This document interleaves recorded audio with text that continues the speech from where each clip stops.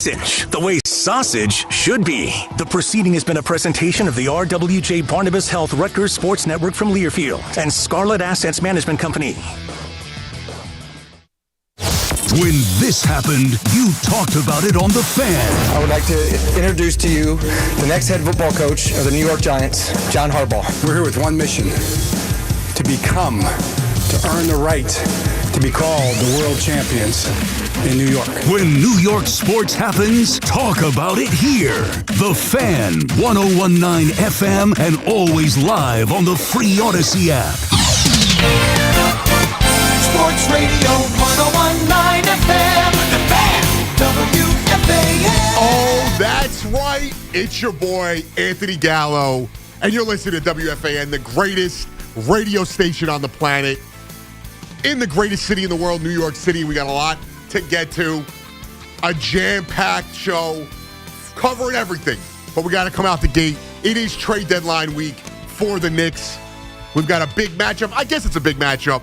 The storylines is what makes it big. As far as the landscape of the season, Knicks-Lakers, it's not going to be where I define this Knicks season, but they do have a huge stretch coming up with games against the Celtics and Pistons. But a huge stretch of games, a huge run this week, and the deadline around the corner, and everyone is waiting for that shoe to drop, which is Giannis, and where he will end up. I caught myself. I was going to try to say his last name, Antetokounmpo, and I still butchered it. But we continue to ride. The Knicks have to make a move, but to the level of what they will do is where we are left with the mystery, because I have to be honest.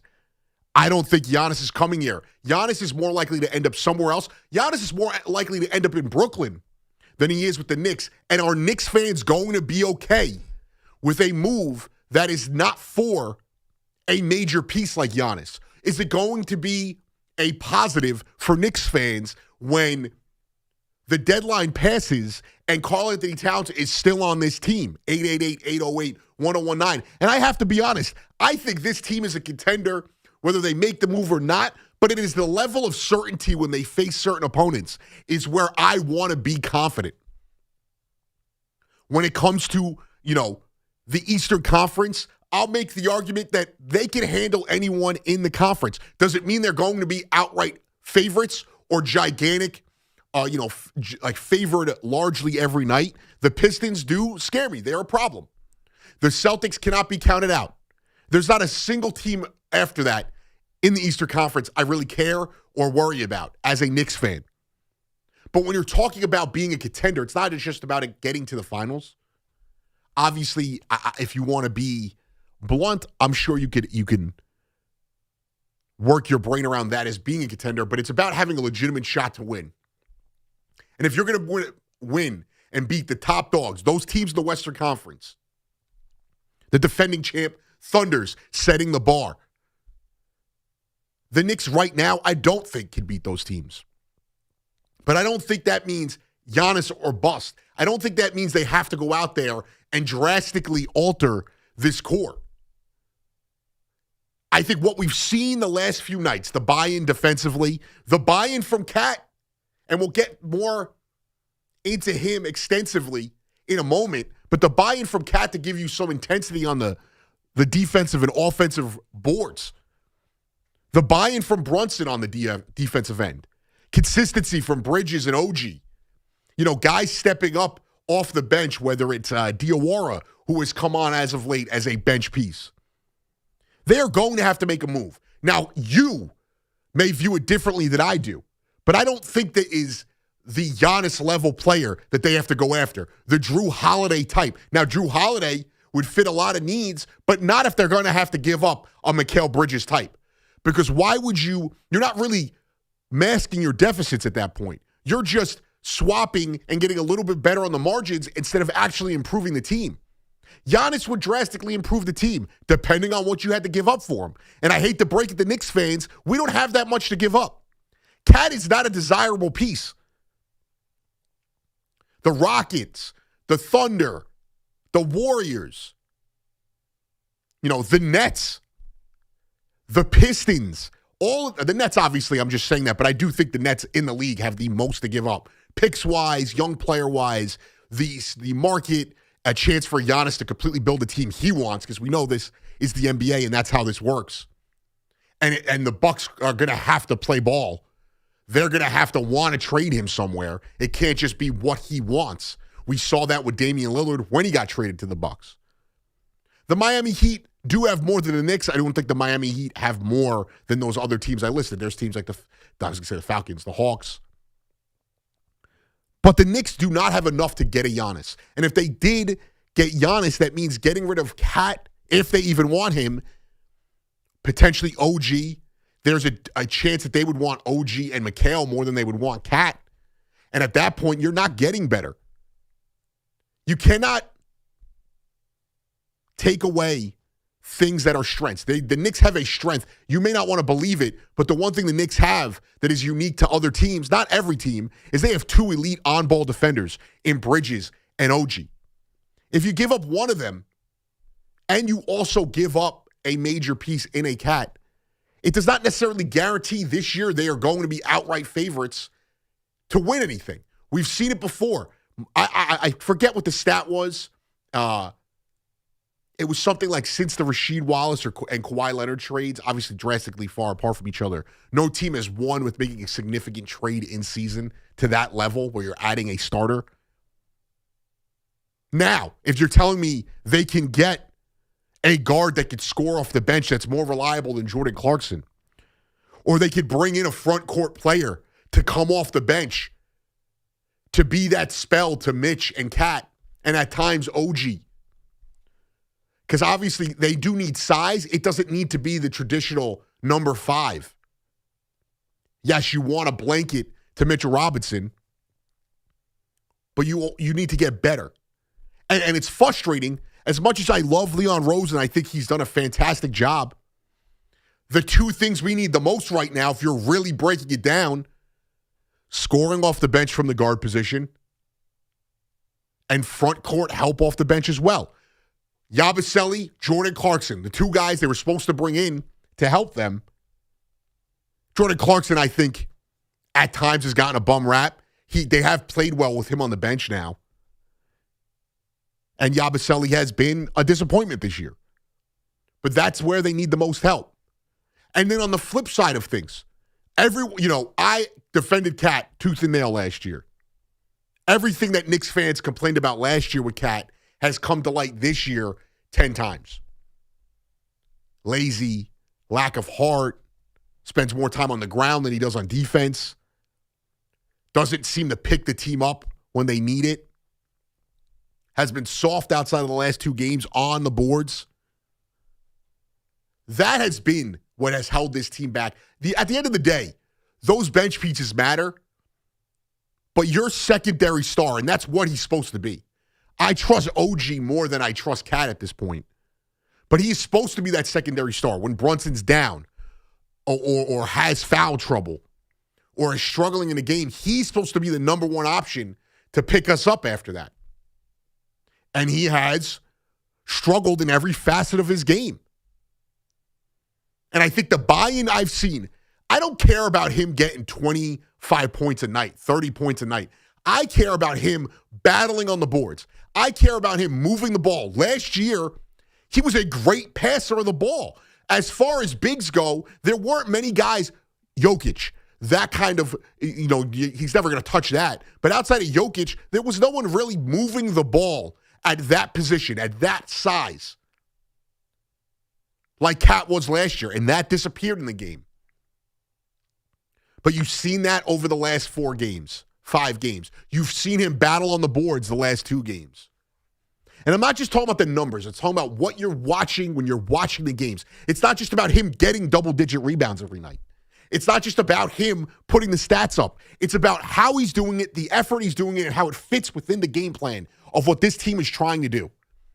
He is not the only reason they've struggled at times to be the elite team that they should be, but he is a major reason. And I do think this team could win with a few minor tweaks with Cat as one of the big pieces. But he has to buy in. And I don't know if Cat understands his reputation around the league, his value around the league has been significantly hurt with the way he's handled himself in situations throughout his career. And now it's amplified being in New York, being on a legitimate contender. Islanders down 4-3. If they lose tonight, just know. Me, Connor, Rosie, not at the WFAN outing. Bad luck, bad karma at UBS Arena. Just know that. Greg Giannotti. The Knicks can win with this roster, but he has to buy in, as I got distracted there. His value is not there. Part of the story this week that came out was Cat was upset with the fact that the trade rumors in the offseason and right now have been about trading him. I also think something that has been talked about is his contract status. Yes, he is not a free agent going into this year. But after next year, all he has is a player option, and then he is a free agent. I do think the lack of discussion or even the thought that he's going to get extended is something that bothers him. Yeah, he's going to accept that player option because he will be he's the highest paid player in New York, by the way. Nobody comes close to what he makes. Juan Soto doesn't come close. Aaron Judge doesn't come close. I mean, the football teams, I guess Dexter Lawrence and Burns, I don't even know who on the football teams would sniff that. Hockey, obviously, these guys don't come close. There's not a single athlete in New York City that makes close, not even on the Knicks, that makes close to the $53 million that Cat makes. 57 next year, 61 the year after. And normally this is when guys start to figure out their extension. It's not he would sign it this year, but going into the offseason with a legitimate year left, obviously with the player option, it's really 2. I think it's under-talked about. The fact that he does not feel wanted, not just by the team, but by the fan base. And I don't think he understands that he's not building value. He's going to get one more contract that'll be of big money. Yes, he'll be fine. I'm not sitting here saying he's going to struggle. But for these guys, their ego, their the wallet, he's not going to get close to a max contract. He's not going to be a sought-after player in the future the way he's acting now. He's a big who relies on shooting, and he hasn't shot the ball well this year. He has a terrible attitude, terrible defensive effort. There's an absolute lack of awareness on his part for what's coming. Let's say the Knicks fail at their goal this year, and next year something drastic happens. I don't even want to say it, but somebody goes down, and he's left to carry the team, and he struggles. No one's going to want him. And if they don't win a title this year or get to the finals, they're going to change this team. They're going to flip the script on what this core is. I think after this year, if they don't win a title, the only guy who's guaranteed to be back is Brunson. I think there is a level of you do not get rid of a guy like that. I don't want to hear about who you're trading him for. He's the face of the franchise. He's a guy who, if he retired right now, we would forever view as one of the great Knicks of all time. He's maybe the most and I'm not saying he's the best. He's probably the most beloved athlete in the city. You split the baseball teams and the football teams, and you split the hockey teams. You don't really split the hockey teams, but it is hockey. I'm sorry. Judge is the best athlete in this city. Juan Soto, these are the best at their sports. Brunson is by far the most beloved player in this city. You're not getting rid of him. Cat has no stake here. He's a local kid too. Jersey kid, Central Jersey guy. It exists. But it is time for him to realize what is in front of him. I heard Evan pointed this out a few weeks ago, and I actually thought it was a great point that Mello spoke about it on the awesome NBC studio show that they do, about how when he was at the Knicks game, he had said, Cat missed a shot, and Melo said something like, forget about it, move on, something like that. That was not the exact quote. And Cat responded to him. He hears everything. I'll play audio a little later where it was weird. Yesterday, him and Brunson were at their lockers answering questions together, and they're asking him about the rebounding, and he looks uncomfortable. I feel for the guy. I got to be honest. I don't dislike Cat. As I want to win. So if you're not helping me win, I don't want to deal with you. But this isn't like I completely dislike Cat. I don't think he's a bad person. I think he gets a bum rap off the court. And, a lot of the stuff he's dealt with in his personal life, many people would not have survived. On the court, he's frustrating. One of the many frustrating Knicks we've seen in our lifetimes, but more frustrating because this team has a legitimate shot to win. But the point of bringing up that Melo thing is he hears everything. And in that post game yesterday, they're asking about the reboundings. It's a layup for him to just give a fluff quote. It's about him, and I know maybe he's trying to be humble. He looks uncomfortable, and he's like, nobody wants to hear. He's sitting next to Brunson. He's like, nobody wants to hear about my rebounding. They want to hear about 10,000 points because Brunson reached 10,000 points in his career. And again, it was just like the uncomfortableness. And I get it. That is tough. That is the nature of being a star in New York, being a high-paid player in New York City. The criticism comes along with it. And he has played well. I would take what he gave us the last two nights, every night the rest of the season, over him giving you the occasionally 40 burger or 35 and 10 every night. The fact that he was battling on the boards, he was moving the ball. Also, not the only reason why I'm saying this, but that pass to Mikal Bridges, where he storms down the court, gets the offensive rebound, and tossed it around his neck to Bridges was awesome. He has all the talent.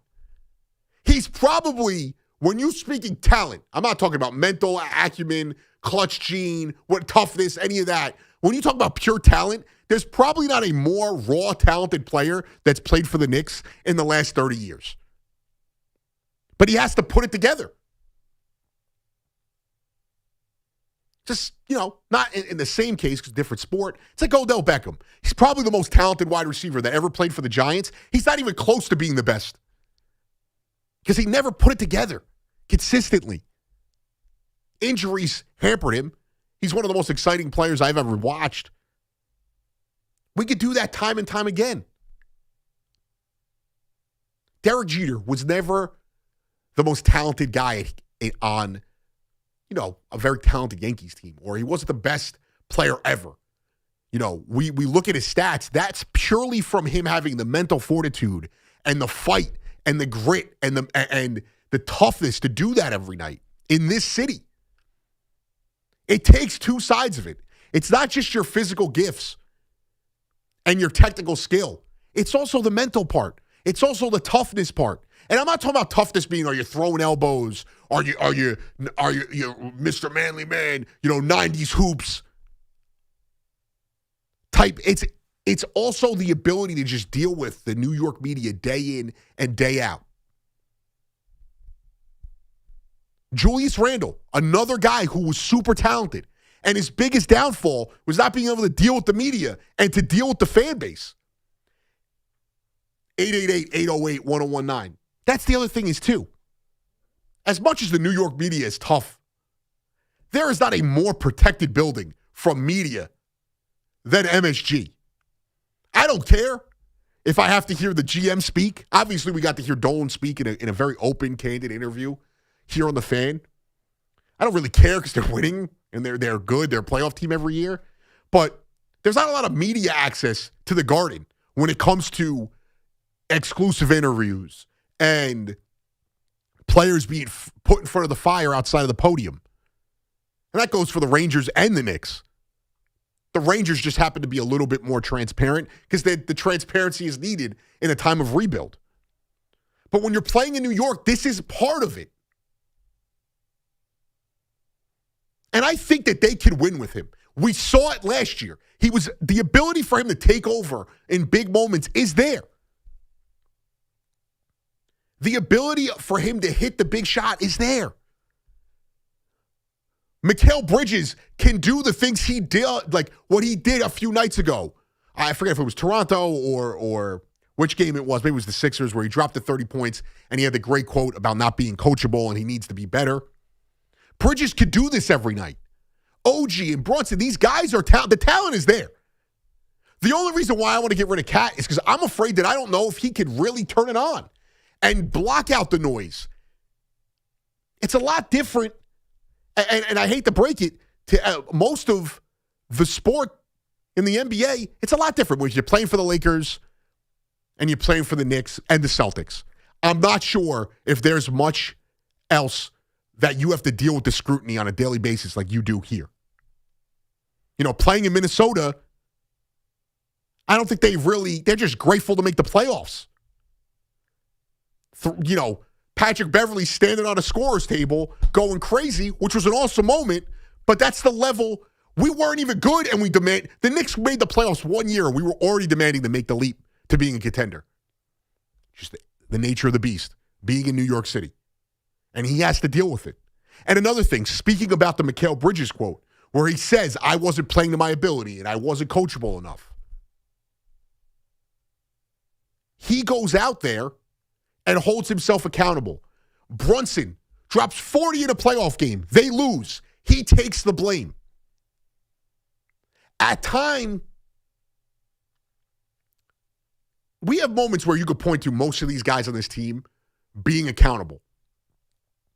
You know, Mitch can sometimes get a little testy with the media, but these guys are accountable. Cat does not fit into that the same way.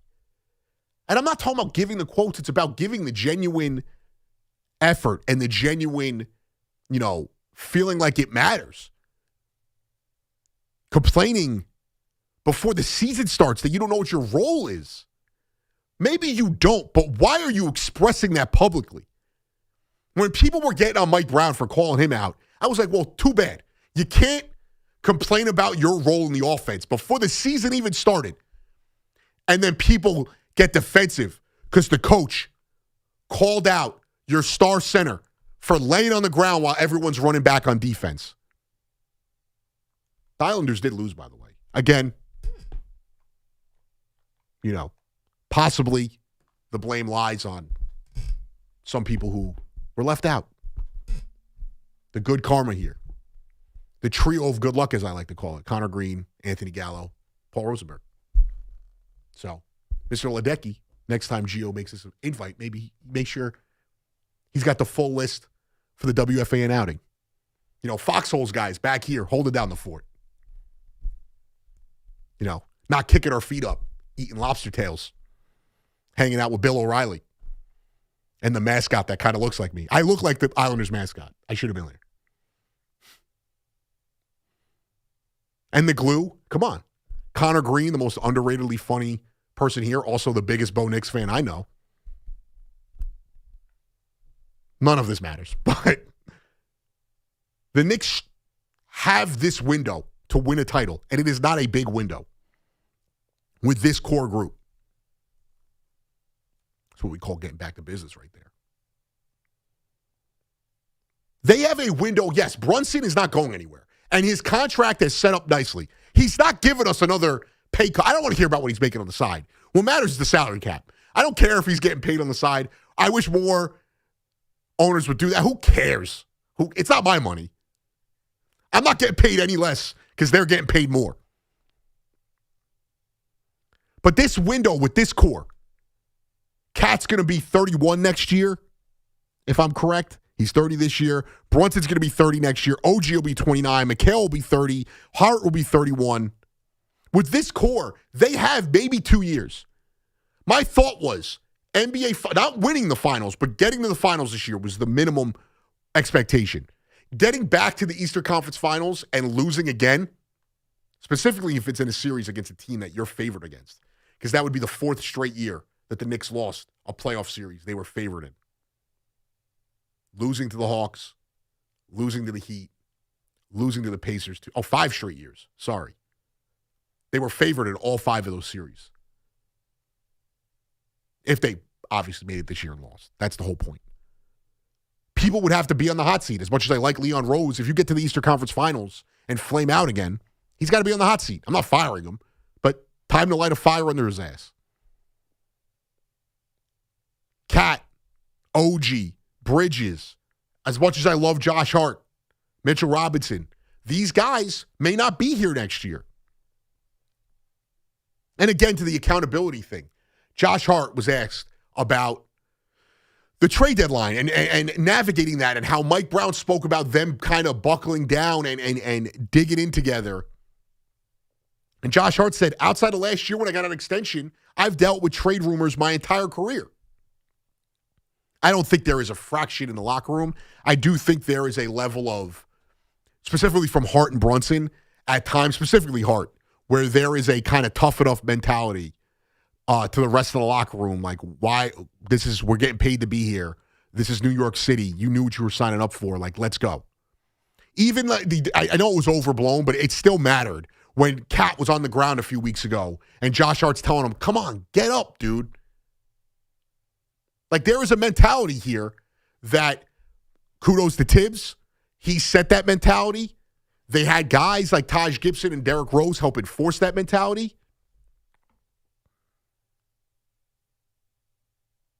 So there's a lot of work to be done, but it doesn't mean that they can't win with this current iteration of this team.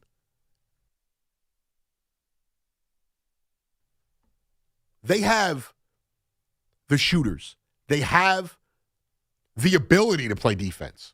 When you have four guys on ball-wise, talking about can face up somebody at the arc, in OG, in McHale, in McBride, in Josh Hart, and then you add Mitch Robinson as, a front court defender, they have the ability to play defense. They could score with anyone in the league. The Nuggets, the Thunder, the Rockets, any of these high-octane offenses, the Celtics when they're knocking down threes, the Knicks are as good as, I would probably say they're one of the three best offensive teams in the league. But that can't be the only thing you do. How many times, it doesn't matter what generation, obviously in the 70s and early 80s, they didn't, we may hear that they played defense, but they was just running up and down the court the entire game. They punched each other more. They weren't playing that much defense. But we've seen it time and time again. The D'Antoni Suns or, any iteration of these high-octane offense. Those Warriors teams were high-octane offense, but they played defense. Steph Curry, not a great defender, put the effort in. Klay Thompson, elite on-ball defender. Draymond Green, pest, also great defender. And they had Iggy, and they had guys like that. Even with KD, not an elite defender. The effort was there. The want was there.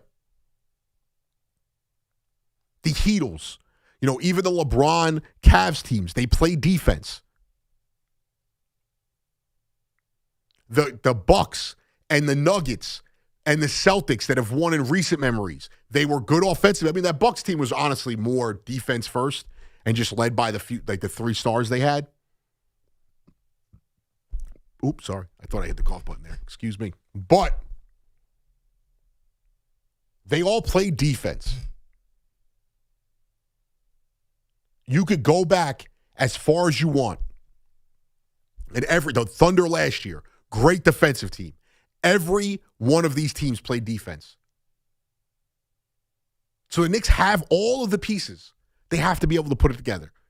That's honestly the only fear I have, because I don't think Cat is ever going to put it all together. And that's a lot to overcome for this Knicks team.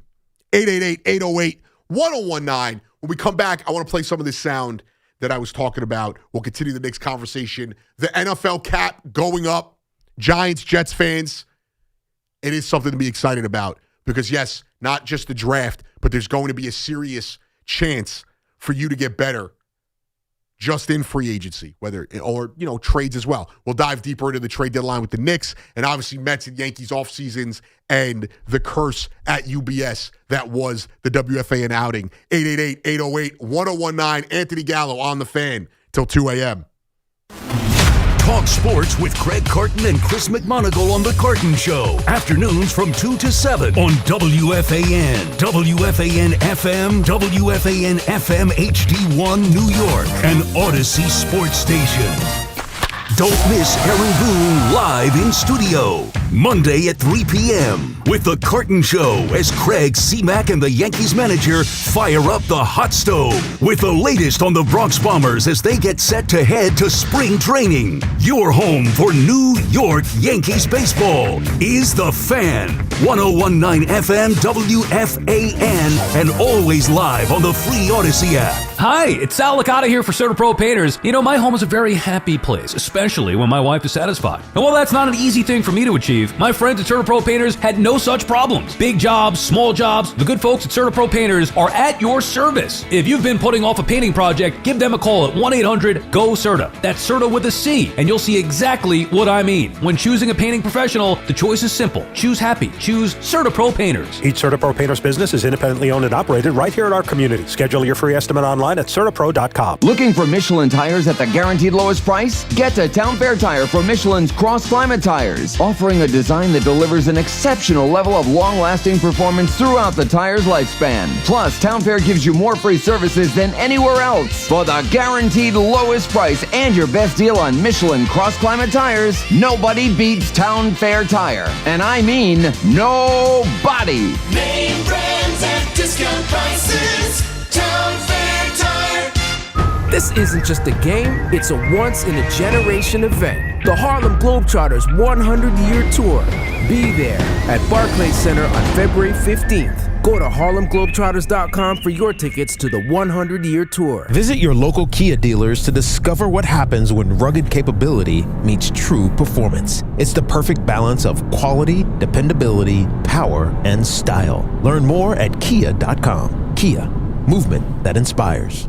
The new era of UFC on Paramount Plus continues. Live from Australia, featherweight champ Alexander Volkanovski. He is an animal. Defends his belt at home in an explosive rematch against Diego Lopez. You gotta be kidding me. And the always dangerous Dan Hooker. Yes. Throws down with powerhouse Benoit Saint-Denis in a high-action lightweight showdown. Oh! There's never been anything like this. Let's go. UFC 325, Saturday, January 31st, only on Paramount Plus. At Straight Talk, we get it. You say no a lot. Mom, can I get a tarantula? No. Coffee? No. So we're giving you more reasons to say yes, like a free 5G phone with real unlimited data with select plan activation. Can I use the free phone? Yes. See? Doesn't it feel good to say yes to more? Absolutely. Face tattoo? Absolutely not. Available at straighttalk.com and Walmart. Taxes and fees apply. In-store activation of Gold Unlimited plan or higher required. For network management practices, visit straighttalk.com. Now's the time to enroll in quality, affordable health insurance through Get Covered New Jersey. All plans provide free preventive care, coverage for prescriptions, emergency services, and more. Plus 8 in 10 get financial help. Enroll by January 31st at getcovered.nj.gov. Nissan trucks and SUVs are built for next-level adventure. Too much gear? Dirt? Rock? Sand? Get in a Nissan truck or SUV and feel unstoppable. Whether you want to take your next level of adventure in the Frontier Dark Armor, the Pathfinder, the Armada, or the Rogue, you'll be ready for what comes your way. Nissan, #1 in new vehicle quality among mainstream brands by J.D. Power. Get 0% APR on the 2026 Nissan Rogue, 2025 Murano, or Pathfinder for well-qualified buyers. For J.D. Power 2025 U.S. Initial Quality Study Award information, visit jdpower.com/awards. Awards based on 2025 model year. Example 0 down payment, 60 months financing at $1,667 per month per thousand financed. Actual down payment may vary, subject to INMAC credit approval. Not all buyers qualify. Dealer contribution may affect actual price set by dealer. Contact dealer for details. Ends 2/2/26. Do you owe $10,000 or more in credit card debt or personal loans? With credit card debt at all-time highs, Debt Relief Advocates is urgently notifying consumers of debt relief now being made available, designed to aid consumers with out-of-control credit card debt. Those who qualify and enroll for this relief program will only have to pay back a fraction of what they owe. This is not bankruptcy or a debt consolidation loan. This is a relief program that credit card companies would rather you not know about, as it ends your debt nightmare and saves you lots of money. Consumers owing at least $10,000 in credit card debt or personal loans can now take advantage of this debt relief as the cost of living skyrockets. Debt Relief Advocates has established a relief hotline for you to call to learn what debt reduction you may qualify for, so don't wait. For this free information, call the Relief Hotline at 800-390-1164. 800-390-1164. 800-390-1164. The new era of UFC on Paramount Plus continues. Live from Australia. Featherweight champ Alexander Volkanovski. He is an animal. Defends his belt at home in an explosive rematch against Diego Lopez. You gotta be kidding me. And the always dangerous Dan Hooker. Throws down with powerhouse Benoit Saint-Denis in a high-action lightweight showdown. There's never been anything like this. UFC 325, Saturday, January 31st, only on Paramount Plus. As a mom, comforting my family is what I do best. Vicks Vapor Stick provides soothing, non-medicated Vicks Vapors in an easy-to-apply stick, and it dries fast, so there's no mess. I use it to comfort myself and my family. Thanks, Mom. Vicks Vapo Stick, soothing comfort for the whole family. And try Vicks Vapo Shower Max for steamy Vicks Vapors when you need more comfort for yourself. Use as directed. Two champions from opposite sides of the Hudson. Live in New York City. Tiafimo, the Brooklyn-born king of 140. It's going down. Shakur, the pound-for-pound undefeated prince from Newark. I'm coming to win. Ready to settle a score the world's been waiting for at the mecca of boxing, Madison Square Garden. Welcome to New York. The ring and WBO Junior Welterweight Championships are on the line. Who will be king of New York? Don't miss Tiafimo Lopez versus Shakur Stevenson. Ring 6, January 31st, only on DAZN. The home of Super Bowl 60 on Westwood One is The Fan, 101.9 FM and always live on the free Odyssey app.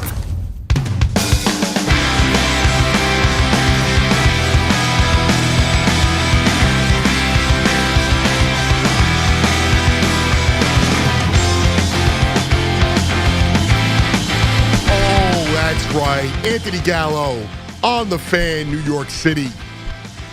The number to call is always 888-808-1019. Actually, I think this is a little bit not new news, but it was reported a little bit earlier. But the San Francisco Giants signed Luis Ariz to a one-year, $12 million deal. A guy I thought both the Mets and the Yankees could use as a good, bat-the-ball guy. Not a single person in the league does it better than he does. I think he strikes out like 30 times a year. And, that's in 600 at-bats. I think that is still a valuable skill, but, I'm not that old, but call me old school. Talking about the Knicks and the deadline being around the corner and, can you – I have a couple of questions for Knicks fans, 888-808-1019. One, if they don't get Giannis, are you okay going forward? Are you feeling like there is still something they can do to get better? And if you do, what is the move you want to see? I want to see them, they have to get one, if not both, and I don't think they're going to be able to get both. Either scoring off the bench or, front court help off the bench. Somebody who could spell Mitch, who could spell Cat, who is better than Yabusele. Somebody who you could score off the bench that's more reliable than Jordan Clarkson.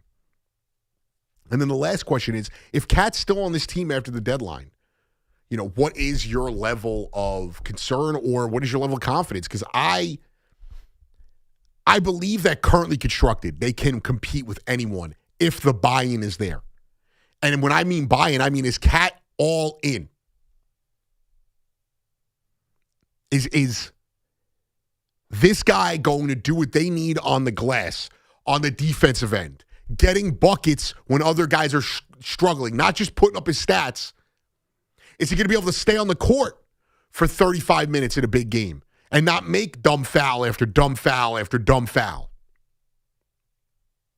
That is what I mean when I say buy-in.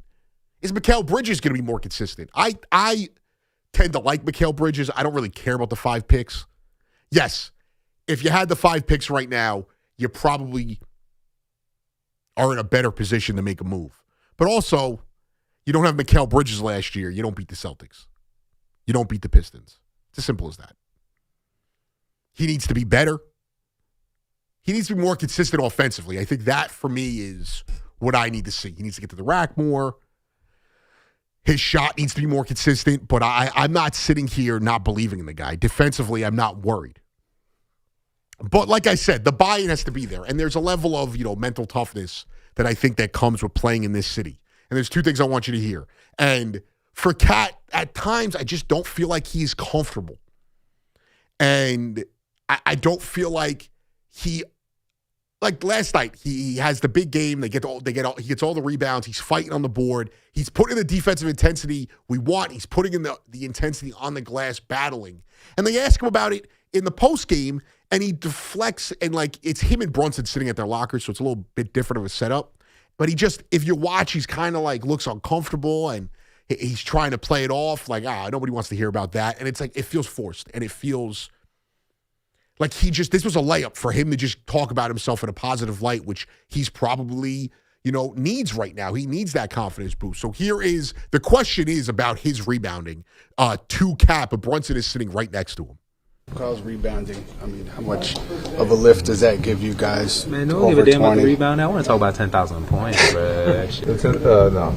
The rebounding is... You have to talk about it. Yeah. The rebound has been,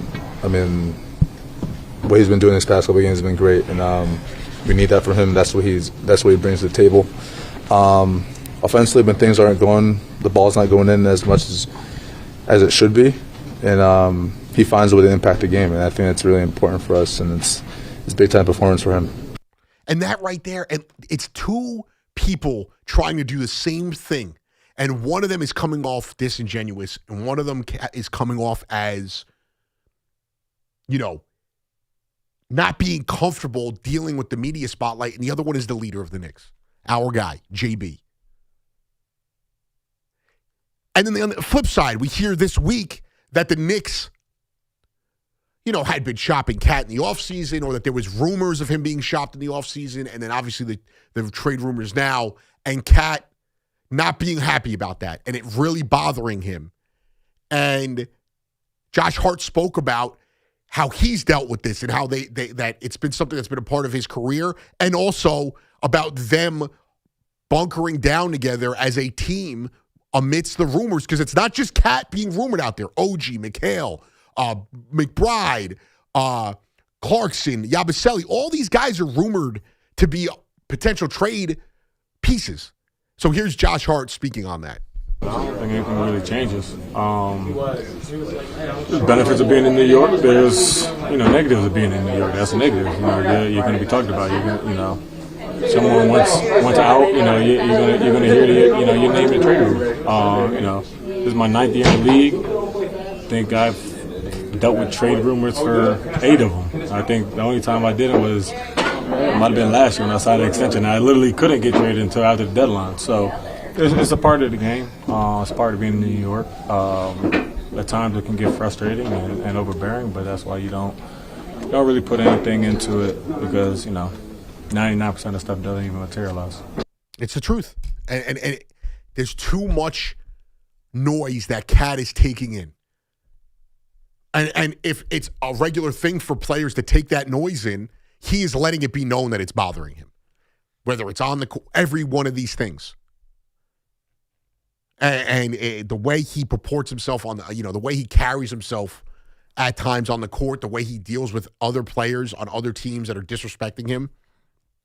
And I want to say this, I like Cat. I like Cat the human being. I think Cat has a skill set that is unique, but he does not play consistently. He does not give you what he should be giving you night in and night out. 888-808-1019. Jake in Guilford, Connecticut. What's going on, Jake? Hey, man. Thank you for taking my call. I wanted to make a quick point about what you were saying. So I personally don't feel too much sympathy for the noise that Cat's dealing with, because, for example, I'm a teacher. We don't know if we're going to have a job next year at the same school we're at. A lot of people listening to your show have that same stuff, and they got to deal with it. I respect Josh Hart being a good teammate. However, I think Cat, we can see what he can do on the best nights of when he plays the best of his ability, but he needs to be healthy. We need to have that leader that can be our guy to get us to the playoffs and have that consistency. Well, Excuse me. No, I get what you're saying, but so you think he's playing banged up, or you're just saying we need him for the long run, so he needs to not. I'm not understanding the point about him being healthy. I think that I mean, you see what we get with Josh Hart when he's healthy and, like, what he puts in. Like, he's, 6'3", and he can get 18 rebounds on a good night. Right. We need Cat to be healthy and to be at his best and still have everything going on all cylinders to be. Well, I think, and listen, Jake, and I appreciate the call. It's fair. I think it's fair. And I'm not sitting here telling you to, lose sleep over this. I do think, we all go through it. I got people in the chat making fun of my shirt right now. It's salmon. It's not pink, by the way, okay, on the YouTube stream. And it's also a U.S. men's national team jersey, so have a little bit of patriotic pride, yellow losers. I do love you, though. But, right there, I'm hearing the noise. And, yeah, you're right. Everyone goes through this every day. People lose their jobs left and right, and this guy's making $57 million to suck. I'm not sitting here telling you. When I mean I kind of feel for the guy, I mean, I get it. Everyone's on you right now. Millions of fans getting on you. I get it. But that's what you get paid to do. And he's right. Jake is right. Josh Hart has been a great teammate. I think it's funny. Because there's a balancing act here as fans in this city. Aaron Judge doesn't act angry enough, you guys get on him. Reports come out that Lindor holds guys accountable in the locker room and gets on them, you get on them. I do think part of being a good teammate is knowing when to get on someone and knowing when not to, and how to go about doing that. I think what Josh Hart has done over the last month, or in his tenure as a Knick, is he's held guys accountable. He's held his best friend accountable. There's been times where he's been honest about things that he thought Brunson was doing that they need to be, and they do it on their podcast. I know you guys get frustrated, but you can see it. He will call him out. Obviously, their friends is a different level of comfortability that they will deal with. But he has been a good teammate. He hasn't taken a direct shot at Cat. I think we heard it a couple weeks ago where he was speaking about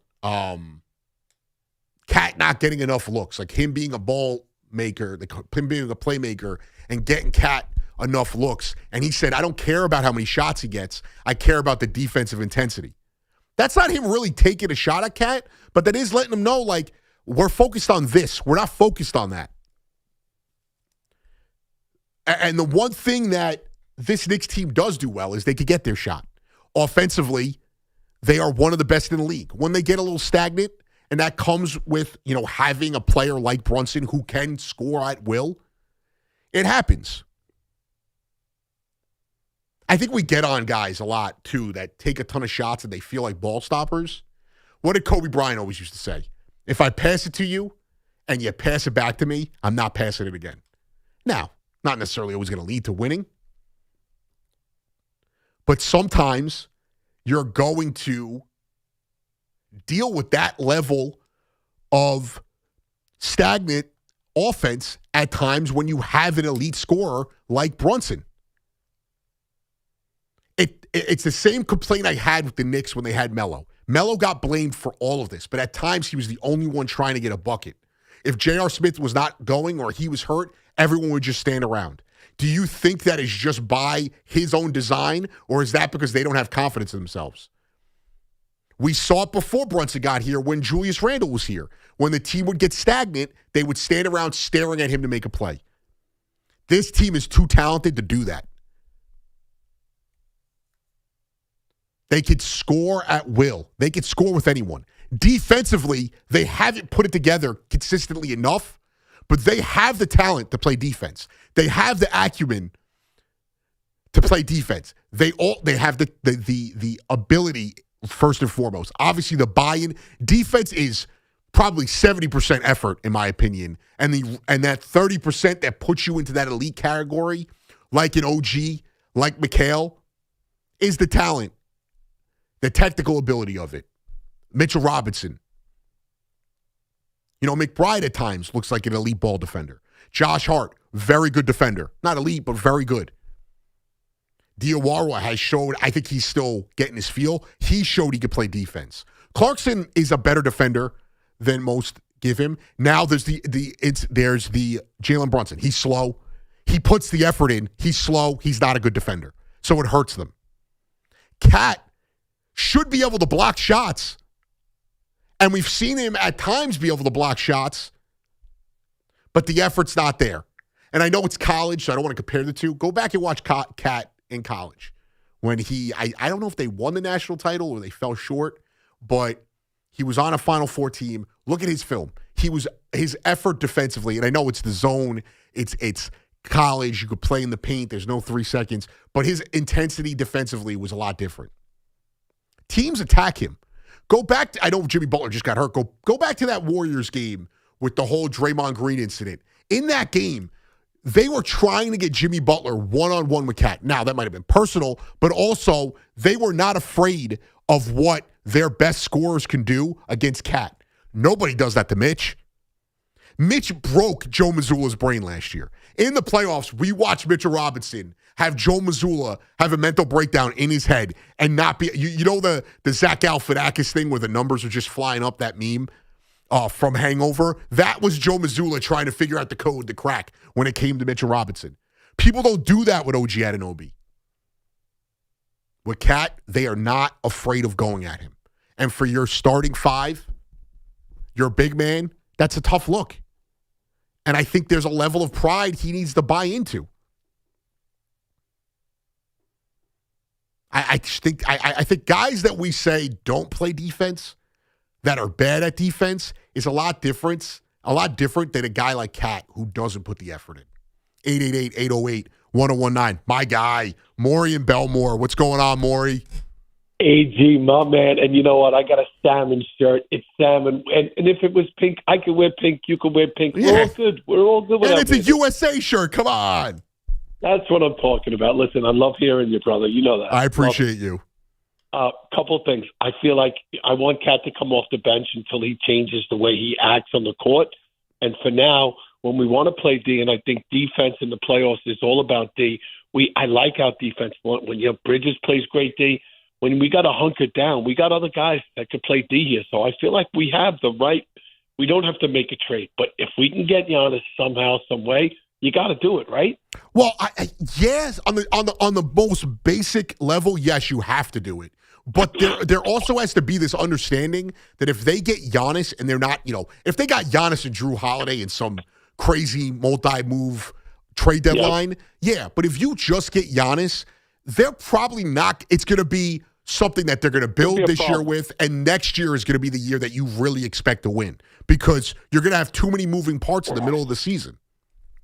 I feel like we got the horses to do it now with the way the team is built and ride with it because even though they've been inconsistent, we can go on a nice run. And just a great example of the 4 or 5 wins in a row right now. And, I don't know. My team Napoli keeps losing, and I'm following West Ham again. I'm going crazy. Okay. I'm loving the soccer, dude. It's awesome. It's electric. I live for it. There's so much going on. Even the little teams, the small teams I like the little – I mean, there's so much going on in that league. I mean, it's a whole NFL in a package every week. It's like a Kansas City Chicago game. It's like crazy. The difference at the NFL is electric, and I appreciate the call, Maury. The one thing with European soccer is relegation makes that sport watchable from start to finish.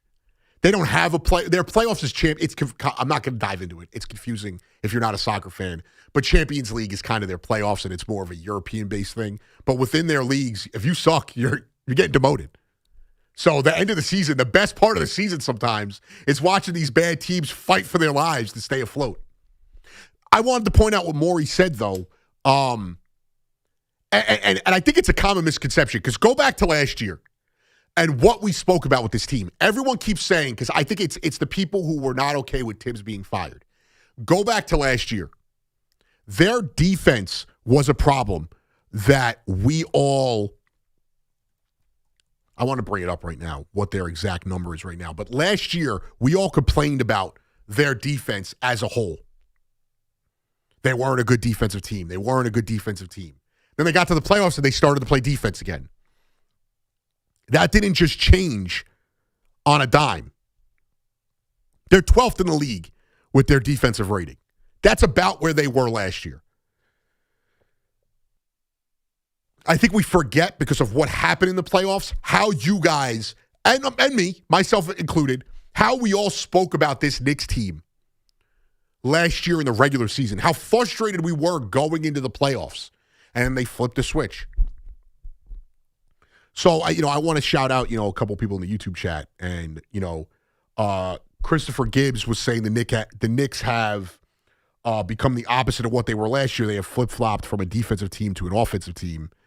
They've been basically the same thing. They were top 8 team offensively last year, I think, and they were middle of the road. They're actually better right now than they were this time last year. They were third. It's one spot, but they were 13th last year. They're 12th this year when it comes to defensive rating. And, the teams at the top are the Thunder, the Pistons, the Spurs. Those are teams that are legitimate title contenders. Those are the teams that I think the Knicks are in that class.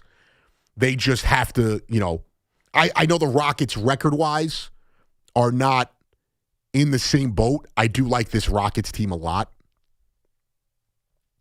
Offensively, though, the Knicks are the third best team in the league, behind the Celtics and the Nuggets. So I don't think they flip-flopped. I think we're having those same discussions we had last year. It's just that Cat was doing things offensively that we were like, all right, well, what's the trade-off here? Offensively, he's so great, we're just going to have to live with the defense. And you guys weren't happy. I was defending him, and you guys weren't happy. This year, it's indefensible. His shooting has gone down. If I bring it up right now, his year-over-year numbers have gone down. Last year, he shot 52% from the field. He's shooting 46% from the field. He shot 42% for 3. He's shooting 36% from 3 this year. His rebounding is down. I actually think he leads the league right now in rebounding, which is hilarious, but that's my point.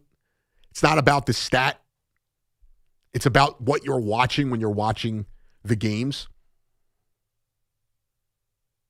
And the fouls have been the same his entire career, 3.5, but he's scoring 20 points a game.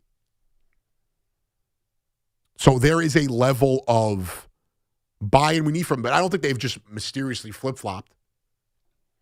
888-808-1019. Anthony in Harlem. What's going on, Ant? What's up, man? How are you, dude? I'm great. I love your take on the Knicks. I have a Knicks comment and a Jets question for you if you'll humor me. Go for it. I got all night, dude. So, me too. So, listen, Cat, you said it. He was like transcendent last year on offense, but on defense, it's painful to watch. It's like the illusion of effort. And in a playoff series, good coaches are going at him. He is the focal point of their offensive attack. And I just don't know if going forward you can win a championship with him on the floor. Listen, Brunson is what he is. He's a dog. He's an incredible offensive player. But he's not a great defensive player. You can't have them both on the floor against playoff teams because they're going to find the weakness, and you're going to give up too many points. Well, and I think that's where the matchups come in. I think that's where you get killed against it. I think the Knicks can, and I appreciate. Oh, wow, you got a Jets point, so I'll let you finish your 1 second. Ant. I do think the big thing is when you look at these teams that scare me. Like I think the Knicks can compete with the Thunder. I think the Thunder present a matchup hell for the Knicks because they may not have these tremendous, backcourt scorers after SGA, but they all have guys who can knock down a shot. And that's where Brunson gets exposed. And then on the front court side, they will bang with Cat. They will attack him, Holmgren, whoever it is. And that's where the Knicks could get exposed. The Pistons, they have a lot of size. You're going to have to put OG probably on Cade or McHale on Cade Cunningham. And now it's like, well, where do you hide Brunson on in that situation? And then you can't hide Cat. You can't hide a front court player on defense. It's just it doesn't work that way. A guard you can hide. A guy who can't play defense that's playing the 1, that's playing the 2, you can hide him. You can't hide a big man. Golden State did it for years with Steph. But right. And he was a better defender than Brunson. But they still had to hide him. You're right. Yeah. But so my Jets point, if you humor me, I know it's crazy talk. It's a little early in the season, but you know how these quarterbacks climb the board and they just get built up. And I heard a rumor that they're saying Ty Simpson will not make it past the Rams at 13. Right. Is there any world where you could see the Jets would be taking him at 2? I mean, is that crazy talk? Ty Simpson. Now, let me ask you this. I don't think that'll happen. Is that something you want them to do? I don't know, but like, there's a world where like he goes, like they have the 16th pick. He goes like before the 16th pick, and then what are you doing at quarterback next year? Well, Garrett Nussmeier, like. I think they're going to go, and the cap is going up, which is going to help the Jets a little bit. And I appreciate the call. It's a great question, and I don't have an answer that Jet fans are going to like, but I don't think the answer is going to come this year at quarterback. And I want to see where they have Ty Simpson going, because I actually didn't even know he was being mocked in the first round. Well, Mel Kiper has him going to the Jets around 16. People have had him as high as 11. He is, I feel like, the consensus number 2. I don't want to do that at 2. I'd rather the Jets trade back. If you're going to take him that early, trade back and get him at like 9, if you could convince whoever it is. This is not a franchise-altering draft at quarterback or at any other position. You're going to get some good players, maybe a guy who's a potential all-pro player. I mean, the guys I like the most, I like Cardell Tate. I like Caleb Downs. Keldrick Falk is a guy who interests me if you need a pass rusher. I don't think there's anyone that's going to change your franchise. I don't think Fernando Mendoza is going to change the Raiders. So we will see. I'm going to dive in. I want to jump into that a little bit and see where they have a lot of these quarterbacks going. I mean, I'm just on Tankathon right now, so it's just one site. Don't take this as a verbatim. Let's see. They don't even have this. When was the last time they did this? I don't even see Ty Simpson. Oh, they have him 21 to the Steelers. Do I think the Jets maybe turn around and get him at 16? Maybe. If the Jets are picking someone in the top 10 and you get a flyer at 16 on another quarterback, I'm okay with that, just like what the Giants did last year. I just don't. At 2, you're not taking Ty Simpson. It would be a monumental mistake. I'm sorry. Trade back then if you want him, because I don't think anyone else is taking him at 2. I don't think the Cardinals are getting him at 3. I don't think the Browns, the Saints, the Dolphins are going to trade up to go get him. Now maybe the Dolphins take him at 11. I just don't see it. 888-808-1019. We got a lot more to get into. We'll jump into the Giants and the Jets. All right, the coaching stuff, we got it. What are they doing this offseason? With the cap going up, you have the draft around the corner. What are they doing this offseason? You know, baseball is always Francisco Lindor out for Team Puerto Rico in the WBC. Team Puerto Rico decimated by injuries right now. So much that they are now saying that they don't want to play. There's a potential ridiculous, but I'm excited for that. Mets and Yankees, a lot to get to. We'll jump back into the Knicks conversation. And was tonight's WFAN outing, excluding me, Connor Green, and Paul Rosenberg, a curse for the Islanders? Tommy Lugauer put on the big board, and they lost tonight. A lot more to come from that. 888-808-1019. Anthony Gallo on the Fan until 2 a.m. It's Evan and Tiki, middays on the Fan, 101.9 FM. Coach John Harbaugh joins us here on Evan and Tiki. How committed are you to a 1,000-yard rusher every year? Yeah, you got to have it. Everything starts up front on both sides of the ball. It starts with the offensive line. You build a good offensive line, all those other guys, all the playmakers, they look better. Get Evan and Tiki on demand. Available on Apple, Spotify, wherever you get your podcast, and the free Odyssey app.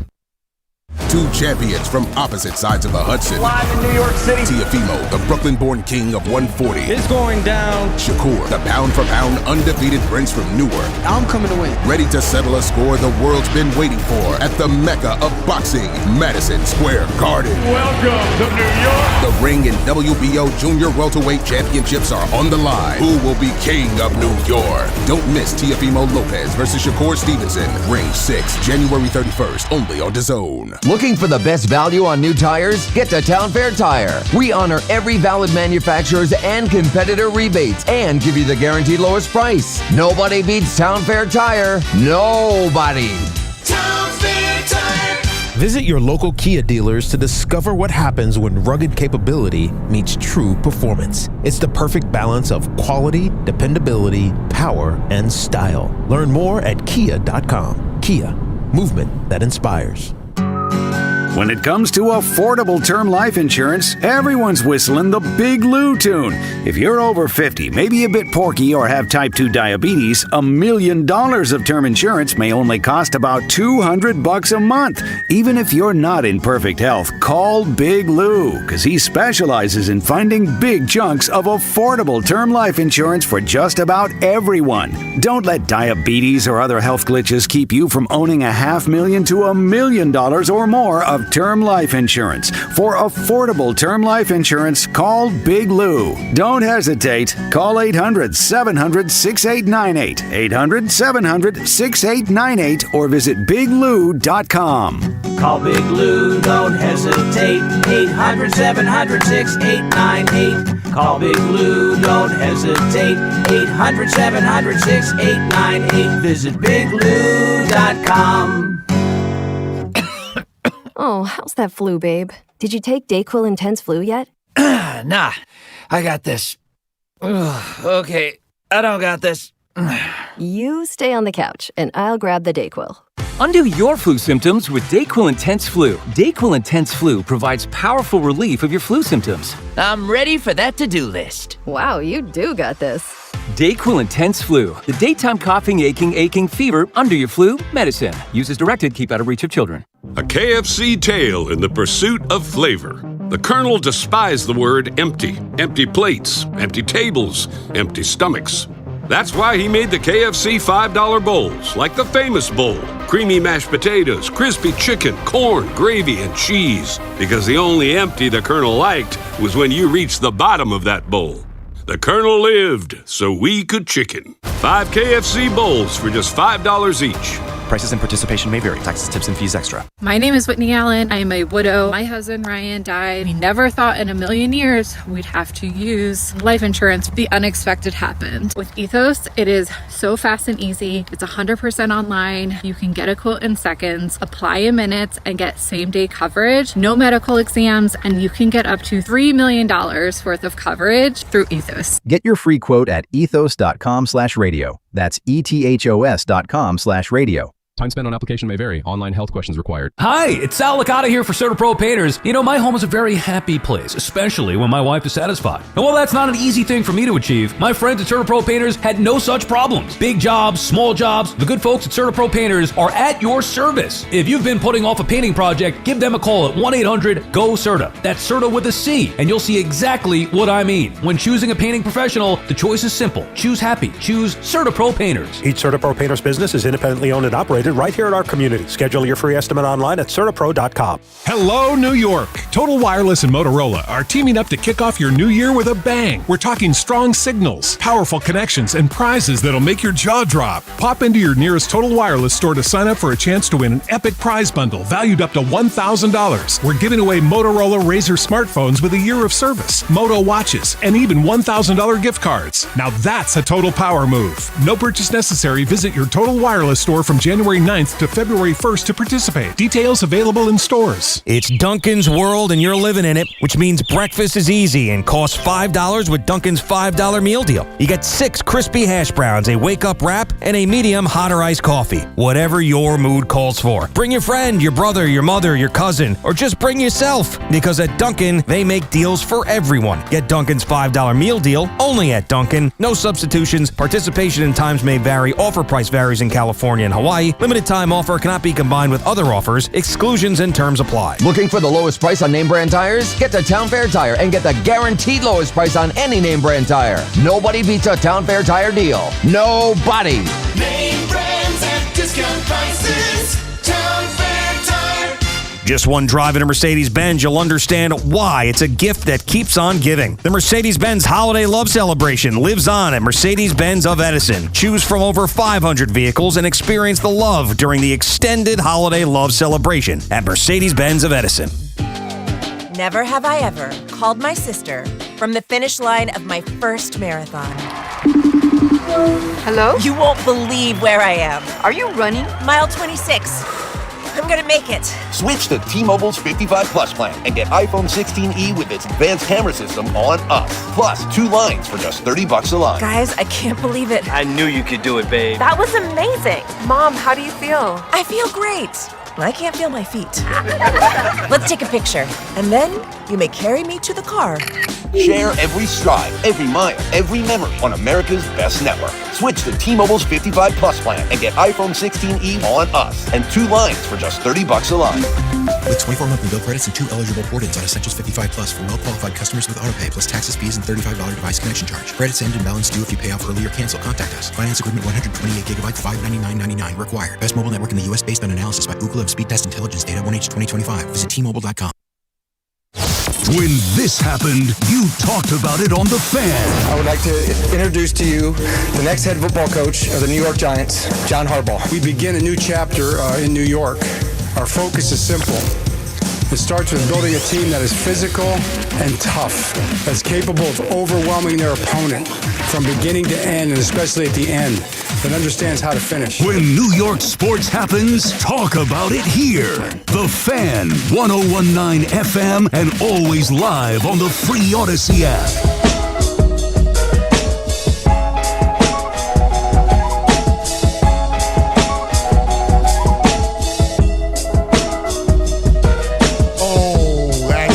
Anthony Gallo on the Fan, 888-808-1019, the number to call as always. We're on YouTube. You want to hit us up in the chat there. You're too shy to talk, or maybe my voice annoys you. But why would you be on the YouTube chat then?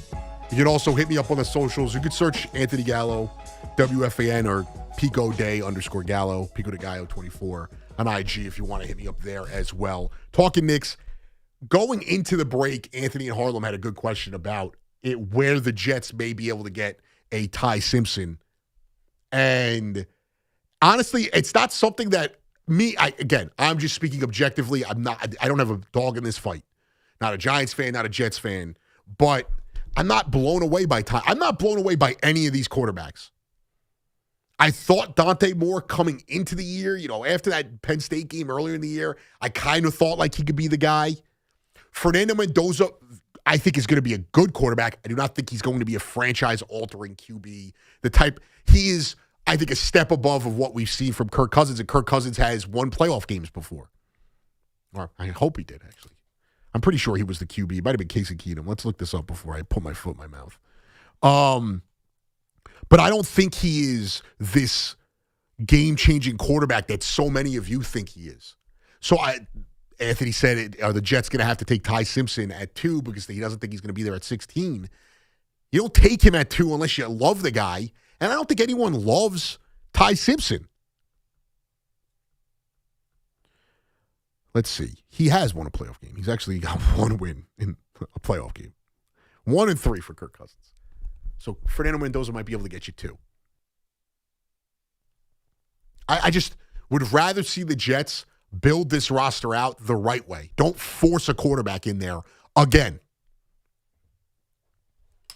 Build it out the right way. Go in.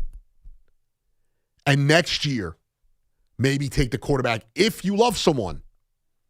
I think it's okay. If you want to take a flyer on the guy in the 3rd, the 4th, the 5th round, sure. I'm all for that. But to just take Ty Simpson or whoever else you got there. Let's see. I'll bring up all the quarterbacks because it's not the best. Trinidad Chambliss. So this, again, I'm just using Tankathon. It's what I have up. It's whatever. You can use whatever mock draft database, Mel Kiper, whoever it is. I mean, Ty Simpson's the 27th ranked prospect. I don't think that is. I mean, it's a down year, in my opinion, for a draft as a whole. 27. Chambliss is a second-day guy. Carson Beck is a second-day guy. And then the rest of the guys, Garrett Nussmeier, Drew Aller, Cade Klubnik, these guys are all far and wide away. But then the next year, you're going to get a plethora of players. C.J. Carr, DJ Lagway, a guy who I thought was going to be better, but he's been a flop at Florida, transferred to Baylor. The kid from USC, whose name is forgetting me, Arch Manning. Again, do we know if he's even that good? John Maytier, who I kind of like. Dante Moore, obviously. Dylan Raiola, fake Mahomes. So even if Julian Sayin, the guy from Ohio State, who I really think is great. Lenore Sellers, a good quarterback, in my opinion. But again, this year, Fernando Mendoza, sure. But my thing is with Mendoza, if Mendoza didn't play for Indiana, Meaning, not saying if you didn't win. Let's say same season, but it was for LSU. Everything happened that happened this year, but it was for LSU. Are we as infatuated with Fernando Mendoza as we would have been because of the attachment to Indiana and this feeling like he was the reason Indiana excelled and it wasn't NIL and Kurt Signetti that brought that program to where it was? I mean, the year prior, Signetti took them out of the gutter and turned them into a playoff team. And then they got the NIL funding. They spent, I think, top 5 in college football on NIL, and they were able to put a team together to win a national championship. It doesn't take away from Fernando Mendoza's college season, his Heisman-winning season, but I think a lot of you look at it as this guy took a Cinderella team to the national championship, and that's not the case. He had a great year. I do not think he is this franchise-altering quarterback that many of you think he is. And we'll get back into the Knicks conversation in a sec. 888-808-1019. And this is a big, so much of the offseason has been focused on what the Giants are doing with their new head coach and getting the whole staff in order, what the Jets are doing at offensive coordinator, defensive coordinator, all these other positions. And they bring in, what was the guy? Connor, what was the defensive coordinator's name that they hired? The great Brian Duker. Duker. Connor had a great line this week that he was an AI-generated defensive coordinator. I'm not convinced he's a real person, I got to be honest. I mean, they try to reach out to all these different people. No one wants to give him a call. And then they have this guy, Brian Duker, who no one's ever heard of, all of a sudden takes a job. Fake guy.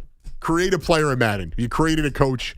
And sore subject, because I just got fired as being the Cardinals coach in Madden. So what do I know about building a football team? How do you get fired as a coach in Madden? Well, you do franchise mode, you miss the playoffs 2 years, and you trade away every single good player on the team to try and rebuild, and that's what happens. You draft a quarterback from Rutgers. But that's a whole nother story. But yeah, that's exactly where it is. And again, I'm not going to make a judgment on this guy until I see them put a defense together on the field. But that's what it felt like. You know, you had Wink Martindale's name out there and all these guys who you thought were going to be a potential hire. And now you wait for them to hire an offensive coordinator. We've heard Frank Reich's name thrown around. Greg Roman's name, which I think would be a disaster.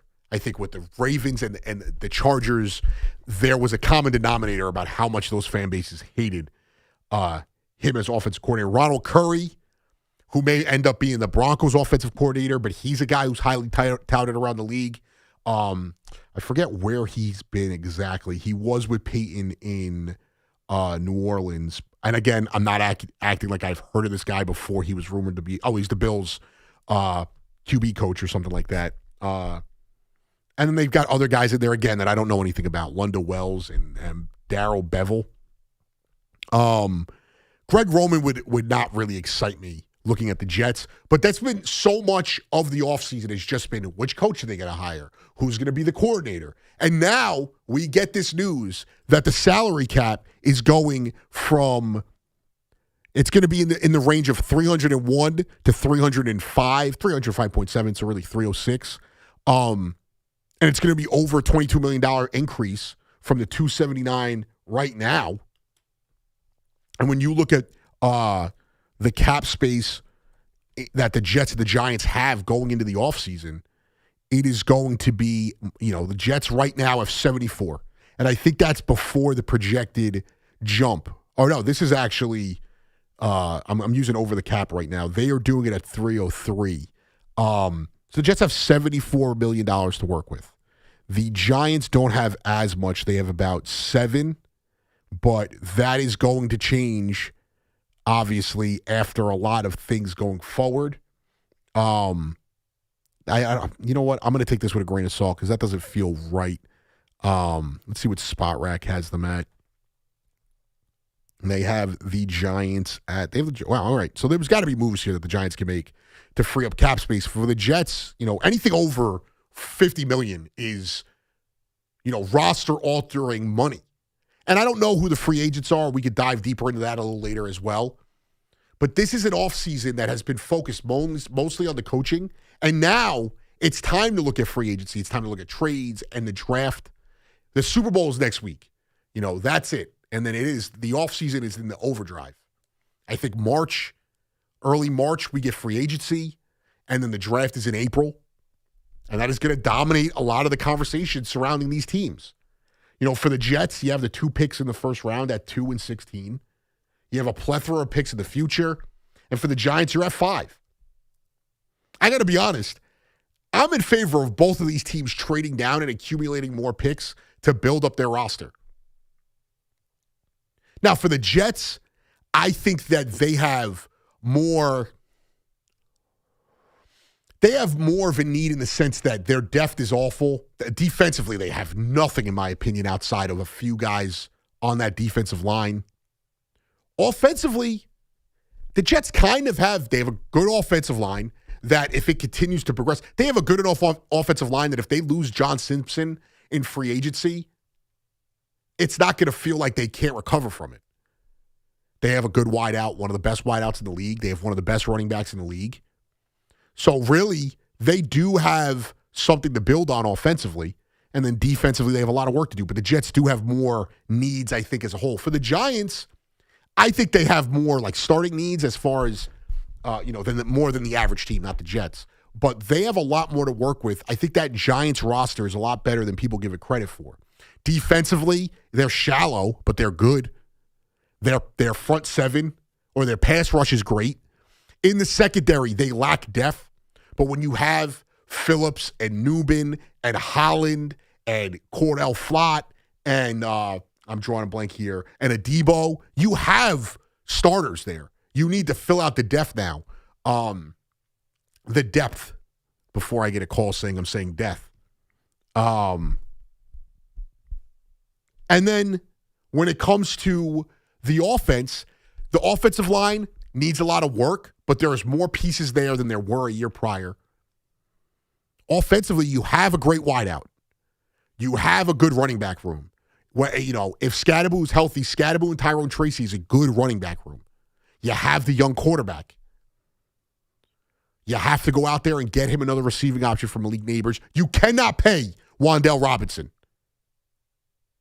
You cannot go out there and pay Wan'Dale Robinson big money and then have $40+ million tied up, I don't know, 40, let's just say $35+ million tied up to Wan'Dale Robinson and Darius Slayton. And have Jalen Hyatt still on the roster. If the Giants are going to stay pat at 5 and Carnell Tate is there, take him. Let Wan'Dale walk. Try to get rid of Slayton. You have 2. Your tight end room is not great, but it's better than a lot of teams in the league. I would sign up for that tight end room right now for the Broncos. You guys know Evan Ingram, how frustrating he is. So the Giants don't need as much when it comes to front-end talent, but they do need a lot of work, and the Jets need a lot of work, but I do think both of them could benefit from trading down.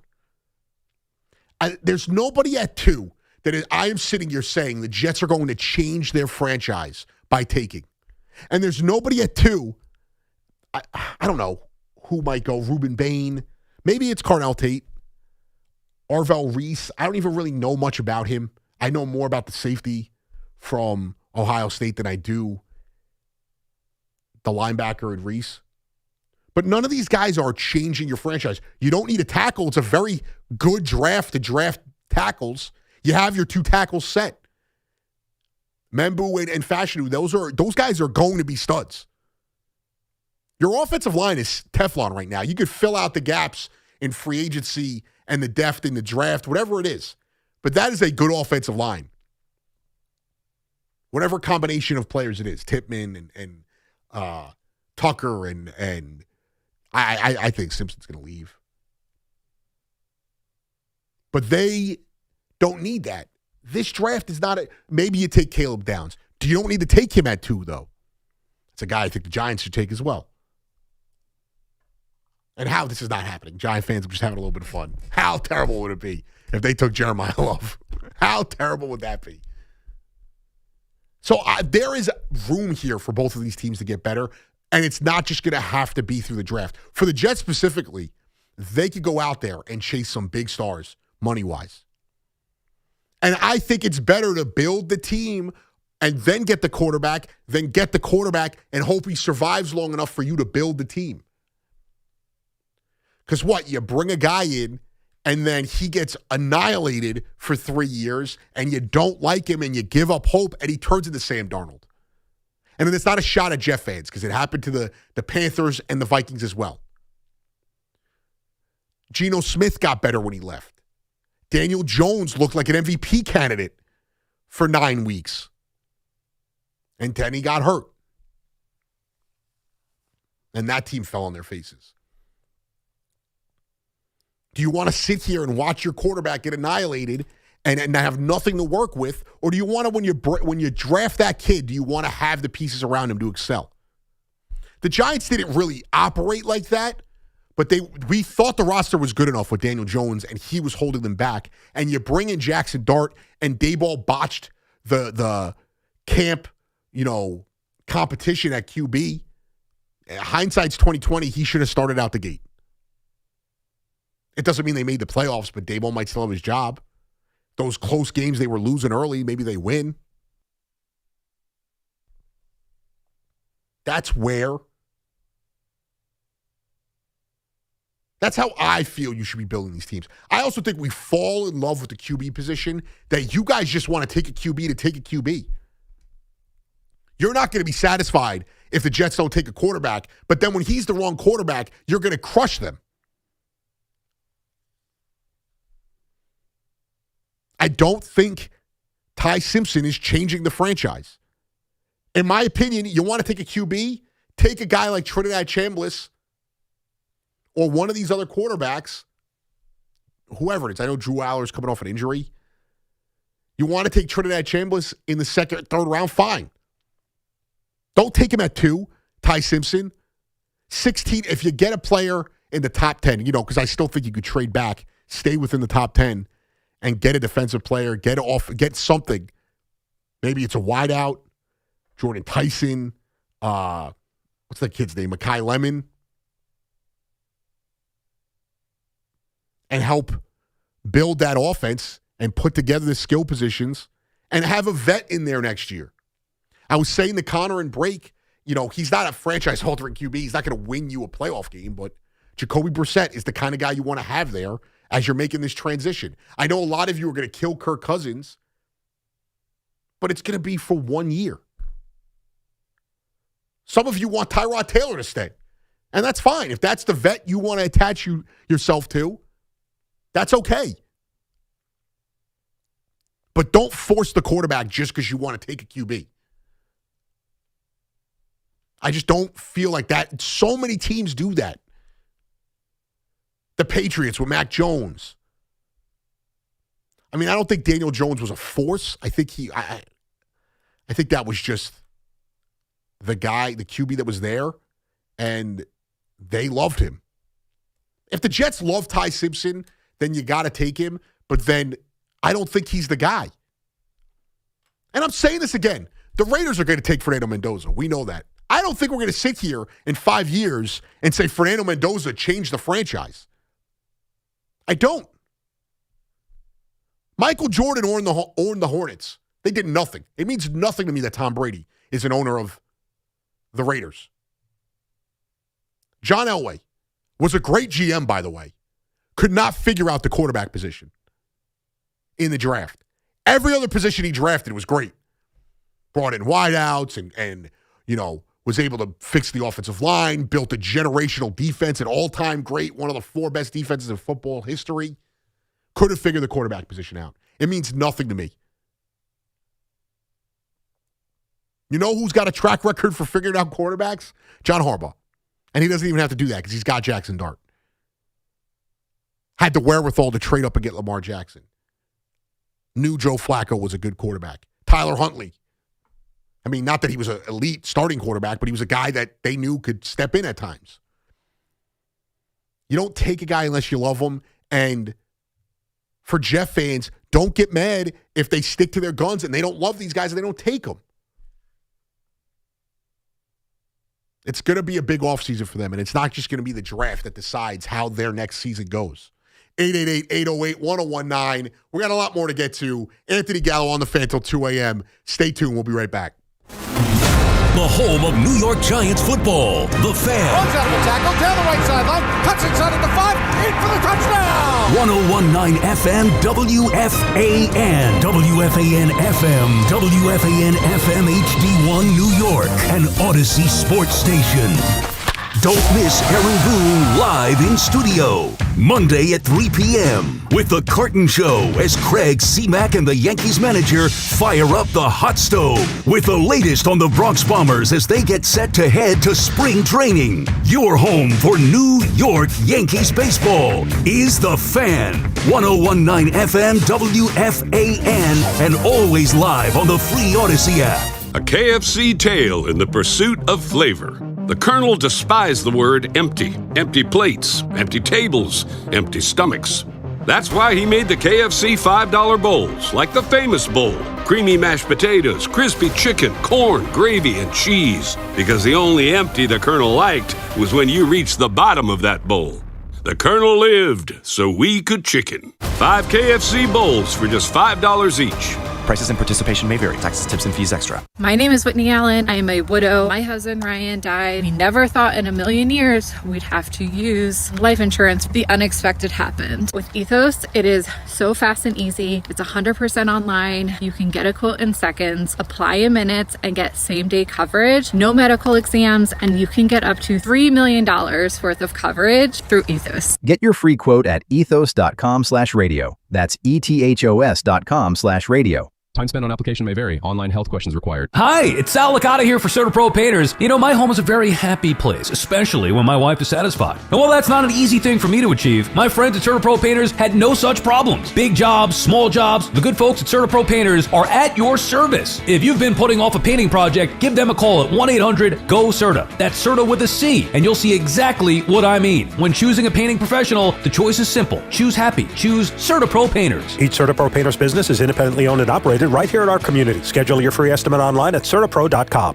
Hello, New York. Total Wireless and Motorola are teaming up to kick off your new year with a bang. We're talking strong signals, powerful connections, and prizes that'll make your jaw drop. Pop into your nearest Total Wireless store to sign up for a chance to win an epic prize bundle valued up to $1,000. We're giving away Motorola Razr smartphones with a year of service, Moto watches, and even $1,000 gift cards. Now that's a total power move. No purchase necessary. Visit your Total Wireless store from January 9th to February 1st to participate. Details available in stores. It's Duncan's world and you're living in it, which means breakfast is easy and costs $5 with Duncan's $5 meal deal. You get 6 crispy hash browns, a wake-up wrap, and a medium hot or iced coffee. Whatever your mood calls for. Bring your friend, your brother, your mother, your cousin, or just bring yourself. Because at Duncan, they make deals for everyone. Get Duncan's $5 meal deal only at Duncan. No substitutions. Participation and times may vary. Offer price varies in California and Hawaii. Limited time offer cannot be combined with other offers. Exclusions and terms apply. Looking for the lowest price on name brand tires? Get to Town Fair Tire and get the guaranteed lowest price on any name brand tire. Nobody beats a Town Fair Tire deal. Nobody. Name brands at discount prices. Town Fair Tire. Just one drive in a Mercedes-Benz, you'll understand why it's a gift that keeps on giving. The Mercedes-Benz Holiday Love Celebration lives on at Mercedes-Benz of Edison. Choose from over 500 vehicles and experience the love during the extended Holiday Love Celebration at Mercedes-Benz of Edison. Never have I ever called my sister from the finish line of my first marathon. Hello? You won't believe where I am. Are you running? Mile 26. I'm gonna make it. Switch to T-Mobile's 55 Plus plan and get iPhone 16e with its advanced camera system on us. Plus 2 lines for just $30 a line. Guys, I can't believe it. I knew you could do it, babe. That was amazing. Mom, how do you feel? I feel great. I can't feel my feet. Let's take a picture, and then you may carry me to the car. Share every stride, every mile, every memory on America's best network. Switch to T-Mobile's 55 Plus plan and get iPhone 16e on us and 2 lines for just $30 a line. With 24 monthly bill credits and 2 eligible port-ins on Essentials 55 Plus for well-qualified customers with autopay plus taxes, fees, and $35 device connection charge. Credits end and balance due if you pay off early or cancel. Contact us. Finance agreement 128 gigabytes, $599.99 required. Best mobile network in the U.S. based on analysis by Ookla of Speed Test Intelligence Data 1H 2025. Visit T-Mobile.com. The Pick 3 Quick 3 was brought to you by New Jersey Lottery's Green Ball promotion. Back again on Pick 3 Evening Drawings. We ask parents to share their journey of adopting teens. They changed who I am because I can't see life without them in it. Visit adoptuskids.org to learn more. Brought to you by Adopt US Kids, the U.S. Department of Health and Human Services, and the Ad Council. Let's go! You still got it, but your immune system weakens as you age, making it harder to fight flu, pneumococcal pneumonia, RSV, and COVID-19. Ask your doctor or pharmacist which vaccines you need. Sponsored by Pfizer. Nobody beats a Town Fair tire deal. And I mean nobody. So if you're looking for Michelin tires at the guaranteed lowest price, get to Town Fair today. Michelin winter tires offer a shorter stopping distance on ice and snow, along with predictable handling in cold, dry, and wet wintry conditions. For the guaranteed lowest price and free services for life on Michelin tires, nobody beats Town Fair tire. And I mean nobody. Name brands at discount prices. Town Fair Tire. RU fans, it's basketball season. Make sure you catch all of the Scarlet Knights hardwood action this season on WFAN. Scarlet Knights basketball is presented by RWJ Barnabas Health, the official healthcare provider of Rutgers Athletics. Let's be healthy together. Hey, it's Tiki Barber. Now's the time to score quality, affordable health insurance through Get Covered New Jersey. Every plan includes free preventive care, prescriptions, emergency services, and more. And 8 in 10 people get financial help. Visit getcovered.nj.gov.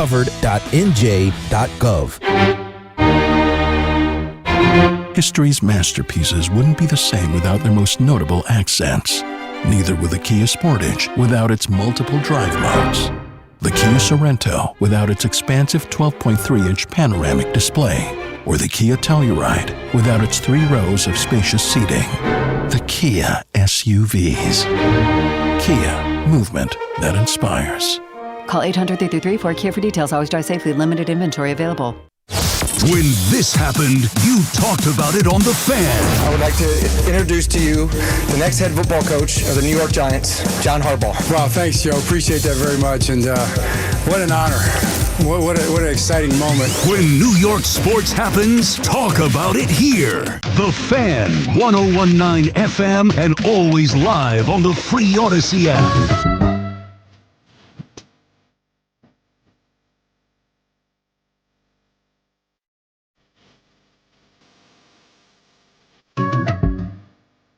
Oh, that's right. Anthony Gallo on the Fan, 888-808-1019.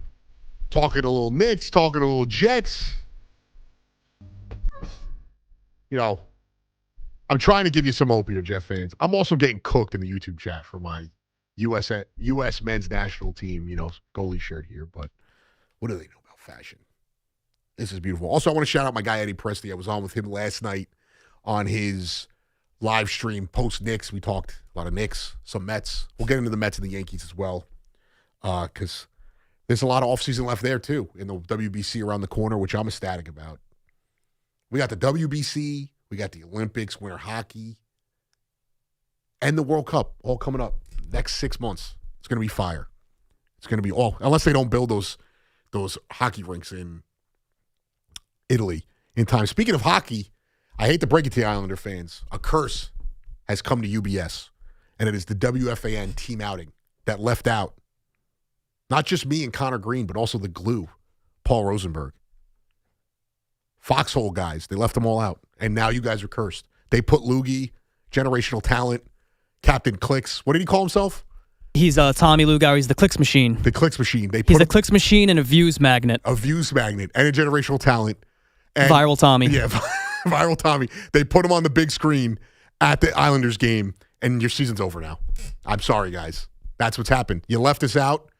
When we went last year, they won. Actually, I don't even know if that's true, but I also don't know if Connor and Rosie were with us last year. And I look like the mascot. If I put a beanie on, we could be brothers. I'll tweet that picture out. At Pigo Day_Gallo on Twitter. But yeah, they put Tommy on the big screen. I showed Connor the video, and then they lost. Coincidence? I think not. And Tommy's arrogance now is just, the ego is going through the roof. Connor has to deal with it on a daily basis. Well, he's the Clicks Machine. What are you going to do? It's hard to not have an ego when you're the Clicks Machine. So Jeff fans. I mean, you can blame us too, but Islander fans, if you want to blame, not us, blame those guys. Not C-Mac or Hoff either. They're foxhole guys. Word is Craig protested it because we didn't go. Holds down the fort. Rosenberg is heartbroken over this. Rosenberg. Feverishly texting both of us about this. Blowing my phone up in the middle of segments, telling me, first of all, Rosenberg, if you haven't heard, it's the glue.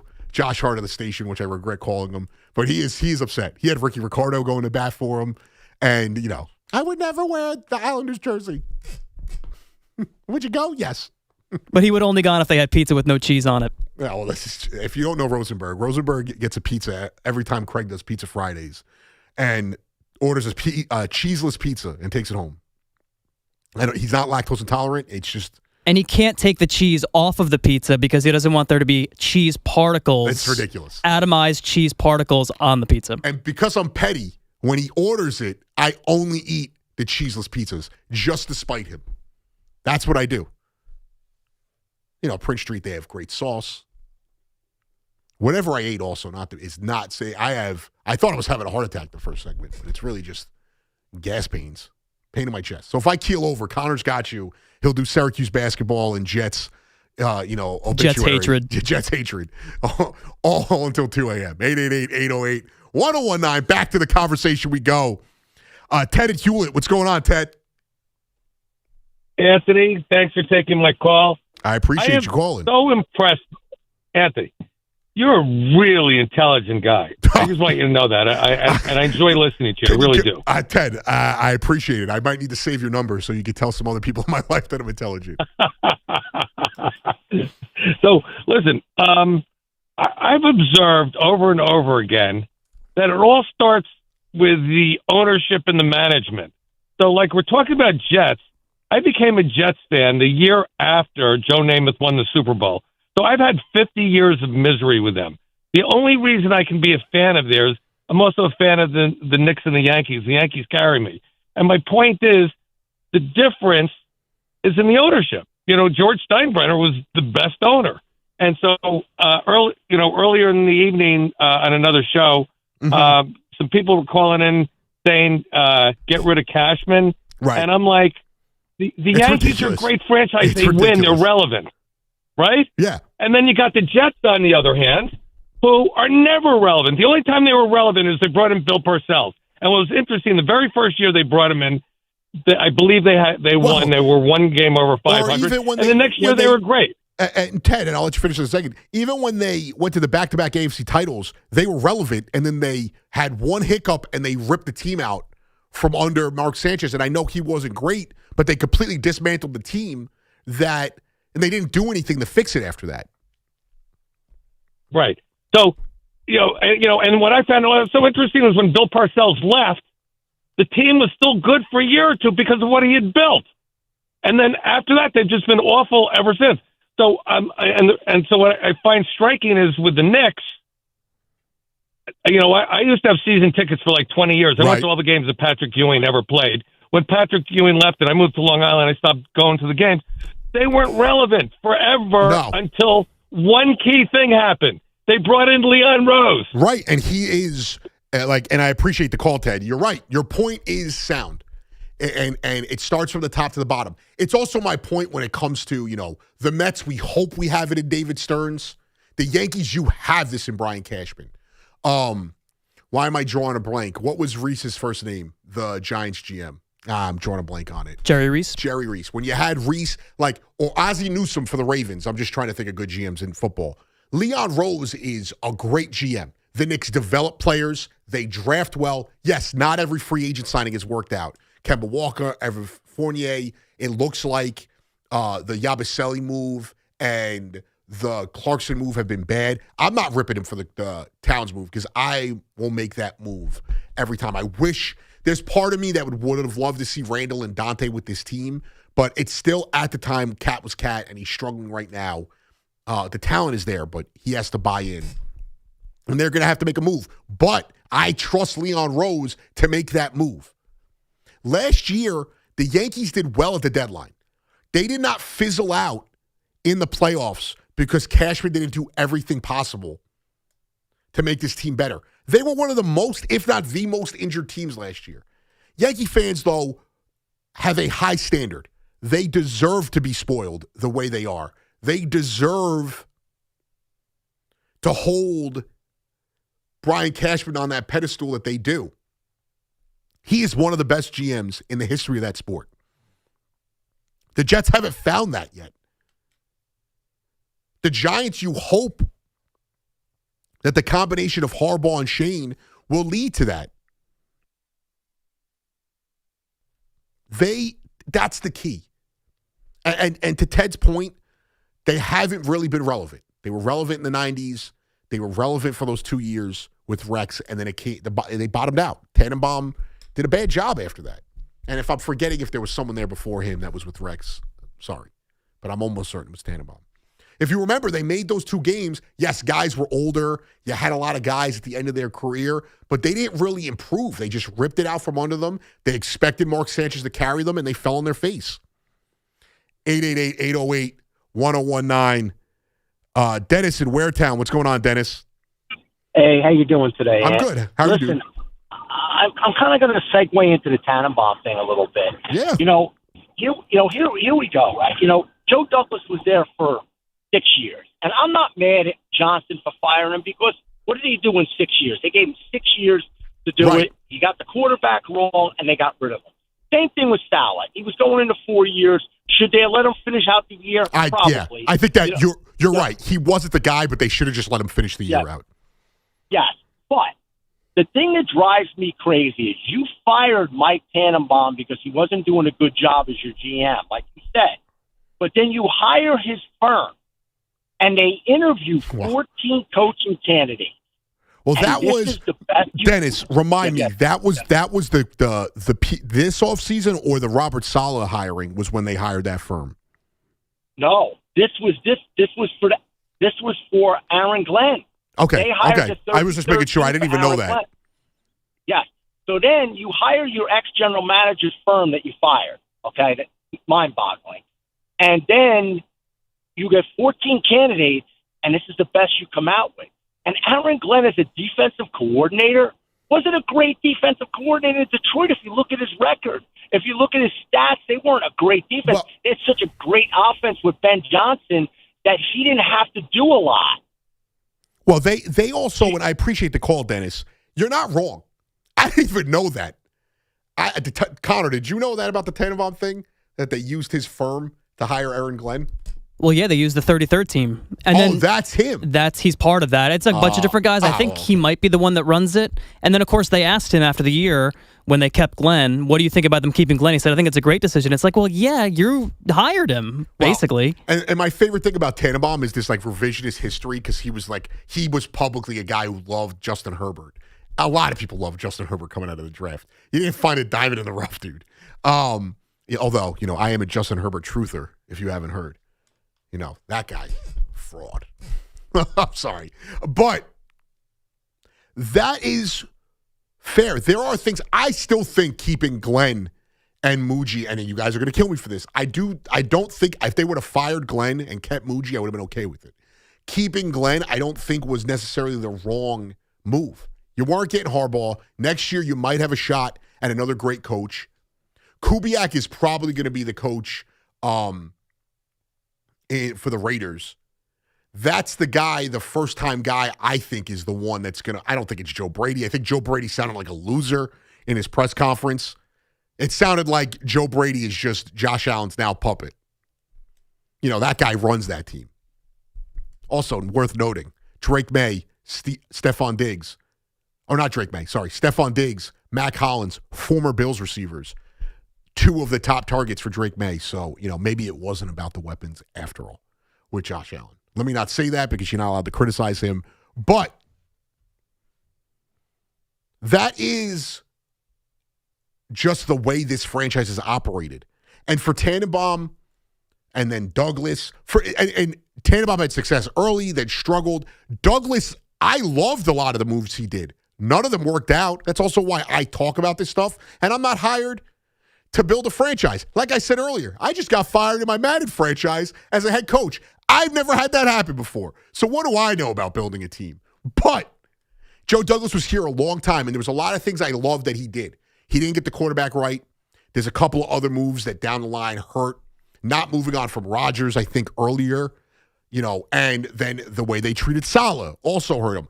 Hiring Adam Gase and then allowing Adam Gase to fire Tannenbaum, again, a mistake. Look who it is. Nico, I hate to break you, Nico Scarlatus, great producer, walks in. WFAN has cursed the Islanders. Their season's over. Thank Tommy Lugauer, the new Fat Joe, for the Islanders. Gio left out the core three, and this is what happens. Bad juju for you guys. Schaefer, keep him away from the ice for a few days. 888-808-1019. Ozzy in Woodbridge. What's going on, Ozzy? Hey, Ant. How you doing, bro? I'm good. How are you, man? Good. I know this is in Denver Sports Talk Radio, but Ozzy, any chance I get to talk about the Broncos, I'm always in on it. Yeah, but this is a little bit of a negative. Are you worried about the potential rift? No. Him revealing the medical history of Knicks and Peyton and that whole thing? No. Do I think Sean Payton needs to learn to shut his mouth? Yes. But I don't think it's a rift. But ask me in October and we'll see what happens. I will say this, and Jeff fans, don't take this with a grain of salt. It's a situation to monitor. If this ends up being so, I don't think it is something. If it ends up being something, potentially could be the QB or coach of the, in the future. I don't think it's something right now. But Sean Payton, whatever he's going to tell us, he had too many espressos. What was the thing that he said when he ripped Nathaniel Hackett? He said he had too many espressos. Like, all right, just shut up, dude. Not everything needs to be commented on. But I hear you, and you just touched on it. You read my mind a little bit. Gun to your head, hypothetical, whatever phrase you want to use. Peyton or Knicks, if one has to go, franchise QB or the start offensive Why are you doing this? Are you asking me what I would do or what I think the team would do? Yeah, I'm saying you, Anthony I would Gallo. get rid of Peyton. I don't know. Listen, I don't talk about the Broncos on air. I am not the biggest Sean Payton fan. I think what he's done with the team has been great. I also think he is kind of a jackass at times. His play calling leaves a lot to be desired. I'm also not the biggest lover of Bo Nix, but we were just in the AFC title game. I sound like I root for a poverty franchise. I'd probably stick with keeping Peyton. This is a terrible question. Oh, interesting. Yeah. This is, Ozzy, you just put me in a bad spot. I don't know, because I feel like with the roster they have, hopefully they'd be able to find a quarterback. But it's not happening right now. I'm speaking the positivity. You put this bad juju in the air. It's the first time. I know I'm speaking to a bunch of Jeff fans out there and Giant fans that haven't seen much in a while. I got to leave my team out of this. What are you trying to say? Leave my team's name out your mouth? Yes, that's what I'm trying to say. That's going to set you back a little bit, bro. It hasn't been the first, not that Jay Cutler ended up being as good as we thought he was going to be, but remember, Josh McDaniels came in there and immediately wanted to trade Jay Cutler. So it wouldn't be the first time there was a QB rift in that city. But the last time they had a young quarterback and they moved on, they went from Tim Tebow to Peyton Manning. So you never know, Ozzy. Also, Ozzy, yeah, I hear you. I don't know if you've heard, but WFAN has cursed the Islanders with their outing No, today. I've heard, and wait till I get his you-know-what on Monday, because I told him months ago to keep Schaefer's name out of his mouth. Well, tell right and here. And he did that I'm back in the Islanders thing and proclaiming it's an Islanders and they town put him on because on the scoreboard tonight and the outing. I'm just saying they left out me, Connor, and Rosie, already a bad omen. They might be like Fat Joe was for the Yankees for the Islanders, Ozzy. Specifically Lugauer with his tight jeans because he's missed the Long Island all of a sudden. But Gio, I grew up 15 minutes from the Collie. Gio orchestrated it. I mean, Evan would have been there, but he's in the middle of nowhere watching Rascal Flatts 9 hours away. Ozzy, thank you for the call, my guy. So, listen, I'm sorry, Islander fans. It is what it is. You're going to get a letter now. They're going to have to put out a letter at the end of the season like the Rangers did. Joe in Ridgewood, what's going on, Joe? Hey, what's going on with you? I'm good, man. How are you? Good. I just wanted to take a minute to talk a little bit about what the Mets have done this offseason. Yeah, go for it. I mean, I just feel he's done a great job. I thought he started off, everyone was a little upset with him. And I thought they were a little quick because they didn't let us plan. The charge. Yeah, but he's done a great job this past, couple of weeks. But I still think he needs something else for the starting pitching. I don't know. I just think Well, Peralta's great. McClain will take a leap, but there's got to be another Joe, something else. Don't get your hopes up. If they bring in someone, it's going to be a guy that they use as a depth piece, a depth piece. You have Clay Holmes, Sean Manaea, and Senga locked up the contracts. Peterson has another year left. I think his arbitration is done now, so he's got another year. I think Tyler McGill is still around. Christian Scott is there, and Jonah Tong is going to get some time in the minors, but he's another piece as well. They're not going to make a move for another starter. I think that you have to hope that they go out, and I appreciate the call, Joe, they go out and make the right move for, the bullpen depth, and one of these guys excels. Clay Holmes, I trust. I still kind of trust David Peterson. And Sean Manaea, it's not his ability, it's his health. He's still got the loose body in his arm. He looked good every start. He'd look good for 1 or 2 innings, 3 innings, and then he'd fall off a cliff. Senga, when he's on, he's on. But once he loses it, he doesn't get it back. So starting pitching-wise for the Mets, this is it. Maybe they bring in a couple of, a bench piece for the position player, aspect of it. In the bullpen, I am not as sold. Like I said, I spoke to my guy Eddie Presti last night on his show, and he was more into their bullpen than I am. I don't trust what they've done with the bullpen, but there is more. It feels like there's more legitimate arms. Before we go to break, I understand the word depth, DEPTH. I say depth. I know it's a thing, and this dude in the chat, I might be one of my buddies. ABCDBN. This sounds like one of my friends just made something, and he is typing it out, DEFTH, and it is killing me right now. Killing me. So I'm not even going to lie. I have Gio and Sean pointed it out to me, and I can't get over it. Depth. I will say it wrong again later on. Don't you worry.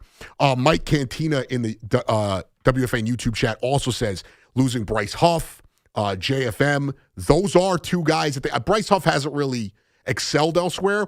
John Franklin Myers is one of the most impactful guys on that Broncos defense, and he's a guy that Bronco fans I'm concerned about losing him. And the Jets gave him to us for nothing. That's someone all I heard was, he's a penalty machine. Who cares? He gets after the quarterback.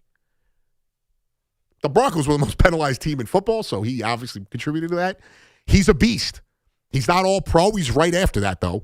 He is very good. We got a lot more to get to. I got you all the way till 2 a.m. 888-808-1019. We'll get back to your calls. We got a lot more of the conversation to get into with the Mets and the Yankees offseason, Jets and Giants. The coaching search for the Giants almost done. Same thing with the Jets. It's time to look ahead. Rosters, free agency, draft, all of that. And the Knicks, do they make a move? Don't they make a move? Are they legitimate contenders if they don't make a big move? All that on the Fan. Back after this.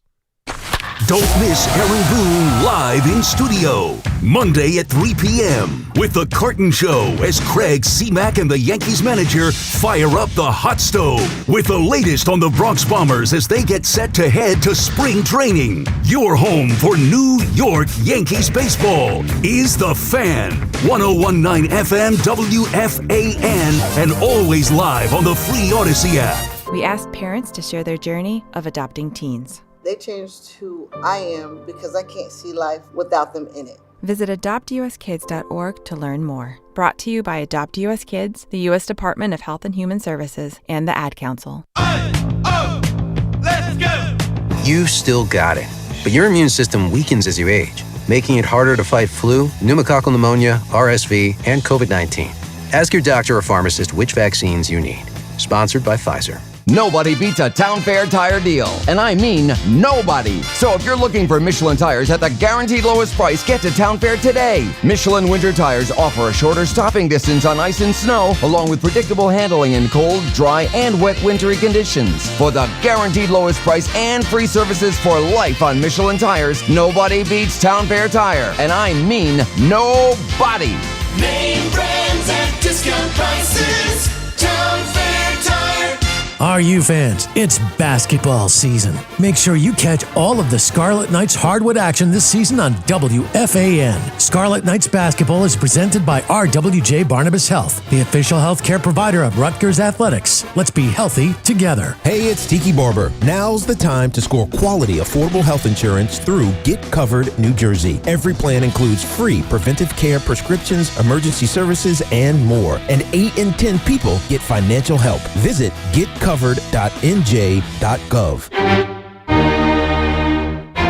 History's masterpieces wouldn't be the same without their most notable accents. Neither would the Kia Sportage without its multiple drive modes.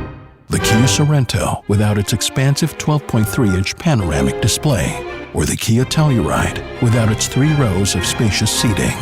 The Kia SUVs. Kia, movement that inspires. Call 800-333-4KIA for details. Always drive safely. Limited inventory available. Two champions from opposite sides of the Hudson. Live in New York City. Tiafimo, the Brooklyn-born king of 140. It's going down. Shakur, the pound-for-pound undefeated prince from Newark. I'm coming to win. Ready to settle a score the world's been waiting for at the mecca of boxing, Madison Square Garden. Welcome to New York. The ring and WBO Junior Welterweight Championships are on the line. Who will be king of New York? Don't miss Tiafimo Lopez versus Shakur Stevenson. Range 6, January 31st, only on DAZN. Get in the zone, AutoZone. Rain on game day doesn't faze Dave. He's already got his poncho. Just needs to do something about those wipers. So Dave heads to AutoZone. Welcome to AutoZone, where a friendly AutoZoner helps him get premium quiet wipers and some hand warmers. You're all set. Now, if only his team can handle the elements as well as his new wipers. Get wipers, glass cleaner, and more with no hassles, just help at AutoZone. Get in the zone, AutoZone. The new era of UFC on Paramount Plus continues. Live from Australia. Featherweight champ Alexander Volkanovski. He is an animal. Defends his belt at home in an explosive rematch against Diego Lopez. You gotta be kidding me. And the always dangerous Dan Hooker. Yes. Throws down with powerhouse Benoit Saint-Denis in a high-action lightweight showdown. There's never been anything like this.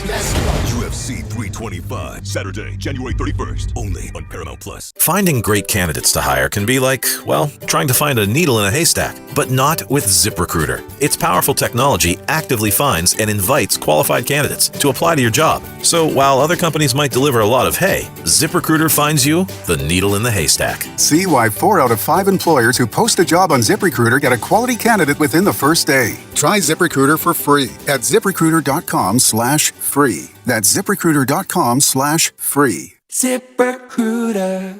The new era of UFC on Paramount Plus continues. Live from Australia. Featherweight champ Alexander Volkanovski. He is an animal. Defends his belt at home in an explosive rematch against Diego Lopez. You gotta be kidding me. And the always dangerous Dan Hooker. Yes. Throws down with powerhouse Benoit Saint-Denis in a high-action lightweight showdown. There's never been anything like this. UFC 325, Saturday, January 31st, only on Paramount Plus. Looking for the lowest price on name brand tires? Get to Town Fair Tire and get the guaranteed lowest price on any name brand tire. Nobody beats a Town Fair Tire deal. Nobody. Town Fair Tire. I'm Barry Colstein. I am a violin maker. Precision is part of my profession.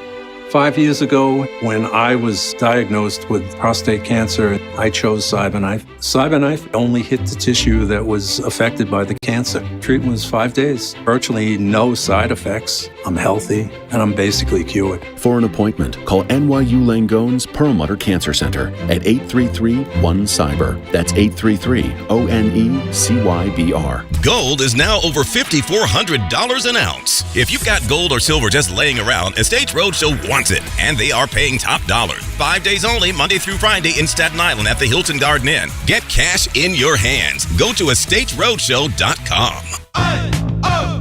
Let's go. You're still grooving, still connecting, still loving, still turning up, still thriving. You still got it, but your immune system, it weakens as you age. That's where vaccines come in. They help train and strengthen your immune response to fight off respiratory illnesses like flu, pneumococcal pneumonia, RSV, or COVID-19. Ask your doctor or pharmacist which vaccines you need. Book in minutes at vaxassist.com. Sponsored by Pfizer.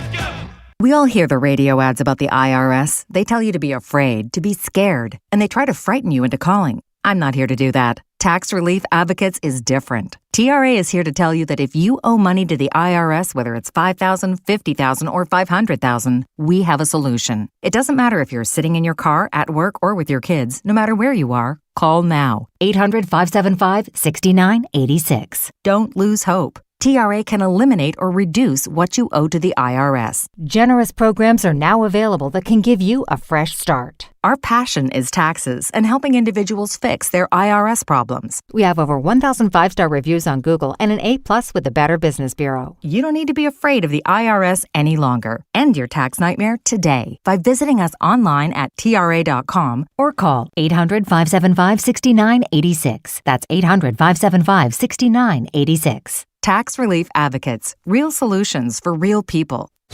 When this happened, you talked about it on The Fan. I would like to introduce to you the next head football coach of the New York Giants, John Harbaugh. This is pretty amazing right here. This is incredible. And to see those players back there, see those guys smiling and ready to go to work, that gets me fired up too. So to everybody, just thank you very much. Thanks for being here.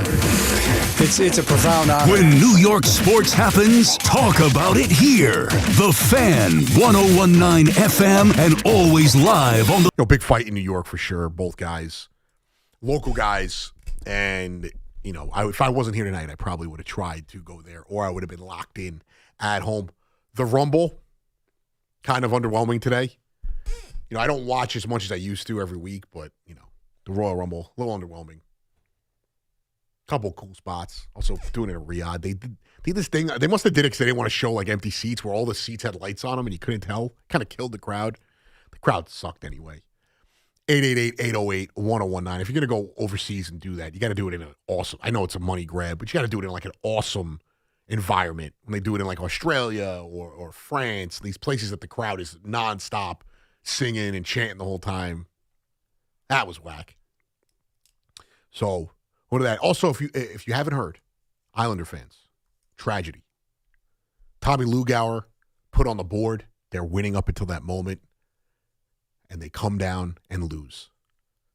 So the WFAN outing that left out Connor Green, myself, and Paul Rosenberg, the real foxhole guys at the station, has now cursed the Islanders. So going to be a long season for you guys. 888-808-1019. John in Staten Island. What's going on, John? Anthony, how are you? I'm good. How are you, sir? Good. Listen, Yankees can certainly not win. I don't think they can win against the Dodgers in a World Series, and I don't really think they're going to win the pennant. I think they need to make changes at short and third because their batting order in 8th and 9th positions is terrible. You've got Volpe and McMahon. Is there any way that we could get Seager in a trade and even Beatty or Vientos from the Mets for third base? Well, I appreciate the call. There's a lot of noise there, so I got to let you go, John. No, I don't think that the Mets are going. Maybe Vientos, but who are you? What is the swap? Also, I can't speak for shortstop. Volpe, it's blind faith if you think he's going to turn around and give you a season like he gave you 2 years ago. I think it's worth noting, production-wise, though, he had basically the same stats Kyle Tucker did a year ago. Home run, RBIs-wise. So I don't want to sit here and act like the guy is completely inept. If his defense bounces back, he gives you... Right now, defensively, if Volpe plays to what I think he can play, and McMahon just replicates what he's done his whole career, they have one of the best defensive left sides of the infield in all of baseball. McMahon is a stud defensively, and Volpe is a former Gold Glover. And I'm bringing it up right now. I want to see who's left shortstop-wise. I mean, Isaiah Kiner-Falefa does not do anything for you. He had a good season last year, but I don't think you want to retread like that. It's funny. The first two names I go to, I see Kiner-Falefa, and then I see Gio Urshela. If you're going to get either one of those guys, you might as well stick with what you have. Now, there is a Eugenio Suarez. UNEO, however you say his name. You could go that route, Suarez, or Kike Hernandez, where you can bring him in, and he doesn't have to start every day. He's a postseason guy, great clubhouse guy. I think he'd actually be beloved in New York, kind of like a Nick Swisher type, where he performs on the field, but also eccentric guy in the locker room. Can play third, short, outfield. He plays all those positions. John Birdie, there's a lot of older guys here. Luis Urias, sorry, not the pitcher. So I don't see the player out there that they could pivot to. I just don't. And there's no one else. There's nobody here that really entices me. I mean, we could go the second base route. I mean, there's Jose Iglesias. Do you want to go that route? Renfico. There's a lot of. It's funny how many former Yankee players there are also. Adam Frazier. Thairo Estrada. Not Adam Frazier, sorry, but Thairo Estrada. I mean, Brandon Rogers, former Rocky, he could play short. He's not an upgrade to Volpe. And now with the Mets are planning on playing Beatty in left field or at first base. Vientos is going to be in the mix first base-wise and DH. The Mets still have to figure out who's playing left field, whether it's Carson Bench or Beatty or somebody else, Taylor, who knows. Who's playing first every day, whether it's Polanco or a combination of Beatty and Vientos. Maybe it's Vientos every day and Polanco DHs, vice versa. So why would they give them up? Unless you're going to give them something, like are you going to give them... You're not going to do this. I wouldn't do it. You're going to give them Jason Dominguez? No. You're going to give them a prospect that you don't want to give up? No. Now, if you want to trade for this third baseman out there, I mean, Arenado got dealt finally, and that was the one it felt like you wanted to go after. He ends up in Arizona replacing Suarez. So I don't have the answer when it comes to the Yankees' third base position. Update on the fight, according to the chat. Izzy FC. He's got FC in his name, so I already like him. Says Lopez won the second round. 2 rounds to none on my end. So that's what he's scoring it as. So 1-1 now from Charles Barkley, 2-2-3. I'm sure that Charles Barkley is watching the chat right now. And Luis Urias was a guy that, honestly, I really wanted the Yankees or the Mets to go after. That was, a guy who I thought would, be a nice switch from the norm. He's a contact guy. For the Yankees specifically. For the Mets, he could have DH'd. Honestly, he could play first base. I still would have made that move and tried to move on from one of the young guys. For me, when I look at the Mets team right now, and then we'll get into the Yankees too while we're doing this. But when I'm looking at this Mets team, as far as their positional depth, it still doesn't feel natural.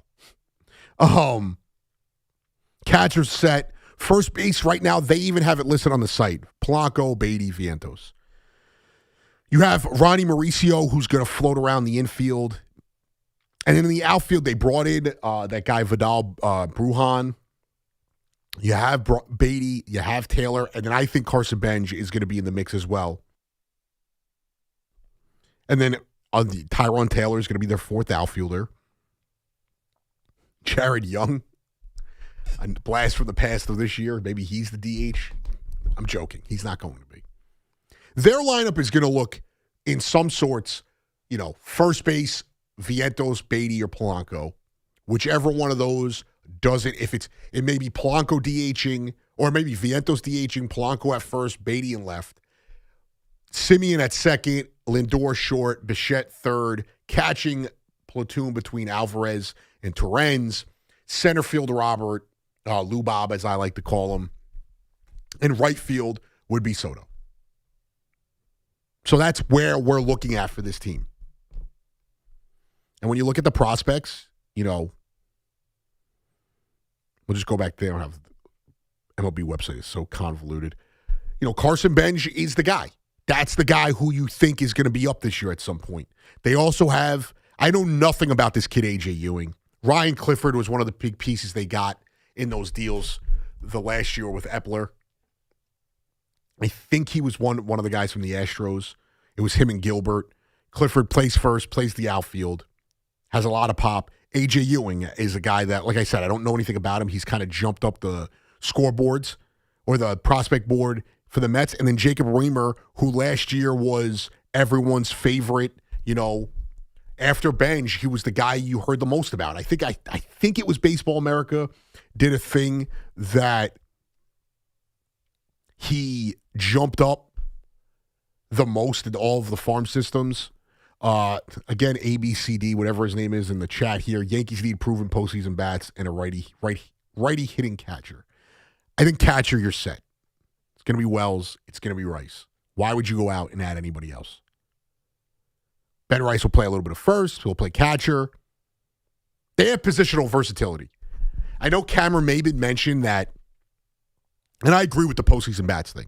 Kike Hernandez feels like a perfect fit because he's not a guy who's going to come in and expect to start every day, and he's a guy you could play at multiple positions. He's good at all those positions, and he's a proven postseason player. He's also a great clubhouse guy. So you go around and oh, sorry. I keep missing this button. Craig is jammed the button over here. I apologize for coughing on here. I thought I turned it off. But that's why I like what the Yankees have done.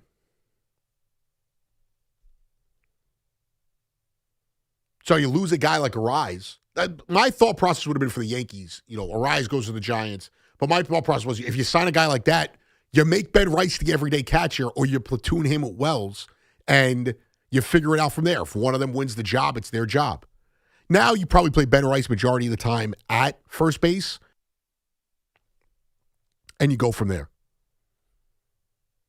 You also have to leave that position open because at times you're going to have to play Stanton in the outfield. You're going to have to play Judge, not at first, but, at DH.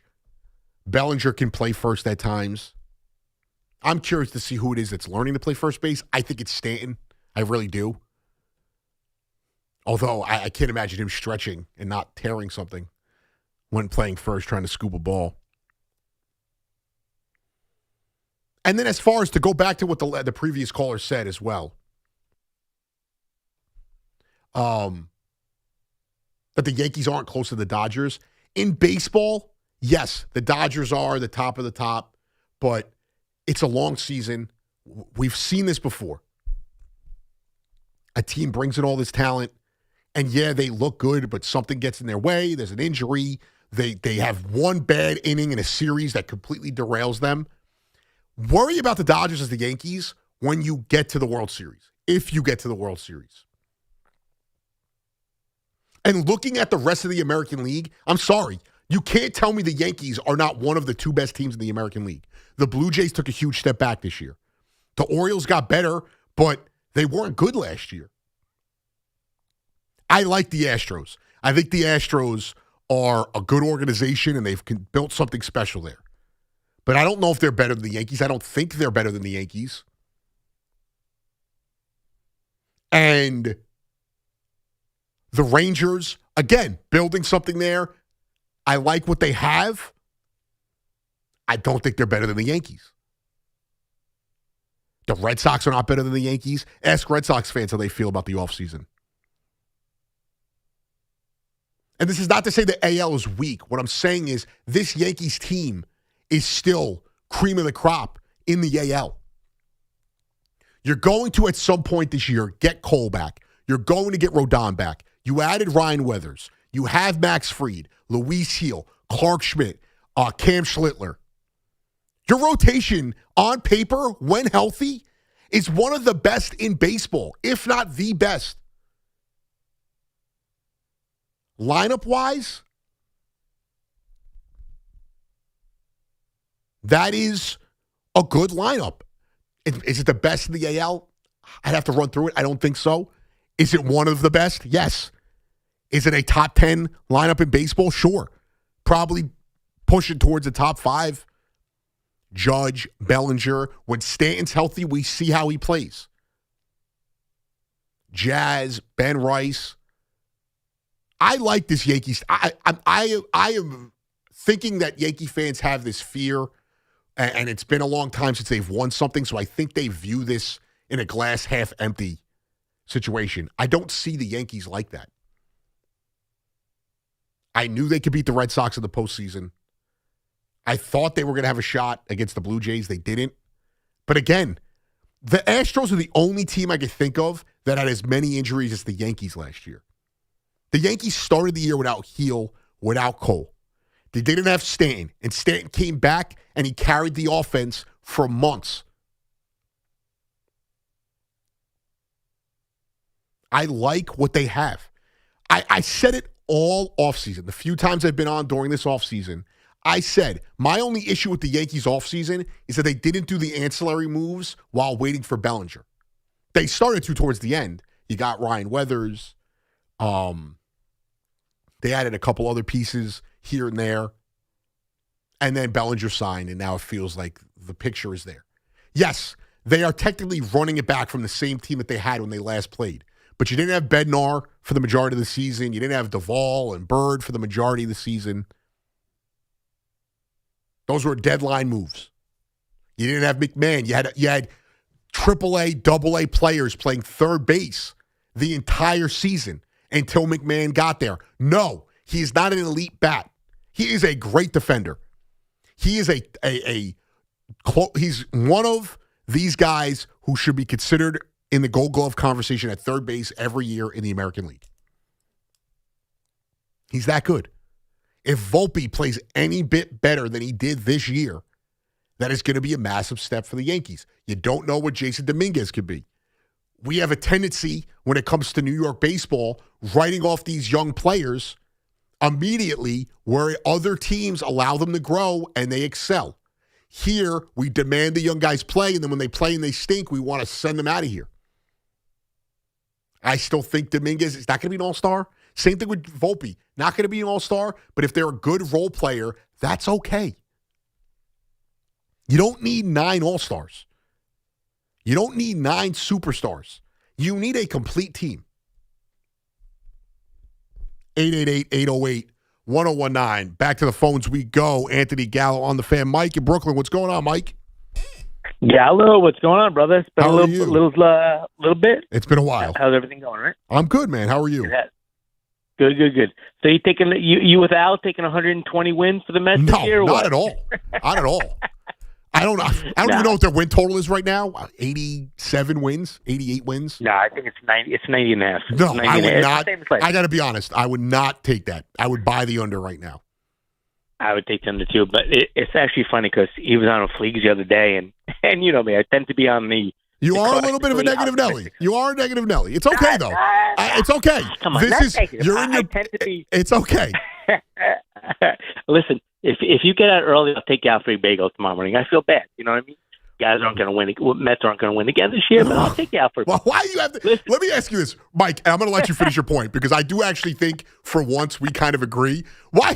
Listen, for once. we know that this is maybe the case, but why do we have to? Why can't we just let it happen? Let's just act positive, and then when it happens, you know. You know what the funniest thing is? I tend to be, and I tell Alice, it's so funny because I have multiple guys. Tommy from Astoria, all these other guys call up that like I'm an idiot, and I'm this, and I'm a moron. But I tend to be right because I tend to look at things like, you know what it was about 2-3 years ago. I was like totally on with Hoffman, and I'm like, dude, yeah, Alonso's going to win MVP, Mets are going to win everything. But you know what happened? They didn't. And I get to the point where, dude, I'm like 53 now. So I get to the point where I'm like, you know what? I have to look at it. I have to take a step back and look at it like realistically.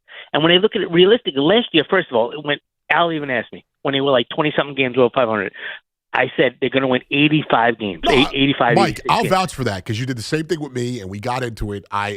You were right. And I don't care about being right. That's the thing. I don't care about being right. But the thing is, if you look at it realistically, how many games are the pitchers pitch 2-3 innings? They need a pitching staff. They still need a pitching staff. Yes, I love Peralta. I love that signing. I love the Bichette signing. But you have two guys playing out of place. Everybody says, okay, yeah, they could play. They could play any position. They can't. They can't. You know this as much as I do. Well, I will say this. And it's more so for Bichette than Polanco because I think people are just writing off first base as like an easy position to play. It's not an easy position. I think shortstop is always the natural progression as you get older. You go from short to third. So I don't think the Bo Bichette stuff is going to be as much of a difference. Excuse me?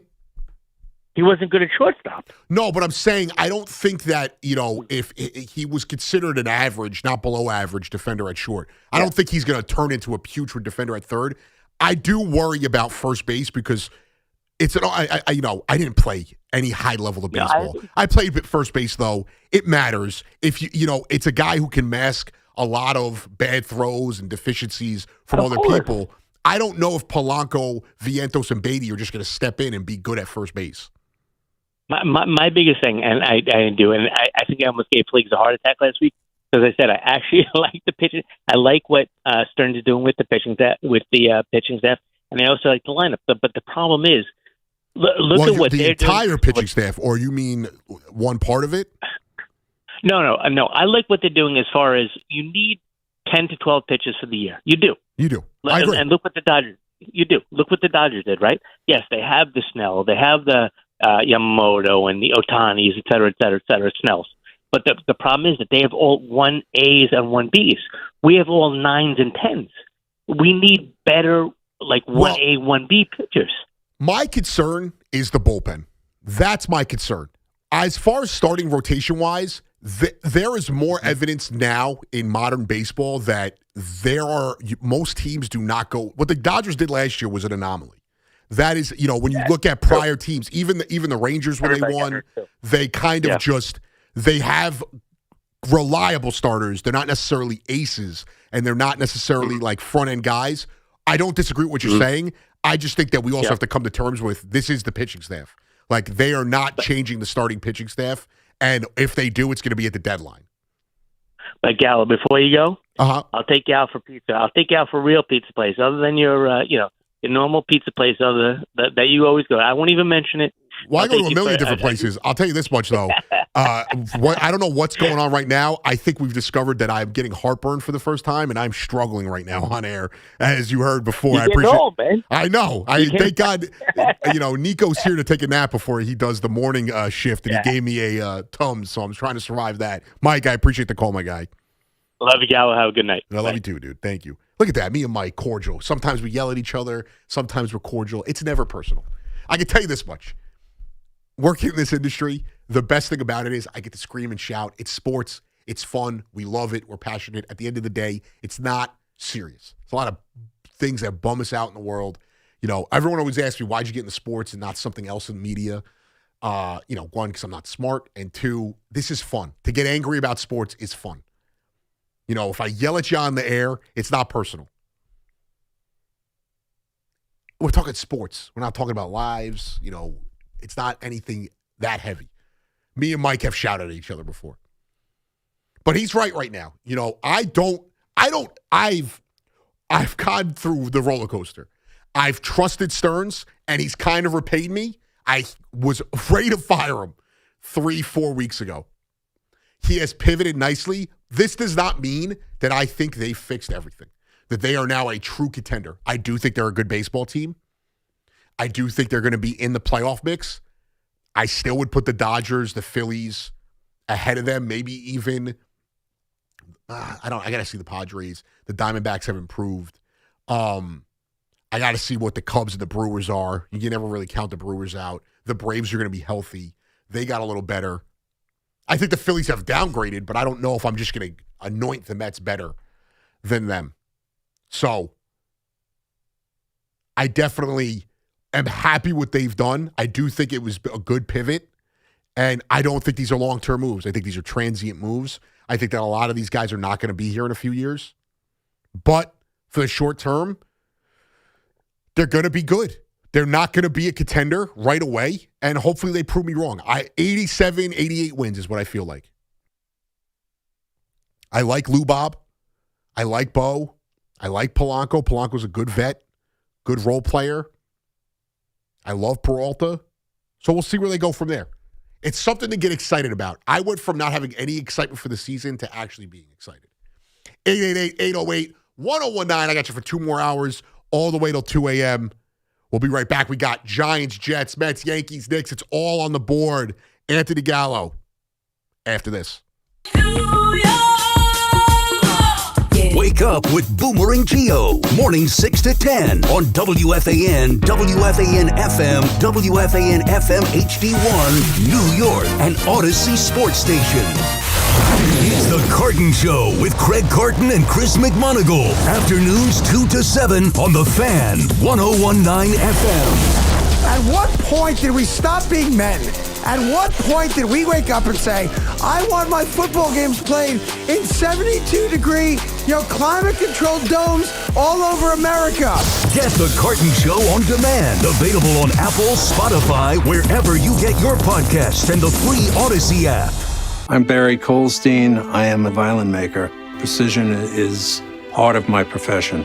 5 years ago, when I was diagnosed with prostate cancer, I chose CyberKnife. CyberKnife only hit the tissue that was affected by the cancer. Treatment was 5 days, virtually no side effects. I'm healthy, and I'm basically cured. For an appointment, call NYU Langone's Perlmutter Cancer Center at 833-1-CYBER. That's 833-ONECYBR.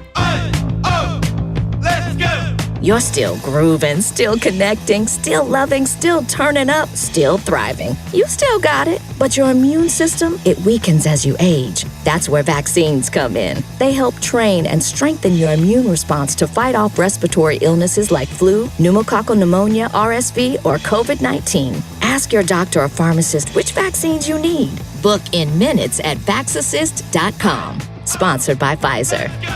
We all hear the radio ads about the IRS. They tell you to be afraid, to be scared, and they try to frighten you into calling. I'm not here to do that. Tax Relief Advocates is different. TRA is here to tell you that if you owe money to the IRS, whether it's $5,000, $50,000, or $500,000, we have a solution. It doesn't matter if you're sitting in your car, at work, or with your kids. No matter where you are, call now. 800-575-6986. Don't lose hope. TRA can eliminate or reduce what you owe to the IRS. Generous programs are now available that can give you a fresh start. Our passion is taxes and helping individuals fix their IRS problems. We have over 1,000 5-star reviews on Google and an A+ with the Better Business Bureau. You don't need to be afraid of the IRS any longer. End your tax nightmare today by visiting us online at TRA.com or call 800-575-6986. That's 800-575-6986. Tax Relief Advocates. Real solutions for real people. Get in the zone,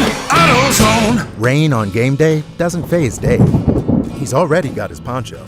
Just needs to do something about those wipers. So Dave heads to AutoZone.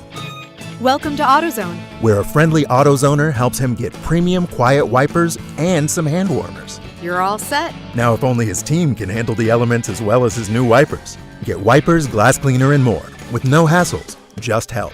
At AutoZone. Get in the zone, AutoZone. The new era of UFC on Paramount Plus continues. Live from Australia.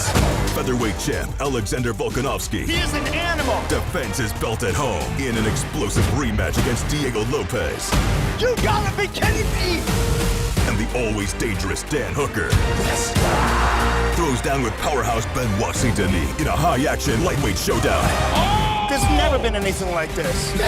UFC 325, Saturday, January 31st, only on Paramount Plus. Finding great candidates to hire can be like, well, trying to find a needle in a haystack, but not with ZipRecruiter. Its powerful technology actively finds and invites qualified candidates to apply to your job. So while other companies might deliver a lot of hay, ZipRecruiter finds you the needle in the haystack. See why 4 out of 5 employers who post a job on ZipRecruiter get a quality candidate within the first day. Try ZipRecruiter for free at ZipRecruiter.com. ZipRecruiter.com/free. That's ZipRecruiter.com/free. ZipRecruiter. The new era of UFC on Paramount Plus continues. Live from Australia. Featherweight champ Alexander Volkanovski. He is an animal. Defends his belt at home in an explosive rematch against Diego Lopez. You gotta be kidding me. And the always dangerous Dan Hooker. Throws down with powerhouse Benoit Saint-Denis in a high-action lightweight showdown. There's never been anything like this. Let's go. UFC 325, Saturday, January 31st, only on Paramount Plus. We asked parents to share their journey of adopting teens. They changed who I am because I can't see life without them in it. Visit adoptuskids.org to learn more. Brought to you by Adopt US Kids, the U.S. Department of Health and Human Services, and the Ad Council. Let's go. You still got it, but your immune system weakens as you age, making it harder to fight flu, pneumococcal pneumonia, RSV, and COVID-19. Ask your doctor or pharmacist which vaccines you need. Sponsored by Pfizer. History's masterpieces wouldn't be the same without their most notable accents.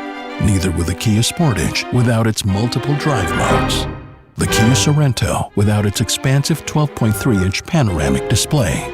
Or the Kia Telluride without its 3 rows of spacious seating. The Kia SUVs. Kia, movement that inspires.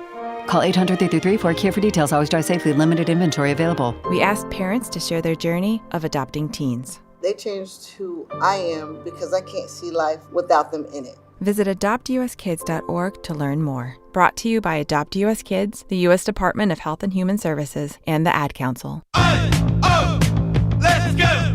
You still got it, but your immune system weakens as you age, making it harder to fight flu, pneumococcal pneumonia, RSV, and COVID-19. Ask your doctor or pharmacist which vaccines you need.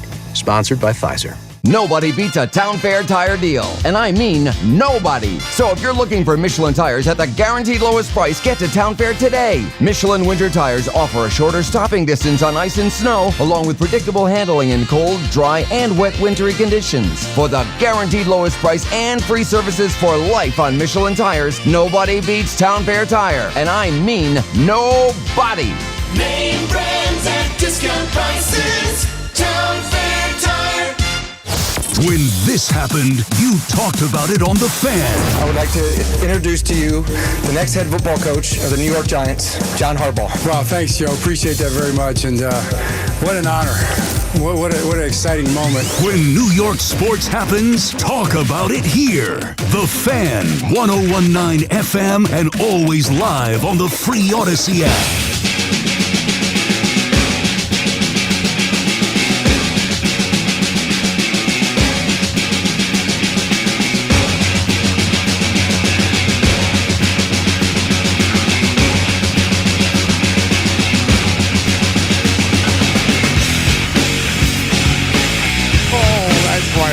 We're back, 888-808-1019. Anthony Gallo on The Fan, New York City. I put up a chat earlier in the YouTube stream chat, and I put up a poll, sorry. You know, I'm struggling through, my heartburn right now. That is messing me up. Will the Knicks make a move at the deadline? And 62% of the audience said yes, about 160 votes. That's what I opened the show with, and I am not putting this all on Cat. He is the number one. If I was making a power ranking, he is number one on the list of things that I think has held the Knicks back this year. But I think the lack of front court depth, I think the lack of scoring off the bench from the guard position, or the back, just anything in the backcourt, if you want to consider it just guards or anyone smaller on that end of the court.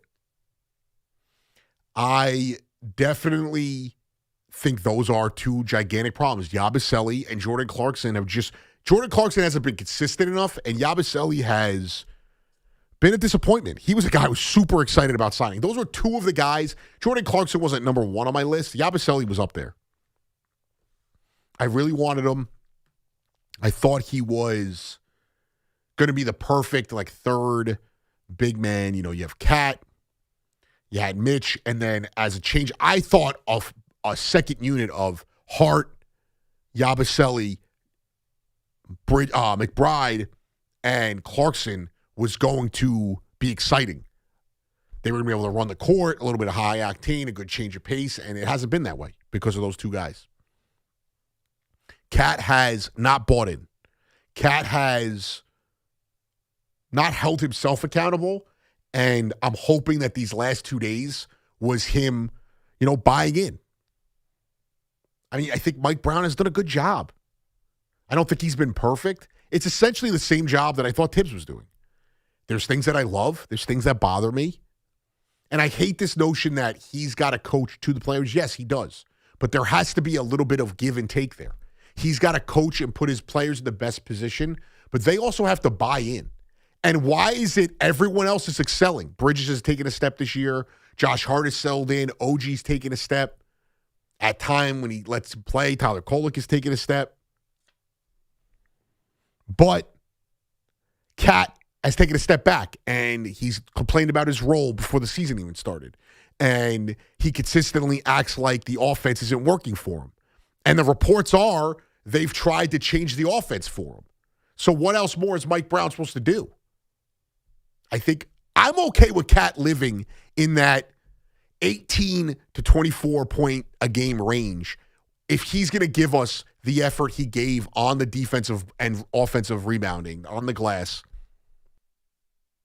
And if he went out there and gave an intense defensive effort. Everyone else is buying in. Even Brunson, who is not a good defender, is still putting the effort in. Cat is so talented. I think that's what makes him so frustrating.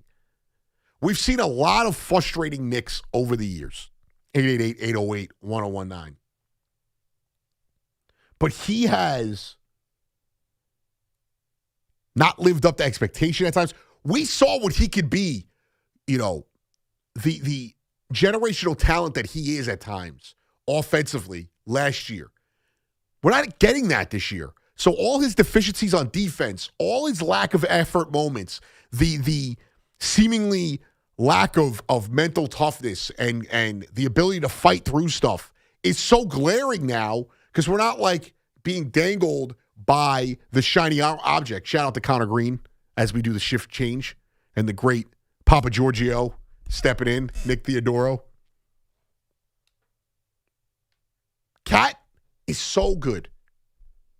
But when he is not doing what he's best at, his three-point shooting is down 6% from last year, 42 to 36. He's down almost 10% as a whole from field goal percentage, just entirely from the field. It's frustrating, and its weaknesses are now glaring. And the other thing I hate, too, is everyone loved Tibbs' my way or the highway, mentality. But then Mike Brown tries to instill the same thing, and we criticize him for it. Cat not rips him, but complains about his role in the offense. But then we get mad when Brown complains that Cat's rolling around on the floor, not crossing half court to play defense on 2 straight possessions. But you're all going to cry about that when he does it. 888-808-1019. Carl in Beacon Falls. What's going on, Carl? I'm back from the Islander game tonight. Carl, Carl, I got to tell you something right now, dude. You got to get sage. Yeah. Whatever religion you believe in, if you believe in a religion, you need to cleanse yourself because the bad juju, they left me, Rosie, and Connor here, and they brought the bad juju to UBS, and I think it's over for the Islanders this year. The Greg Giannotti WFAN outing has cursed the Islanders. Yeah, I know. I do partially blame them. I mean, the Islanders also only played 10 minutes of hockey tonight. Wow. The first 10, and then it just the defense was. They put Lukey on the scorboard, and it all went downhill. I saw them on the scoreboard. I was like, "Oh, here we go!" And oh my gosh! But just that was pretty disappointing. I think Schaefer's amazing, obviously, and makes them kind of worth watching because they've been lost in kind of limbo since Trotz left. They never really recovered from that. Listen, they are, and I think they are a I'm not going to sit here and tell you I'm a hockey expert, but it's very easy to see they've built this team in the right direction. They're young, they're up and coming, and right now they feel like a legitimate, cup contender in the Eastern Conference. Well, no, I just don't know. I'm really jaded at this point. I haven't watched for so many years, and I was really upset when Panarin chose the Rangers over the Islanders after the Islanders had the great bubble run, and then he turns around. The Rangers were a mess at the time, as they are again now, and he still chose the Rangers. I just feel like you might get him in the offseason now. I know, and then what Tavares did to us. I mean, all of that. It just. But that's and then but screw him. What is he doing? He's doing. Listen, I don't like the Islanders. I hate the Islanders. I'm a Ranger fan, but screw Tavares. Sure. What's he doing? He's irrelevant now. Totally get that. I get that, but the fact that he didn't want to stay, that you got that fear as an Islander fan in the back of your mind that Schaefer might do the same thing down the road. Yeah, but you don't have to worry about that. You don't have to worry about that for a long time. Right. Yeah, no, that's true. That's true. But I just, I don't know. And then of course Toronto screwed us again tonight. It felt like anyway. I mean, I got to go home and watch the replay, but it sure seemed like they disallowed a goal where the contact was outside the crease, and the goalie embellished a little. I don't know, but I got to look at it. And then I'm sorry that Tommy and Gio did this to you, that they have cursed the Islanders. I think Ledecky's going to have to check the party list next time and make sure, the proper people are there and that the badge. I'll bring sage with me. I'll bring it with me. I'll burn the sage and I'll run it around the stadium for them. I greatly appreciate that, and I do love that my son got a picture with Cal Clutterbuck tonight. So that's awesome. That was very cool. How old's your son? A cool guy. So that was he's 8 years old. He's that's awesome. That I can tell you this much. I know you know this. That is awesome. That'll stick with him forever. Exactly. So, all right. You had a point about the Knicks? I heard you talking about the Knicks, and I just feel like sometimes there's no path to victory. It's like they stick with Cat, and they're it's not going to end well. But if they trade, like right now, it seems like are they even going to get enough back to make a run? I just don't. I don't know. I don't know what I want. I do, Carl. I appreciate the call, man. I appreciate it. Safe driving, dude. I will say this: for as much as I've been hard on Cat, I do want to take a step back. I don't think the Knicks are going to – I still think the Knicks are making the Eastern Conference Finals, but that's not enough. Just getting there is not enough. And if you go back and look at – he's gone to the conference finals 2 years in a row, Cat. He went in 2023, 2024 with the Timberwolves, and then went last year with the Knicks. Ironically enough, I mean, he was excellent in that second-round series for, I think it was against the Nuggets, where he played great against Jokic. I don't remember if that was the first or the second round, but he was excellent in that second-round series. He was good in the Nuggets series. It might be the same series that I'm thinking of. And then, obviously, they bottomed out against the Mavs. And then the same thing, he was great in the second-round series against the Celtics and then struggled against the Pacers when they needed him most. But the guy is not just not going to make it to the Eastern Conference Finals. They're not like inept, and they're not a bottom-feeding team. I had to walk my guy Eddie Presti last night.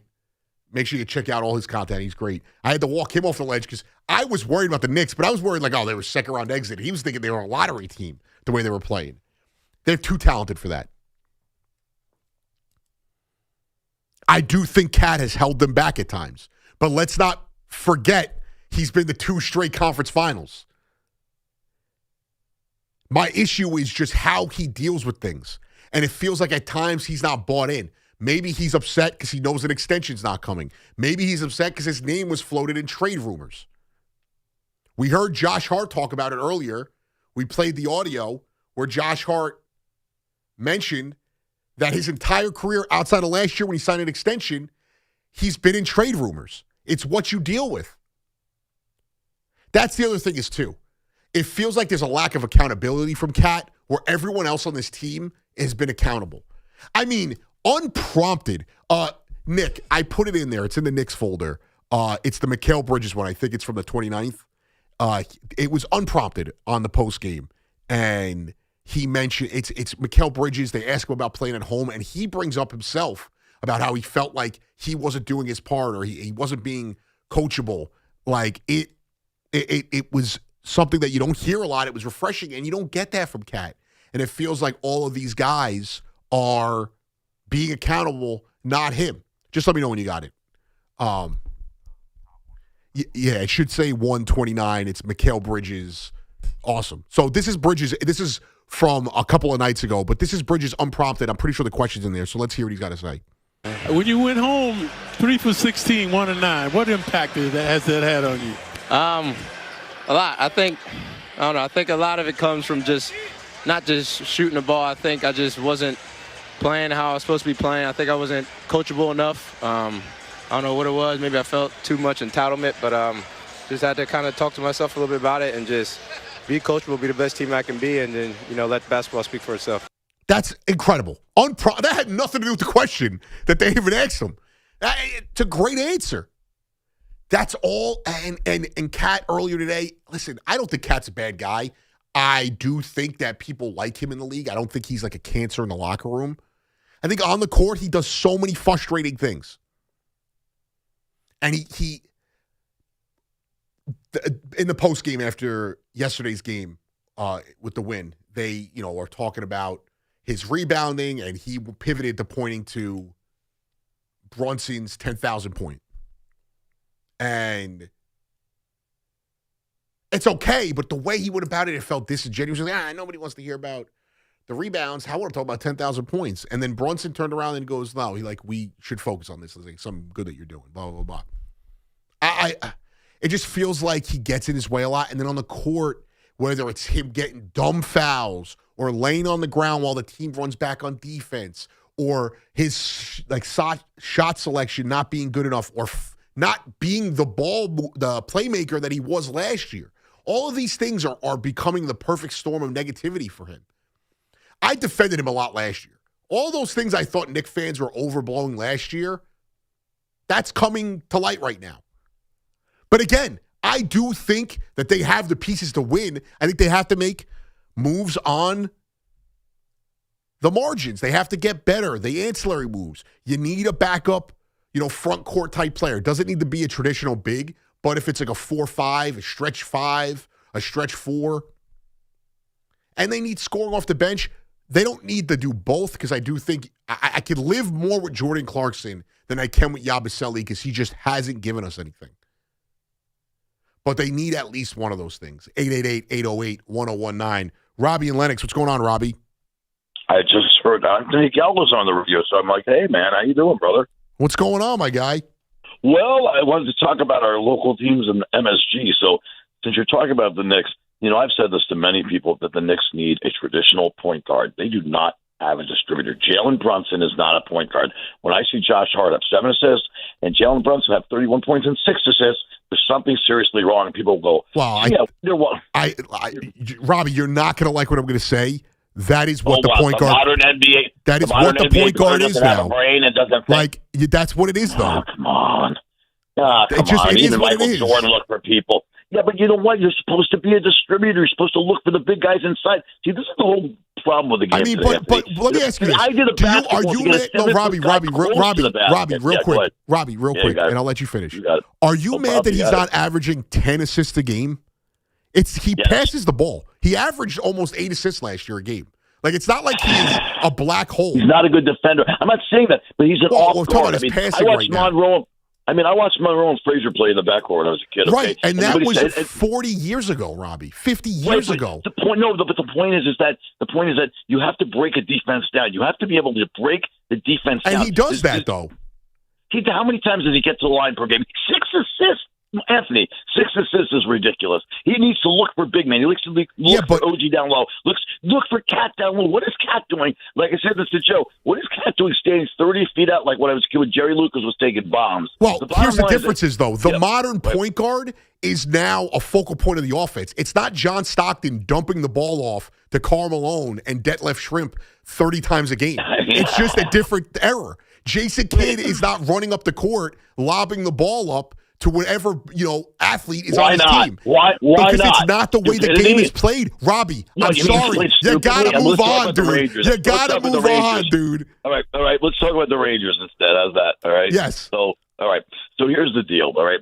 Do you have any faith, no matter what the Rangers do, that Chris Drury is going to do something right? Let me tell you something. I've never seen such an embarrassment. Yeah, I know they lost 6-5 and they got some late goals, but let's be honest. This game was over in the third period. I mean, it's embarrassing to what's gone on this season. Chris Drury took a team that was in the Eastern Conference Finals and basically, now look, we can look at the injuries from the start of the year. Vincent Trocheck was out till November. J.D. Miller was never the same. Igor's out. Fox is out. Now I'm going to ask you, if you had a healthy team and a Chris Kreider this year, would this team have competed the way Carolina continues to add players and be successful, the way Tampa Bay continues to be successful, the way the Panthers and now even the Islanders with a piece like Schaefer are beginning a rebuild and then but are transitioning to the playoffs. I mean, I cannot believe what has happened to this team, the way it's bottomed out. And I'm tired of hearing the excuses from Mike Sullivan all the time. Look, he doesn't have a lot to work with. This might be the worst bottom 8 in the NHL. Okay, this is a bunch of AHL players. You can see how slow they are on the ice. But I mean, after a while, the late goals in the periods, the undisciplined penalties. I mean, how many shots on goal today? You get one shot on goal was a goal. I mean, Anthony, it's disgraceful. I mean, Robbie, I agree. Hard. And you know what's frustrating is? Yeah, go ahead. Yeah. I appreciate the accountability with the letter, but we just went through this. Wait, it's BS. And we just went through this, and they built a team that was a couple of games away from the cup, and then you tear it down, and the Kreider move felt like he's not. I'm going to compare apples to oranges here. Yeah, the Kreider move didn't need to be like the Alonso move or the Nimmo move, where it was like, we have to change a culture. He was the culture. Like, right, and exactly. Right, when you say go finish what you're saying, I'll respond. No, but that's just, it just felt like an unnecessary moving on of somebody. Right. And then I also don't think that I didn't really like the JT Miller move last year because I didn't. It was horrible. Yeah, it was awful. You get a slow player with a big salary who's injury prone. Absolutely stupid. And they give up on certain young players too quick. Yep. And they yeah, like I don't understand it, and I'm not going to sit here and tell you I have the answers because my knowledge of the rest of the league is not. I watch really just the local teams when it comes to hockey. I am a Rangers fan. Yeah, exactly, and it's not like I'm a diehard my whole life. I mean, it's my favorite team. And I hear it from my neighbors. Like I wear my Rangers gear, and it's so funny. I wear my Rangers gear, and so many people come up to me and start venting about how upset they are with the team. I do it all the time, and I'm here in Massachusetts for 21 years, and I'm a frustrated radio guy right now because I'm between radio gigs. But, my buddy Ralphie from Manhattan, that's my broadcast partner. So he's down in Florida now, so maybe he's listening on the overnights. But, Anthony, you know what? I really enjoy your show. You're like one of the best hosts. And why don't they put you on Saturday, take Monica, and give him a rest? I'll call Chris. Take his day off. He's got his family. You have kids, do you? No, right? I don't have kids. No, I don't. I don't have kids either. I'm 61. I'm 61. I have kids. I was telling Chris, take the weekend off. Spend the time with the kids. Put Anthony Gallo. Listen, we are part of the great. I appreciate you. We're a part of the great Carton show with Christmas Monaco. Remember, he is at the tail end of that. Those guys are not the reason why. I want to say this: Hoff, McMonagle, they did not curse the Islanders. They were preaching. They were trying to get everyone in there. They did not curse the Islanders. The rest of that crew, though, bad apples. I'm sorry. That's what it is. Fat Joe, Tommy Lugauer. Bad luck. I'm just saying. I think Ledecky needs to, vet the list next time Gio does this. Still waiting for one of them to call in. And Nico, who's here to take a nap before he goes on in the morning on the board, big Islanders fan, is not happy either. A lot of not happy people here. Rosenberg, the most unhappy out of everyone. So the bad juju is now residing at UBS. So if the Islanders go on a bad streak, we know who to blame. They put the Lugauer. It was actually pretty awesome what they did. The Islanders do a great job. I know I'm having a little bit of fun here because I am a Rangers fan, and it's more enjoyable. If this was a Rangers game, I'd be like blaming. I would be very angry. But they did a great job with it, and Tommy should be happy, but also he may be the downturn of the Islanders yet again. When they do the 30 for 30, if Schaefer leaves in 4 years and they do a 30 for 30 why he left, it's going to be like Tommy Lugauer in the ad. The click machine. No biggie. 888-808-1019. It's going to be, they're going to get a lot of blowback. I'm just saying, look at Fat Joe. They blame him for that Yankees loss. Did I break yet? I don't even remember. No, right? No. Okay. Well, so we'll do that right now. I'm having too much fun. 888-808-1019. Anthony Gallo on the Fan. When we come back, I do want to jump a little bit into the Giants situation. We talked about the Jets. Let's get into the Giants. The cap's going up. They're going to hire a VP that's going to report to Harbaugh. A lot to get into. Anthony Gallo on the Fan. The Nets head to the Motor City to play the Pistons. 6 o'clock tonight. The home of Brooklyn Nets basketball is The Fan. 101.9 FM and always live on the iHeartRadio, TuneIn, and Odyssey apps. As cold weather arrives, snow and ice follow, making it extremely difficult for police officers to safely do their jobs. Private and municipal building owners, commercial store owners, residential homeowners, police precincts, and precinct parking lots in the city of New York have legal responsibilities within a certain time frame to make sidewalks, entranceways, and parking lots free of snow and ice. Unfortunately, many of these property owners fail to maintain their premises free from ice and snow, thereby creating dangerous conditions for members of the law enforcement community. Many officers have been seriously injured by these dangerous conditions. Decolator Cohen and DePrisco has brought numerous successful lawsuits on behalf of police officers injured by the negligence of property owners failing to keep their premises free from snow and ice. Examples of these results are featured on their website, policeofficersrighttosue.com. If a member of the law enforcement community is injured as a result of a property owner's failure to remove snow and ice from their premises, contact DCD at 800-901-1-LAW or visit them at policeofficersrighttosue.com. There are 90-day time limitations to file a notice of claim if a municipality is at fault for causing the injury. Town Fair Tire honors any valid rebates, manufacturers or competitors' rebates. Yes, even any competitors' rebates. And we give you the guaranteed lowest price. Nobody beats Town Fair Tire. Nobody. Town Fair Tire. Do you owe $10,000 or more in credit card debt or personal loans? With credit card debt at all-time highs, Debt Relief Advocates is urgently notifying consumers of debt relief now being made available, designed to aid consumers with out-of-control credit card debt. Those who qualify and enroll for this relief program will only have to pay back a fraction of what they owe. This is not bankruptcy or a debt consolidation loan. This is a relief program that credit card companies would rather you not know about, as it ends your debt nightmare and saves you lots of money. Consumers owing at least $10,000 in credit card debt or personal loans can now take advantage of this debt relief as the cost of living skyrockets. Debt Relief Advocates has established a relief hotline for you to call to learn what debt reduction you may qualify for, so don't wait. For this free information, call the Relief Hotline at 800-390-1164. 800-390-1164. 800-390-1164. We asked parents who adopted teens to share their journey.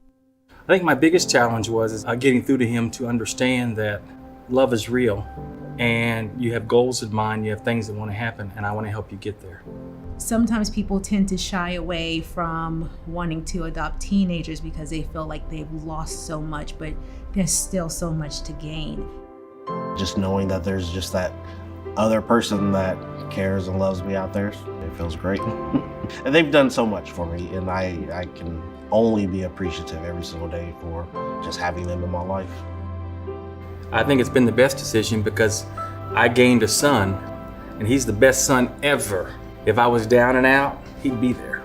Learn about adopting a teen from foster care. You can't imagine the reward. Visit adoptuskids.org to learn more.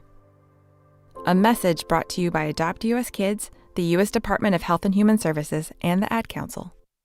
If you are an athletic supporter, call now. 888-808-1019. Powered by Paramount Plus. Count on Paramount Plus to stream every NFL on CBS playoff game. We are back. Real quick, as a part of the agreement, the NFL will take a 10% ownership stake in ESPN, in Disney. Oh, in Disney-owned network, which is valued in the billions. ESPN will own and operate NFL Network, become the official home of fantasy football by merging the NFL's product with its own, and have a linear rights to the Red Zone channel. So it's kind of big news.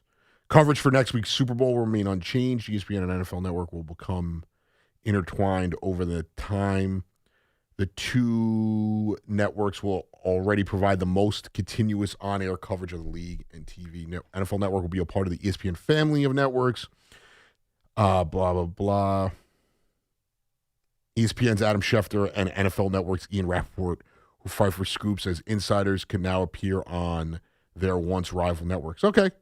So that's, the monopoly continues. The NFLification of all of this continues. If you thought they didn't talk about baseball now, just wait. Listen, hopefully, more streaming. That's what that means. I have Spectrum, so I get ESPN Unlimited, whatever it is, ESPN Plus Unlimited with my TV subscription. That is the only reason why I was able to watch the Royal Rumble today. Otherwise, I would have just not watched it because I'm not one of these like, oh, everything's streaming. It's just like I can't do it. I can't justify the purchase. I already have enough. I lucked out that Spectrum has, a good deal. Otherwise, I'd be not paying. I wouldn't be watching any of this. I'm a soccer fan, so most of the stuff that I watch has to be on streaming. College basketball, Peacock has a lot of hoops. Whether it's say at the Rutgers game, obviously we have Jerry on our air doing the Rutgers game, and they do a great job. They were on before us. But even watching the Rutgers game today, I had to put it on Peacock. So, and we're going to get a Super Bowl on a streaming service eventually. So, wait for that day. But back to the topic at hand. The Giants, we did the Jets. And if you haven't heard, earlier this week, they announced that the NFL salary cap is going up. It is going to be, let me get the exact salary cap increase. It's $22 million around there that's going up. It's going to go up from anywhere from 100. It's going to go up from $301.2 million to $305.7 million. An increase of over $22 million from the 2025 figure of $279.2 million. This marks the third consecutive year of major jumps. It's the TV deals, all of that. So what that means, the Jets have a ton of money. The Giants do not. The Giants are going to have to play around with some of the deals, and they're going to have probably around 30 to work with. Cap's risen $100 million in just 4 years, up from $208.2 million in 2022. That is crazy. First time in league history that or at least a per team cap will exceed $300 million. So it was 255.4, then 279.2, and then it's going to be above 300. What does that mean? That means the Giants and Jets get a little bit of grace, and they're going to be able to now make some moves that potentially could help them in the long run. Maybe, just maybe, they'll be able to go out and add the pieces they need to add before the draft even starts. And then when it comes to draft time, they can really hone in on what they want. NFL free agency is, in my opinion, the best free agency because in a week, we know everything. Basketball, very good, very exciting, but then some stuff gets dragged out. The NFL free agency, it hits quick, and it's perfect. I wish MLB was like this because you still get moves as the season goes along. Guys get cut. You kind of get that secondary post-June 1st free agent signings and whatnot after guys get cut or traded. But for the Giants, this means they are going to have a little bit more leeway to make moves. And I'm sure the Giants in their planning have kind of planned for this. I'm just bringing up the article I wanted to see. But the other thing, too, is they brought in the head coach. Joe Shane is there. John Harbaugh is calling the shots. He is the guy. Joe Shane is essentially the assistant GM at this point. That's not a negative. It happens when you hire a coach like this. Go through any great coach, Mike Shanahan with my Broncos. It kind of was his downfall, was him end up having control over the complete roster. But they had a GM. He was the one making the shots. Belichick calling the shots. Parcells, any of these great coaches. At some point, Tom Coughlin became the guy calling the shots. It's just what happens. So it's not a mark on Joe Schoen. His ability is going to be able to how well can he prop up John Harbaugh. Jordan Rannon speaking to Giants Nation Show podcast, whatever the hell that is, from the Senior Bowl. Jordan works for ESPN. He said the team is creating a new executive vice president position. I heard the Giants are hiring some sort of executive vice president. The interesting part of that to me is that this role, they're hiring a lot, blah, blah, blah. This role, there's going to be a whole bunch of new positions. That this is one that I heard about. They talked to a bunch of people about. The interesting part about that to me, this executive vice president, whatever the role may be or turn into, it reports directly to John Harbaugh. That is very interesting when you're talking about he doesn't report to the GM, but directly to Harbaugh. Harbaugh is running the show there. Shocker. It's not. But that is a key there. That is going to be a major factor. I'm sure that is part of why he took this job, the control he's going to have.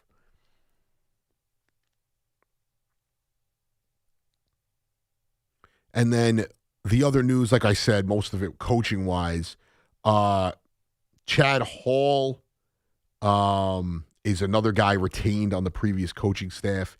He was team's assistant quarterback coach. So there's that. He obviously somebody who did a good job with the team. The Giants have $35 million in cap space before cutting someone. So that's what happens with that raise.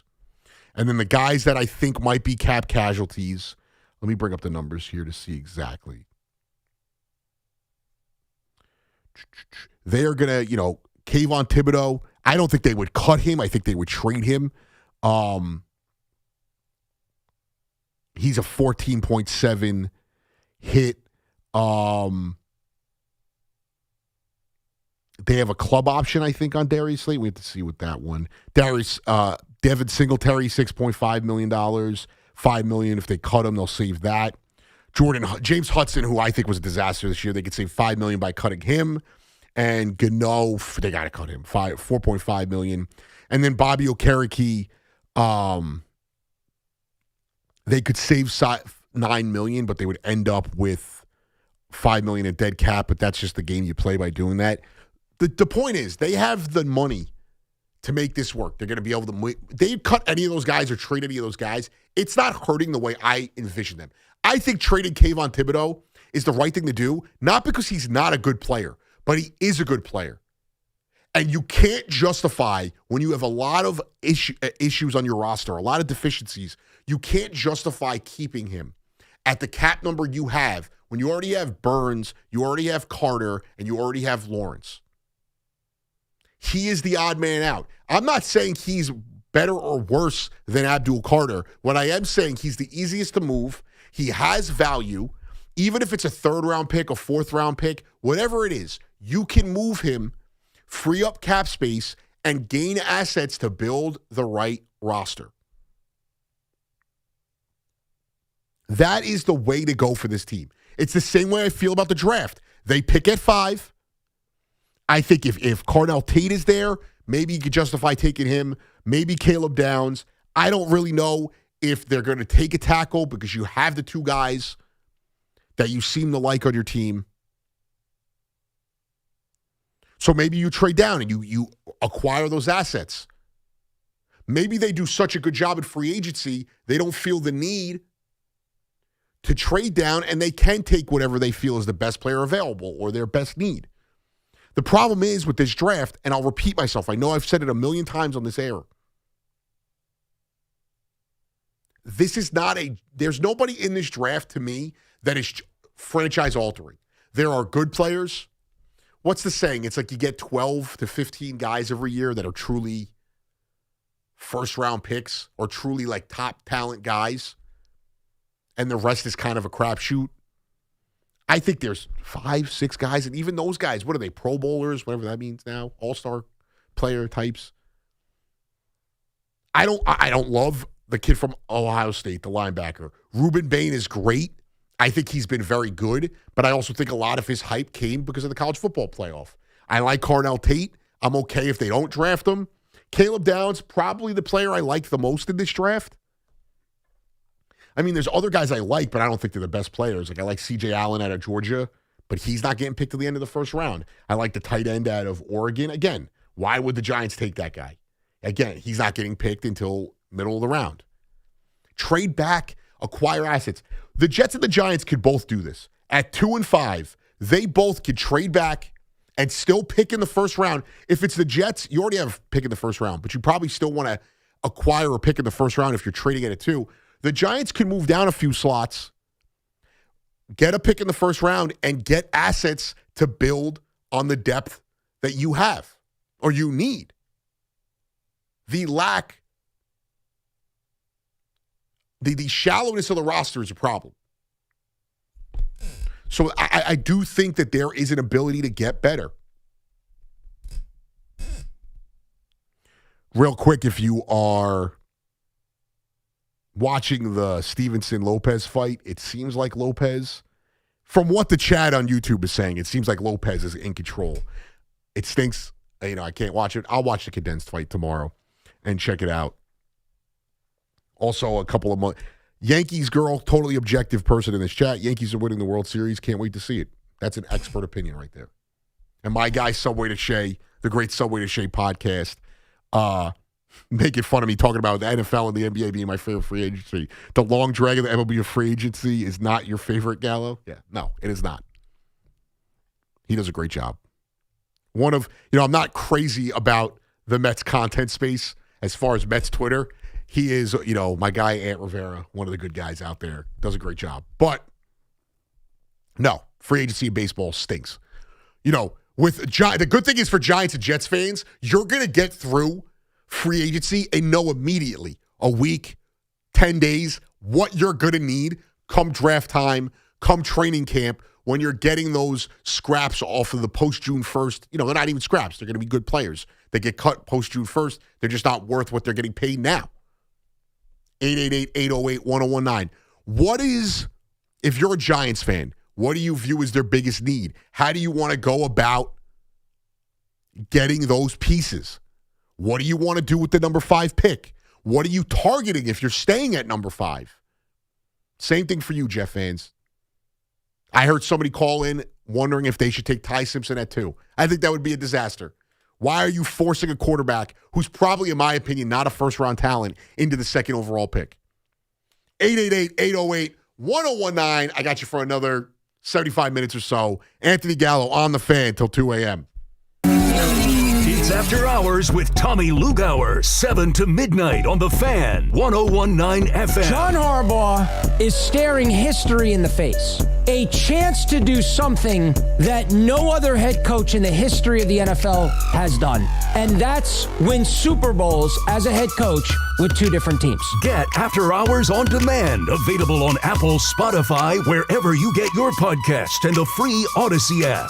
This is Alex Shulman of Shulman & Hill, New York's premier injury law firm. We'll always stand up for you if you're injured in a slip and fall.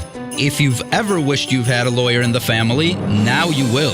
At Shulman & Hill, it's never one and done. Once you're a client, you're always part of our family. Shulman & Hill, we're not just New York's law firm, we're your law firm. Get your free consultation at hurtny.com. That's hurtny.com. Imagine a gentleman's club with over 200 gorgeous exotic dancers every week. Hey, big boy. From the people who make fantasies come true, Gallagher's 2000 in Long Island City is the place to be. Gallagher's 2000, a gentleman's club for today, gentlemen. Gallagher's 2000 features 2 floors, 3 stages, discounted drinks, VIP, champagne rooms, and dinner specials every night. Gallagher's 2000 offers complimentary lunch Thursdays and Fridays with any drink purchase. Come on down, big boy. Gallagher's 2000 is New York's largest upscale gentleman's club, and Gallagher's 2000's bachelor parties will blow you away. For their bachelor party specials, call 718-361-1348. Gallagher's 2000 is located at 4319 37th Street in Long Island City, Queens, just a half a block north of Queens Boulevard. Call 718-361-1348. Gallagher's 2000 is unlike any club in New York. Come tonight for the time of your life. Gallagher's 2000. Let your imagination run wild. You make sure his toys don't have any sharp edges. You taught her what to do when the smoke alarm goes off and to wear a helmet when she rides her bicycle. You do so much to keep your child safe. But are you using the right car seat for your child? Car crashes are a leading killer of children ages 1 to 13. Protect your child's future at every stage of life. For information on the right seat for your child, visit safercar.gov/the right seat. Sponsored by the New York State Governor's Traffic Safety Committee. At Town Fair Tire, New England's largest name brand discount tire dealer, you get it all. The guaranteed lowest price, the most free services, and we accept all valid rebates from any manufacturer and from our competition. Yes, we accept them all, even competitor rebates. Town Fair Tire, New England's largest discount tire dealer, now with over 120 stores from Connecticut to Maine. Nobody beats Town Fair Tire. Nobody. Name brands at discount prices. Town Fair Tire.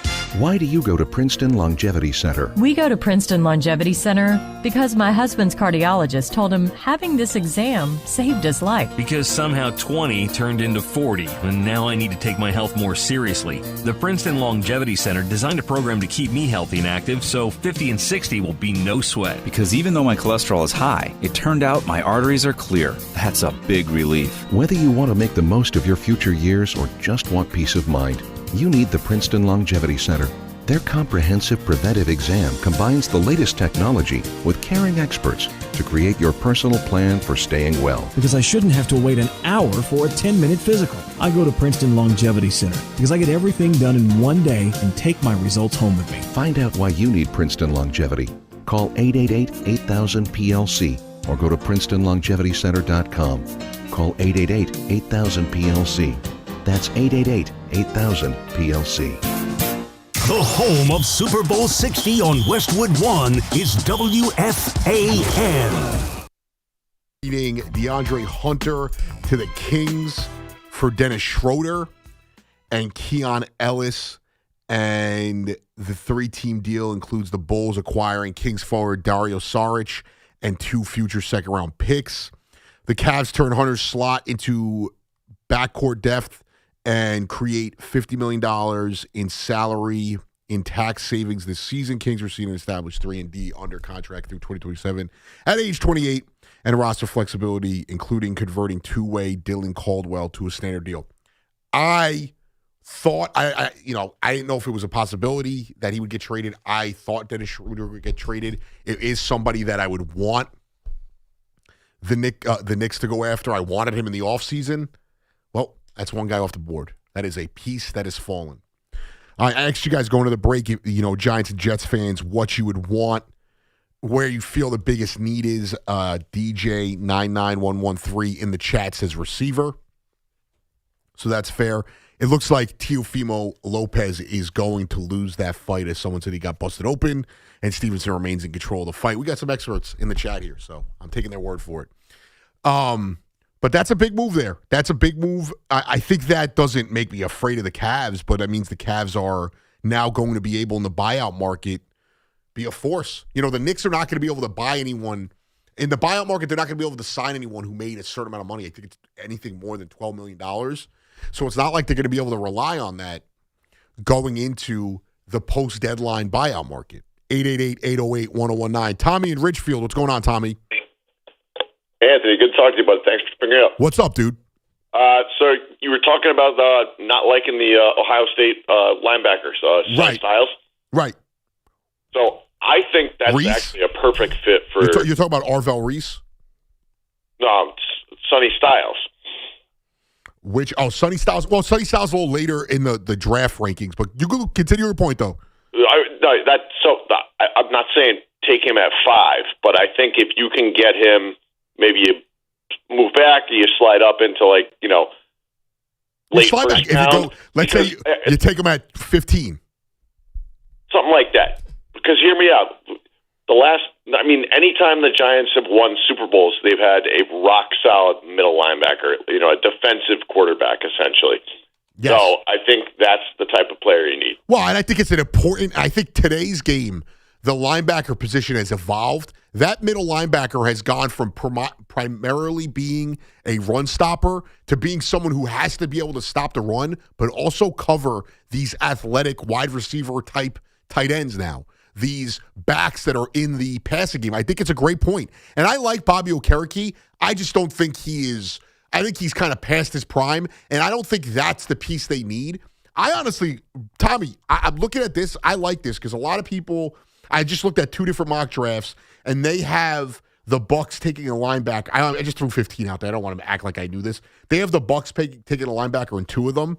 All right, maybe the Bucs want to trade up with you. I'm not saying that as a fact. I'm just, we're just spitballing it right here. Let's say absolutely. And five is kind of a weird spot because you're not going to get obviously the premier quarterback that you want, to trade, somebody needs to come up. Right. Well, it's like oh maybe you have pick up an extra second rounder and move back from 5 to 9 or something. There's so many stipulations that are going to happen. Well, and the thing is, too, I appreciate the call, Tommy.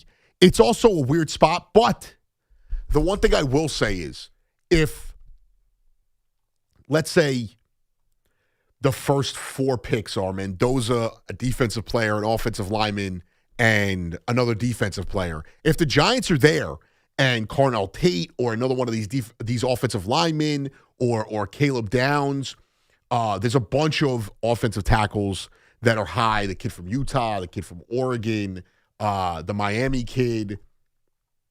There's a bunch of guys there that could be picked. They could make a trade for somebody who's desperate to get a wide receiver in Tate or a safety. I kind of like both those guys for the Giants, but I'm also okay if they pass up on them because I don't think they're game changers. Man, this guy just got destroyed. This is lacrosse, and they are brawling. This is awesome. The goalie destroyed some dude, and these dudes are brawling right now. I don't know what these teams are, but the NLL, they've got it on ESPN right now. That was kind of epic, and then they're cutting the UFC. Speaking of that, and I'm going to get to your calls, right back to your calls. I don't want to jump around topics too much, but this bothered me, and you know what? I hockey fans are going to disagree with me on this one. But I got to bring it up. I think his name's Cabrini, NHL player. Let me bring it up right now. Macklin Celebrini on the Sharks, first overall guy in the 2024 pick, the 2024 draft. He was a Baker Award winner, first team All NHL rookie. He's on Team Canada this year. Very good player. He gets a high sticking call in his favor. He kind of flinched because the stick came up. You flinch, it happens.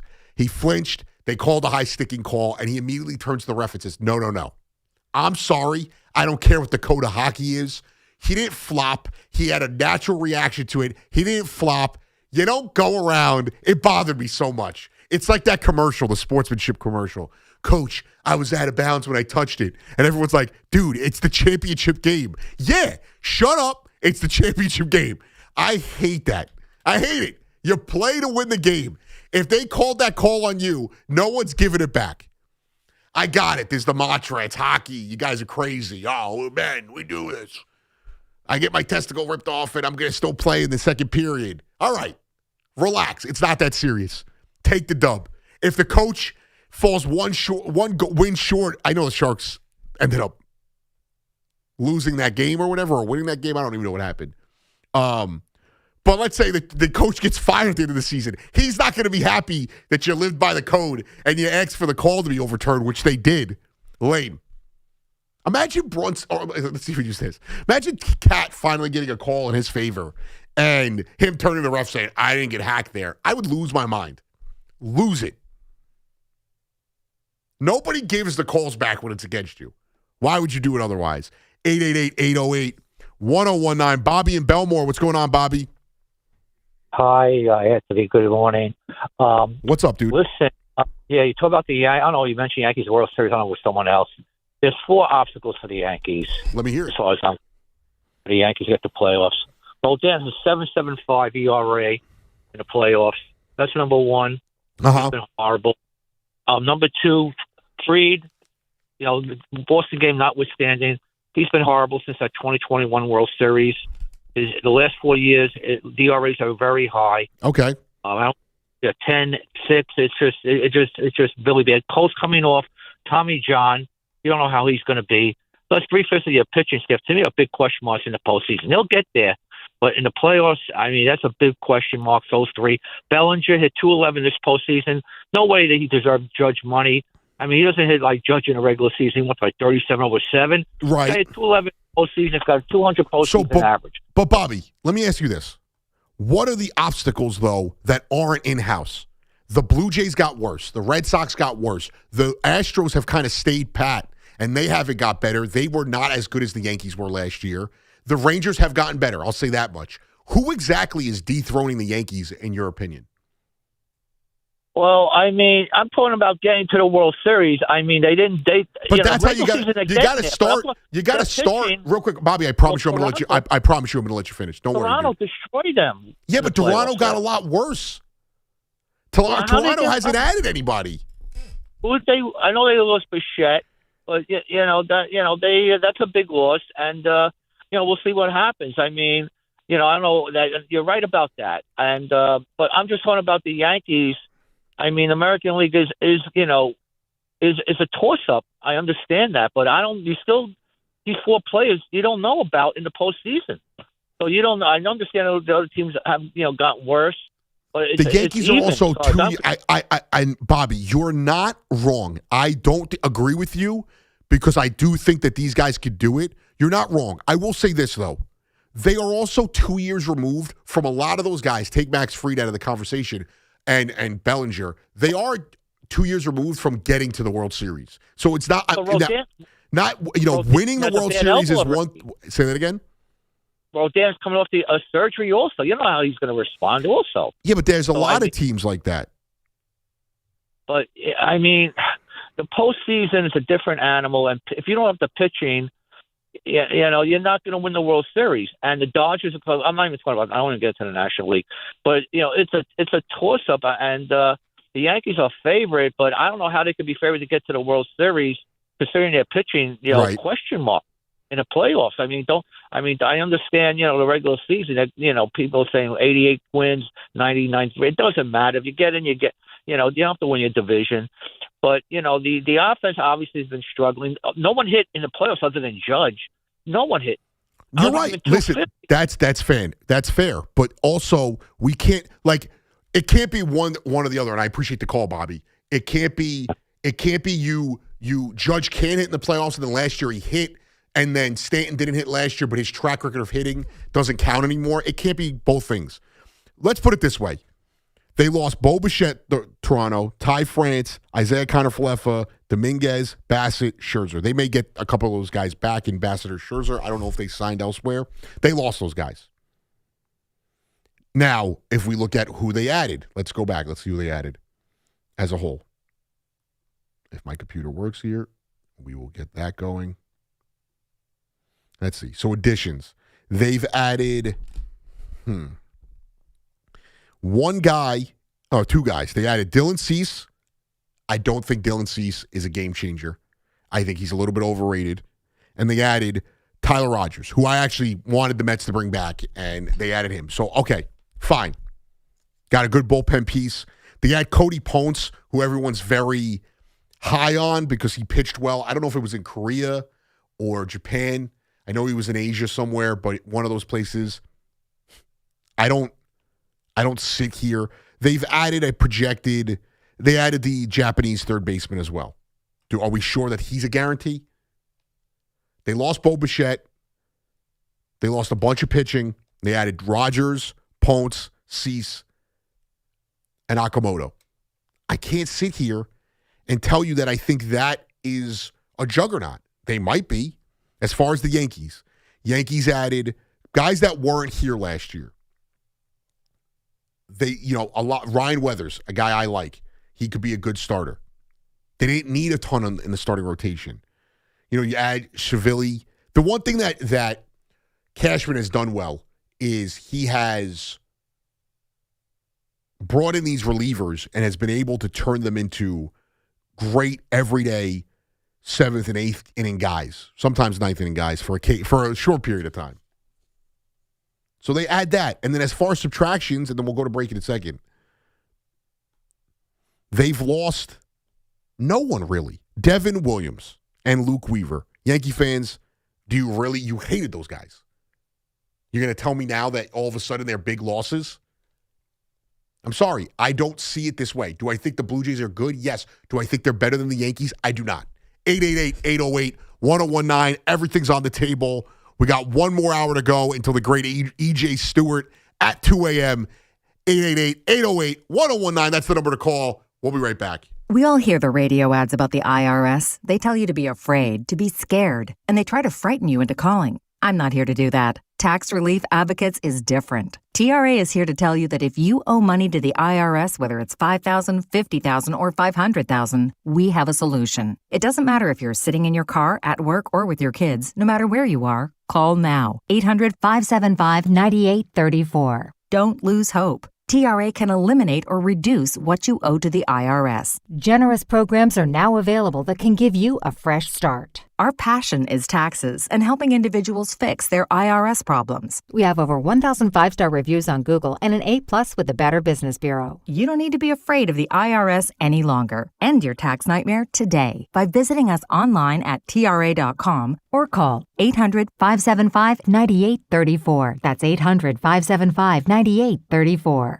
Tax Relief Advocates. Real solutions for real people. Why do you go to Princeton Longevity Center? We go to Princeton Longevity Center because my husband's cardiologist told him having this exam saved his life. Because somehow 20 turned into 40, and now I need to take my health more seriously. The Princeton Longevity Center designed a program to keep me healthy and active, so 50 and 60 will be no sweat. Because even though my cholesterol is high, it turned out my arteries are clear. That's a big relief. Whether you want to make the most of your future years or just want peace of mind, you need the Princeton Longevity Center.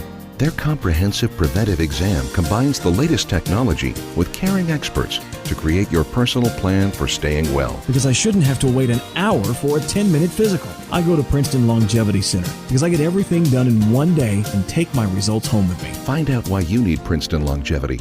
Call 888-8000-PLC or go to PrincetonLongevityCenter.com. Call 888-8000-PLC. That's 888-8000-PLC. The home of New York Giants football, The Fan. Runs out of the tackle, down the right sideline, cuts inside at the 5, in for the touchdown! 1019 FM WFAN. WFAN FM. WFAN FM HD1 New York. An Odyssey sports station. When this happened, you talked about it on The Fan. I would like to introduce to you the next head football coach of the New York Giants, John Harbaugh. We're here with one mission, to earn the right to be called the world champions in New York. When New York sports happens, talk about it here. The Fan, 1019 FM, and always live on the free Odyssey app. BS has cursed the Islanders. Gio, had to make some cuts, and me, Rosie, Connor left behind. The foxhole guys left behind. Lou Gower, his stench, the clicks machine, whatever he calls himself, the generational talent. They put him on the scoreboard up. And after they put him on the scoreboard, they lost. I think they're cursed. I think the end of the Islanders season took place on January 31st, 2026. Nick Theodoro, Pete Scarlatus, a lot of guys left behind here. The guys who make the engine run. I never get invited anywhere. Well, to be fair, I do think, actually, you know what? I take that back because there were some people there, not full-time. So, I look like the mascot also, if we're being honest. If I put a beanie on, I got to post a picture. If I put a beanie on, I look like the mascot. If you're watching on the YouTube chat, I'm getting fried for the shirt I'm wearing, which I think is a very fashionable shirt. Somebody in the chat, let me bring up their name, because I love this narrative. Jay Fed says Toronto's still got Vladdy, and he's the Yankees' daddy. That rhymes, so kudos to you, brother. But it's such a lame argument to say they're better than the Yankees because of that. Because you know who has better numbers and it outpaces Vladdy against the common opponent? Judge against the Blue Jays. But here's the thing is, Judge is the best, if not one of the best, Maybe Otani's the only one ahead of him, and I just saved that. Almost spilt my drink all over here, but I'm a pro. Quick hands, fast reflexes like a cat. But Judge doesn't have to let you know that he's somebody's daddy because he's just everyone's daddy. You know? Actually, he struggles against the Mets. That's about it. But that's such a lame argument. I'm sure I bring up Stanton's numbers. He crushes them too. Let me just clean up this mess that I just made. Don't worry. Hurley, if you're listening, I didn't spill it on the equipment. And we're good. It's seltzer. You use it to get it out, the dirt out of your clothes anyway. It was on camera. Cat-like reflexes. C-Mac's not the only athlete around here. All right? I really think the Yankees are. Stevenson won the fight, by the way. Unanimous decision. Lightweight champion. Okay, so that one's over. I will watch move this drink out of my way so I don't knock it over again. I'll have to watch the condensed fight. I still think the Yankees are maybe you want to put the Astros or the Rangers or the Blue Jays in the conversation with them. I still think the Yankees have as good a chance to make the World Series as any American League team. Let's see, 2026 AL odds. Yankees are the favorites. The Mariners, sorry, I keep forgetting the Mariners. Right now, MLB futures are, let's bring them up here. The MLB futures have why can't I bring this up? What the hell is going on here? Here we go. Yankees are right now. This was January 16th. They put this out on ESPN. The Yankees have the second best odds to win the World Series. Let alone the best odds to win the American League. I still can't believe the Mets number is at 89.5. It doesn't make sense either. You have the Dodgers at 102. You have the Phillies at 91.5. You have the Braves at 88.5, and you have the Mets at 89.5 for their over-under and wins. Where are the Mets getting these wins from? That's why I never understand the odds makers on that. I get it. It's about where the money is, and it's, kind of a feel. So I can't sit here and tell you that the Yankees are not the favorites, in my opinion. In the chat, someone asking what the song was. It's Mayor Hawthorne, Can't Stop Thinking About You. Little gem. He's a beast. Let me double check that. I'm almost certain that is it. Yes. Can't Stop. He's awesome. I think it's Stone's Throw is the label. They had a lot of underrated artists on there. He's dope. Old school sound. He's not old. It's not an old artist. I think he was dropping music 08, 09. He's got a ton of great stuff. Definitely check him out. 888-808-1019. Jason in the Bronx. What's going on, Jason? Yo, what's going up, man? First time I'm hearing it. You're pretty dope. That's cool. I was listening in, watching on the YouTube. I noticed your USA Thank you. Football. You like it? Pretty dope. You like the way it looks? Not so much. I'm going to be honest with you. It's not my kind of brand and color. Okay. Fair. But anyway, what I wanted to get, I'm a big soccer fan. I've been watching over 10 years. Not to brag. I've been to a few games in Europe, whatnot. I was actually in Paris when France won the World Cup. That was pretty cool. That's dope. Anyway, I hope you know, this is not a very good national team that we have. And one thing that I don't like is people are going to be drinking Kool-Aid, and you're going to see all the, Pulisic, Kenny, Adams, these guys who are not really doing anything special in Europe. Jason, that's not true. That's absolutely not true, though. McKinney is a stalwart in the Juventus midfield. Christian Pulisic might be the highest-rated player in Italy right now. I'm not saying they're going to win anything in the World Cup, but Jason, I appreciate the call. For the sake of me keeping these opportunities to host, I can't break down the U.S. men's national team. I promise I will do it. Hopefully Hoff will let me do it on the WFAN Daily. Jason, I appreciate you. Even though you didn't like my salmon-colored U.S. men's national team goalie kit, listen, I think they're a better team than people give them credit. Do I think they're going to win anything? No. Get out of the group, maybe win a game in the knockout stage, and I'll be happy about it. World Cup's around the corner. I'm going to spend an ungodly amount of money to go see them play in Seattle, hopefully. And I will regret it because they'll probably lose to Australia in a disappointing fashion, but that's what we do. Jason, I appreciate the call. It's nothing against your take. We are going to, I'll be in trouble. If I did a thorough breakdown of the U.S. men's national team right now, when we get to the World Cup, hopefully somebody throws me a bone and lets me talk about it. 888-808-1019. Speaking about the World Cup, though, the WBC around the corner, before we jump back into the conversation we already had. And then we have Lindor not playing for Puerto Rico. I do think that's his decision, but there's now this growing sentiment that they may pull out of the World Baseball Classic. I don't know if that is true, or if it's just posturing by them. But the president of the Puerto Rican national team, Joey Sola, the tournament after 8 of their 10 players would be denied coverage, so they might withdraw. The option is on the table.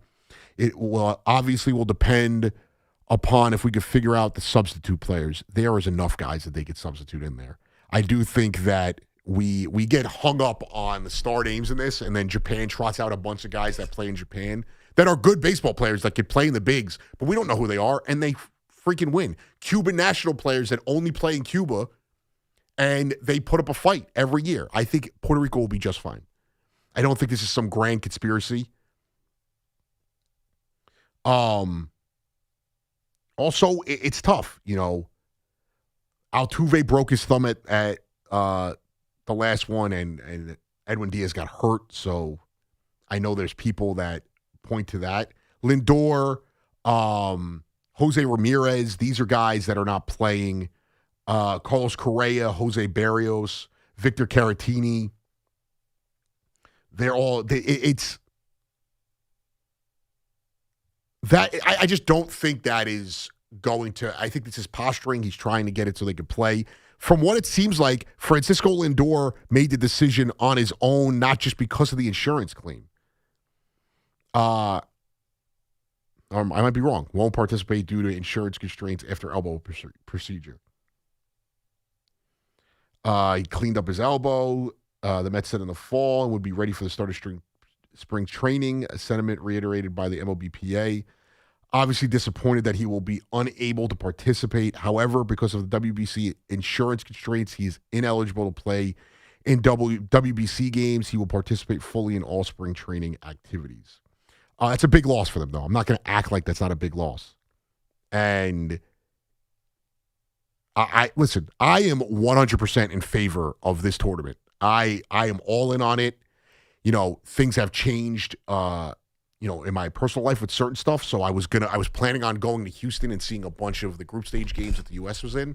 Maybe I'll try to go out there if the tickets are cheap enough and I get a cheap enough flight. But, life comes at you. Sometimes you got to make decisions. So I'm into this. I think it's a great thing. I know a lot of people, mostly older people, don't care about it. They think it's stupid. Well, who cares? Sean Morash. Sal, I love Sal, but this is awesome. And everything's got to start somewhere. Every iteration of this tournament has grown more and more. Every single one of them. It's gotten more exciting. It feels like what really jumped off was the Adam Jones robbing of the home run is really what set the tournament off. The last time this was around, it was electric. And I was all in, each time, but it felt like this was the first time that people actually gave any kind of emotional baggage to it. I think it's a great thing for baseball. I love it.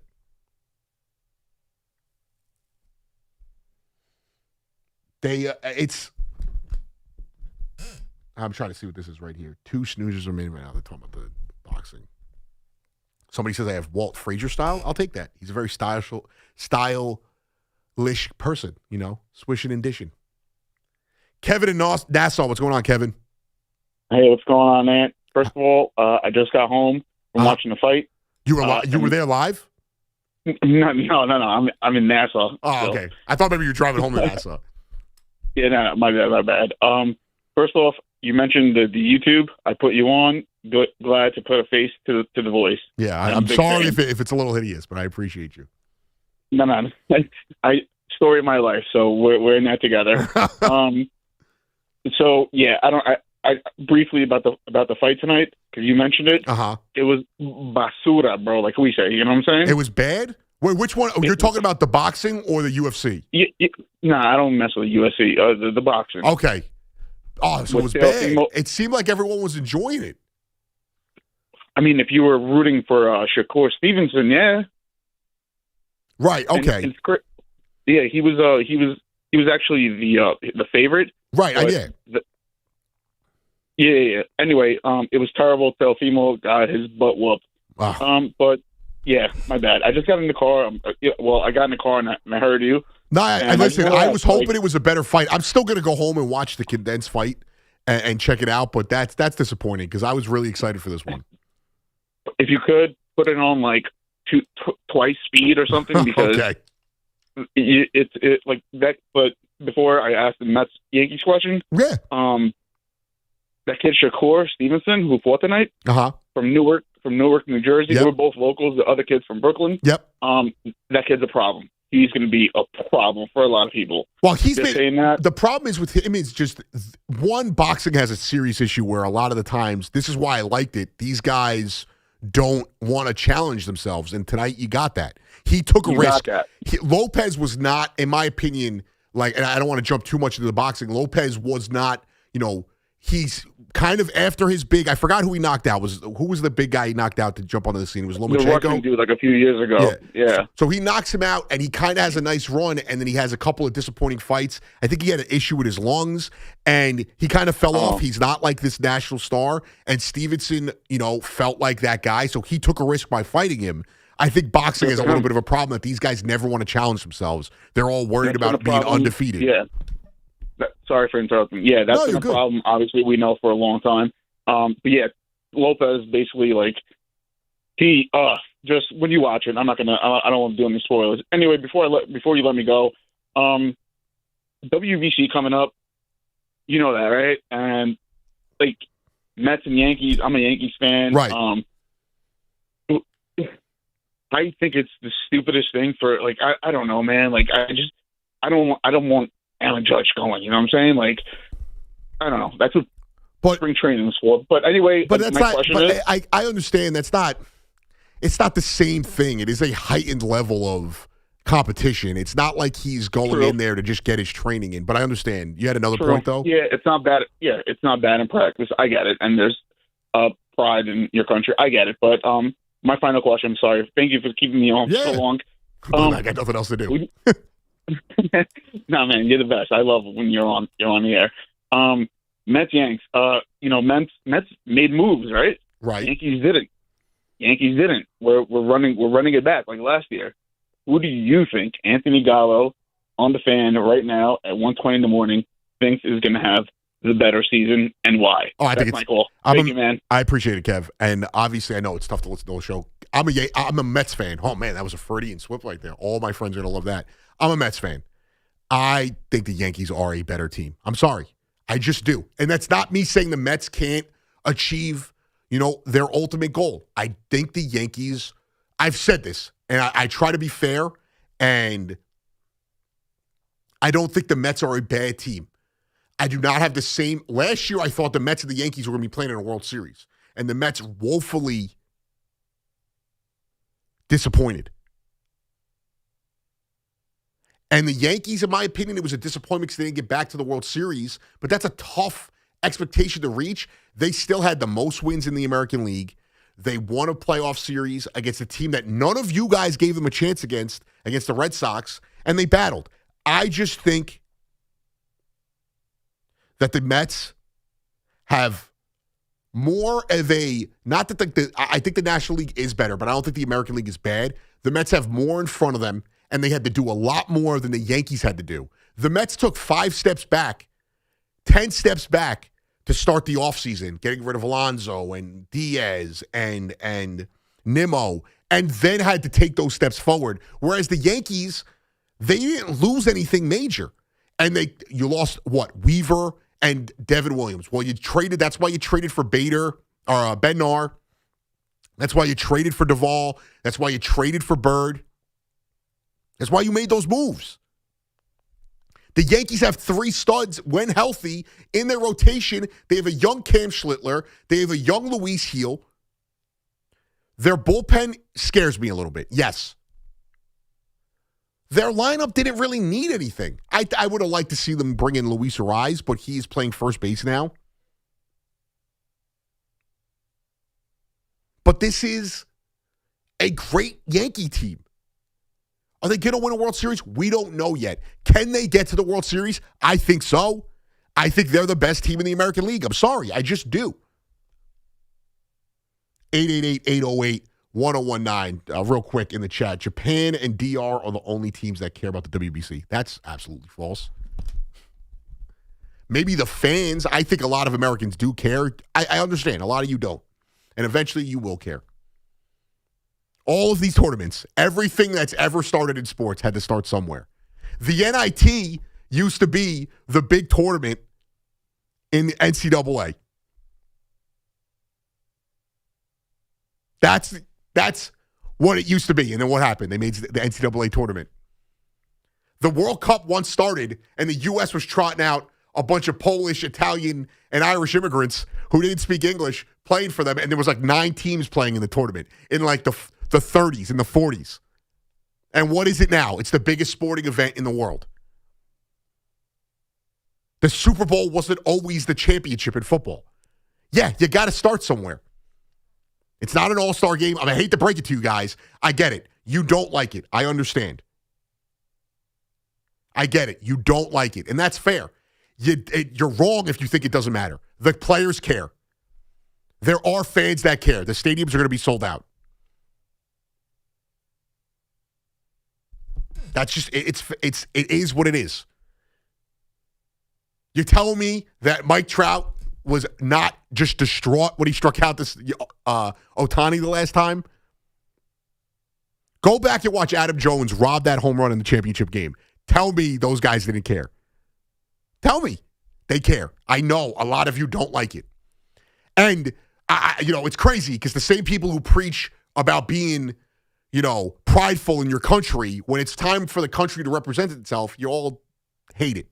Whether it's hockey, whether it's this, the World Cup, you guys care for a little bit, and, most of you don't even root for the U.S. anyway. I think it's an awesome tournament. I think the last 2 tournaments that they've had have really shown what this thing can be. And the more it grows, and it is great for baseball. You tell me those guys, those plumbers from the Czech Republic that were winning games, that's not going to help grow the sport. That's the other thing is, too, you love baseball. They need every help they can get to keep the sport growing. No, not everything could be the NFL. We're only in our pocket of America. Do we need to care about it for it to grow? It's just not the case. It's also the least international sport out of all the sports we play. Maybe it competes a little bit with hockey. It's the truth. Outside of the Super Bowl, it is not as popular as baseball and basketball. Basketball might be the second most popular sport in the world to soccer. Baseball has been surpassed in viewership by soccer. They just put that out. It is what it is. I am totally okay with it. And listen, it is not the same as the NBA Cup. Totally different. And I have fun watching the NBA Cup. It is what it is. I don't take it too serious. I had a little bit of fun when the Knicks won it. It was cool. It was fun. It's whatever. It's not the same. This is a serious tournament, in my opinion. The guys care. They care. You see it. They care. And I think that's awesome. And no, you know why not 162 games they don't care? Because when they're playing the Reds, when the owner doesn't even give a crap about putting a competitive product on the field and there's 15 people in the stands, why would they? When the Marlins and the A's just care about pocketing the luxury tax money, why should they? They're not playing for anything. I don't know if they get bonuses for playing in the WBC. If it's like the World Cup, they don't. And maybe it's the soccer fan in me that's adjusted to this and understands that, you can have both. Yeah, I want the U.S. to win the WBC. I also want the Mets to win the World Series. I could chew my gum and walk at the same time. And I also think it's okay if you don't like it. But you can't lie and tell me it doesn't matter, because it does matter. It may not matter to you. It matters to the players. There's a lot of people, millions of people that it matters to. 888-808-1019. We got a lot more to get to. Anthony Gallo on the Fan. Don't miss Aaron Boone live in studio tomorrow at 3 p.m. with The Carton Show as Craig Seamack and the Yankees manager fire up the hot stove with the latest on the Bronx Bombers as they get set to head to spring training. Your home for New York Yankees baseball is The Fan. 101.9 FM WFAN and always live on the free Odyssey app. This is J.J. Hill of Shulman & Hill, New York's premier injury law firm. We'll always stand up for you if you're injured in a slip and fall. If you've ever wished you had a lawyer in the family, now you will. At Shulman & Hill, it's never one and done. Once you're a client, you're always part of our family. New Yorkers in every borough, on every block, know us by name. Shulman & Hill. Get your free consultation at hurtny.com. That's hurtny.com. Looking for the best value on new tires? Get to Town Fair Tire. We honor every valid manufacturer's and competitor rebates and give you the guaranteed lowest price. Nobody beats Town Fair Tire. Nobody. Town Fair Tire.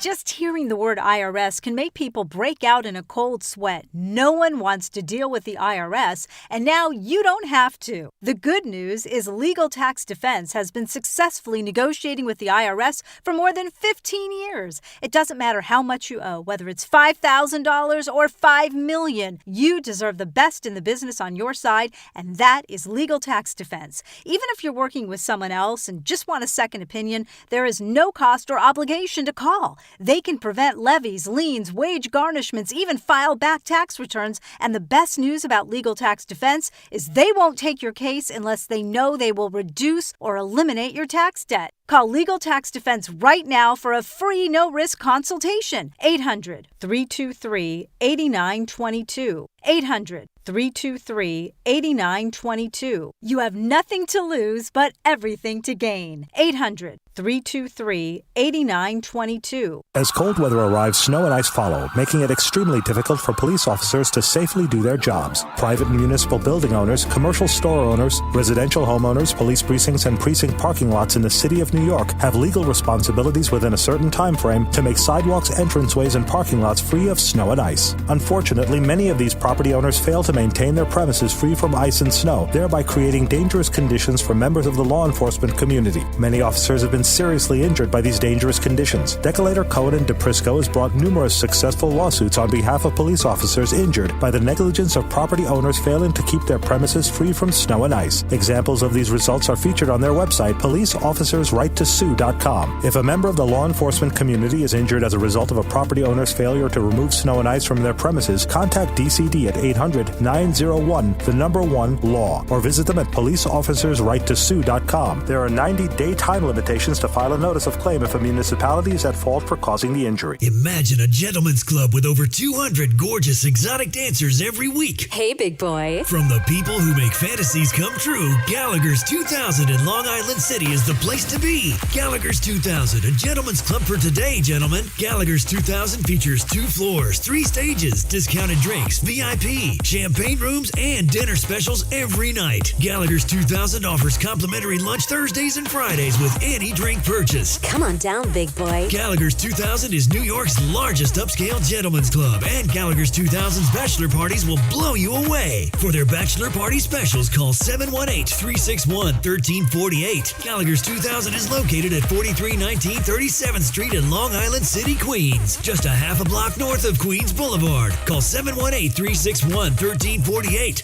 Gallagher's 2000 is unlike any club in New York. Come tonight for the time of your life. Gallagher's 2000. Let your imagination run wild. Running a small business is a daily balancing act. One late shipment, one price hike, one employee issue, and your whole month, maybe the entire year, could be in trouble. That's where LendSeek comes in. I needed $100,000 fast to keep up with inventory demands. LendSeek had me funded the same day I applied. Between their AI platform finding the fastest deal and a dedicated funding specialist guiding the process, it couldn't have been easier. Our AI-driven platform matches your business with the right program from over 100 funders, up to $2 million in as fast as 24 hours. Don't wait until it's too late. If you've been in business at least 2 years with more than $500,000 in annual revenue, qualifying is simple. No collateral, no out-of-pocket costs, no hassle. From lines of credit, term loans to revenue-based financing, LendSeek is open for business. Apply in minutes at lendseek.com. That's LENDSEEK.com. Hey! My dad is bringing home the best birthday cake ever! It was my 5th birthday, and my dad was bringing home the cake. Should have been here a half hour ago. The cake never made it, and neither did my dad. That was the day a drunk driver killed my dad. Daddy?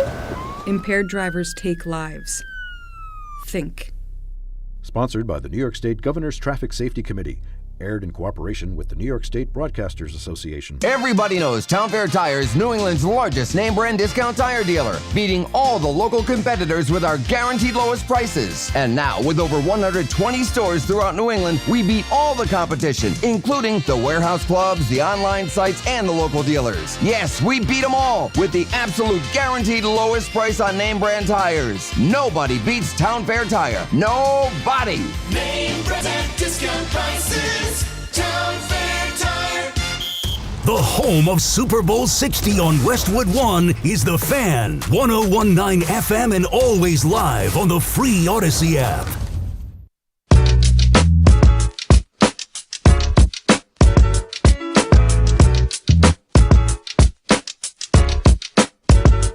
Oh, that's right. Anthony Gallo on The Fan and a special fan focus brought to you by Chef IQ. I'm focusing on the Knicks and the trade deadline. If you didn't hear earlier, a target, in my opinion, for the Knicks, Dennis Schroeder traded to the Cavs as a part of a 3-team deal. DeAndre Hunter to the Kings. Dario Saric picks to I forgot who it was, to the Bulls. And then Ellis and Dennis Schroeder to the Cavs. So that is, in my opinion, and that creates, luxury tax space for the Cavs, which, is going to help them when it comes to the buyout market. So it's something to watch. I could go for some wok right now. Nice pork fried rice or something. It's late, so I'm getting a little hungry. I've been a good boy.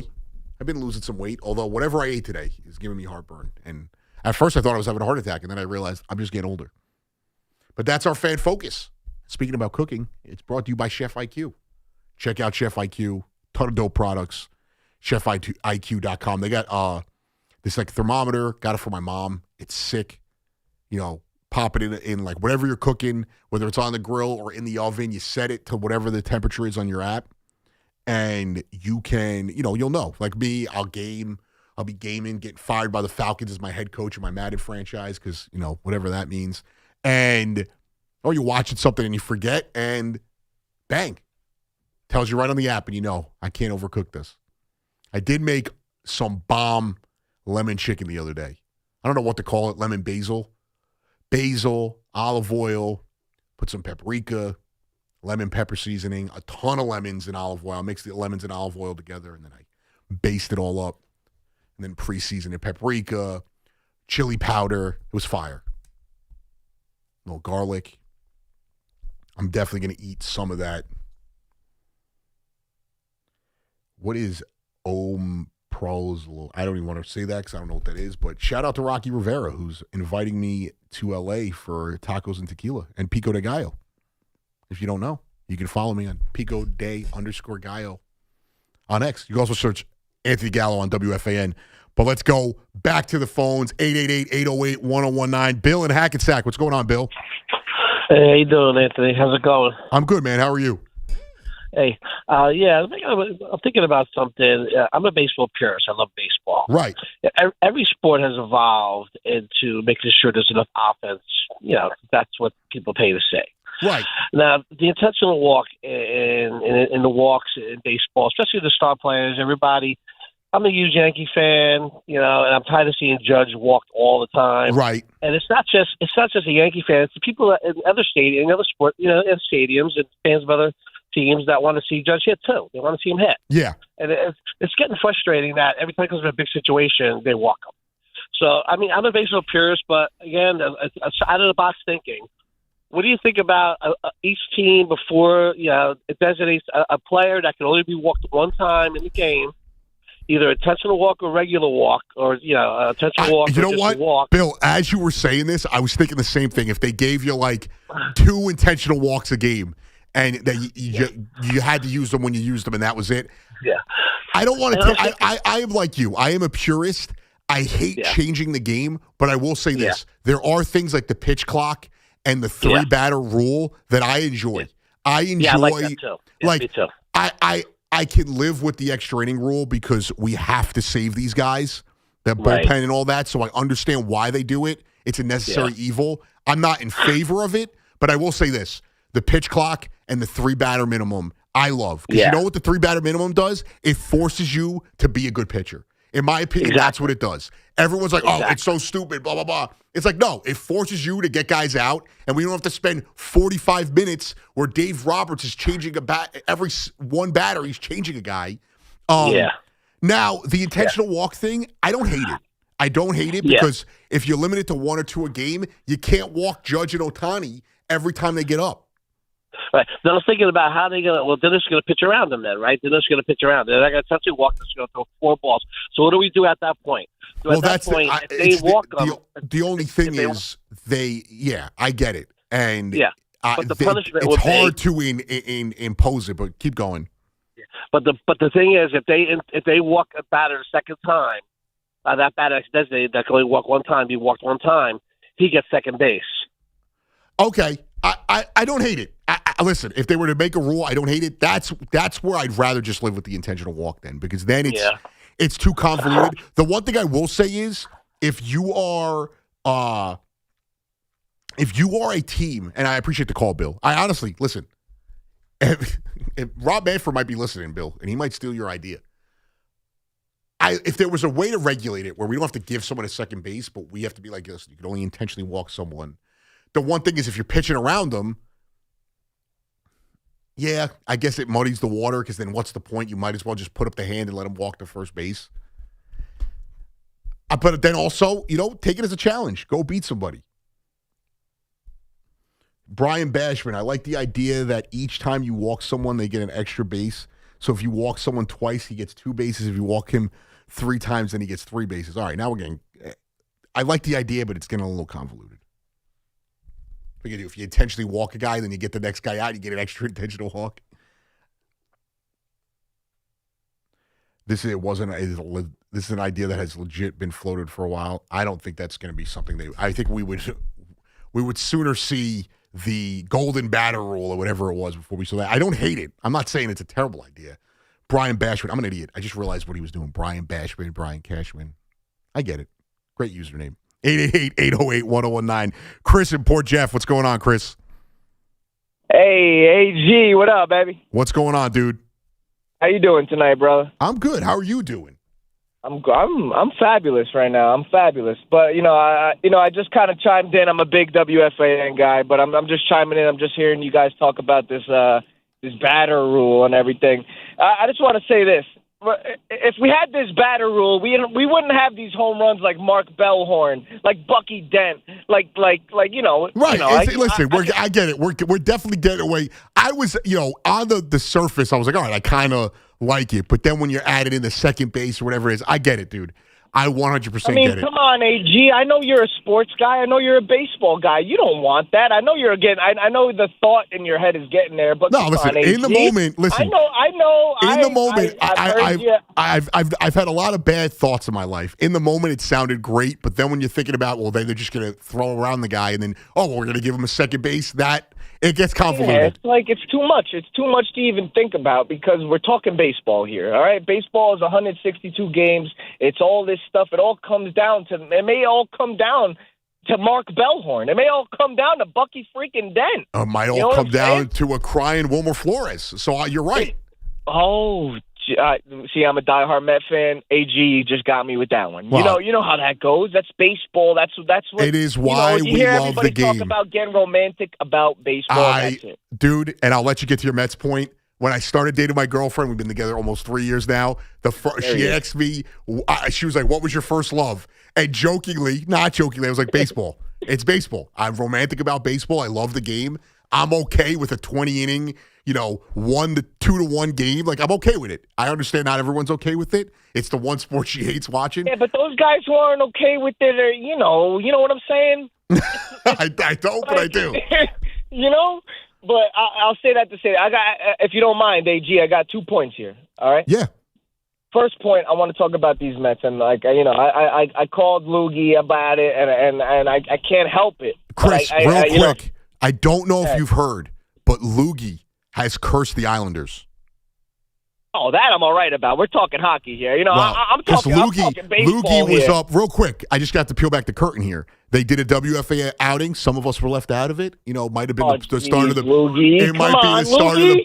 That's Gio really that put it together, but they might be the start of a bad juju. But they put Loogie on the scoreboard. Islanders were up. They lost the game. Yeah, but I love Gio though. It's all right. Yeah, I love him too. It's all love. But if the Islanders fall flat on their face, the Loogie moment will be like the Fat Joe moment for the Yankees. But what was your Mets point? What? That may be the best thing to happen, to be honest. So then everybody gets to call in and rank on Loogie a little bit. As a WFAN digital guy, it would be awesome. But continue your Mets point.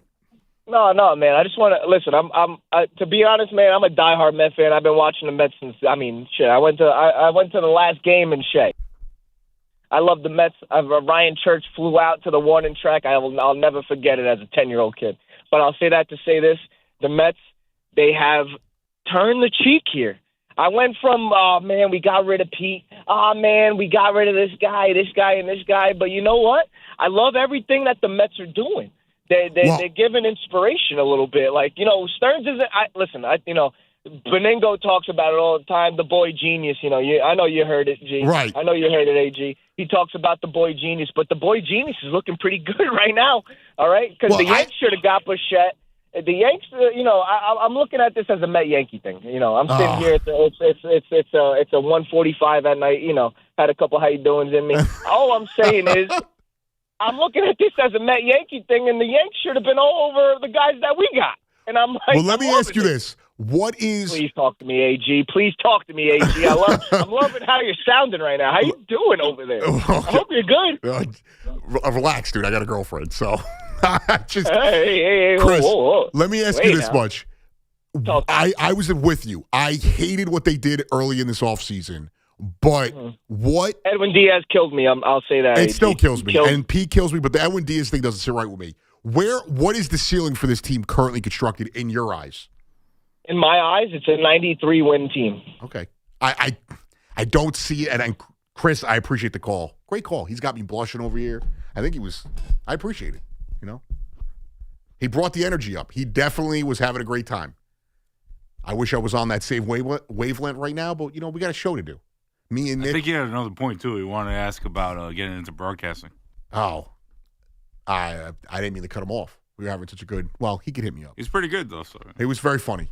He got me to laugh there. But, we're professionals. We can't have drinks till afterwards.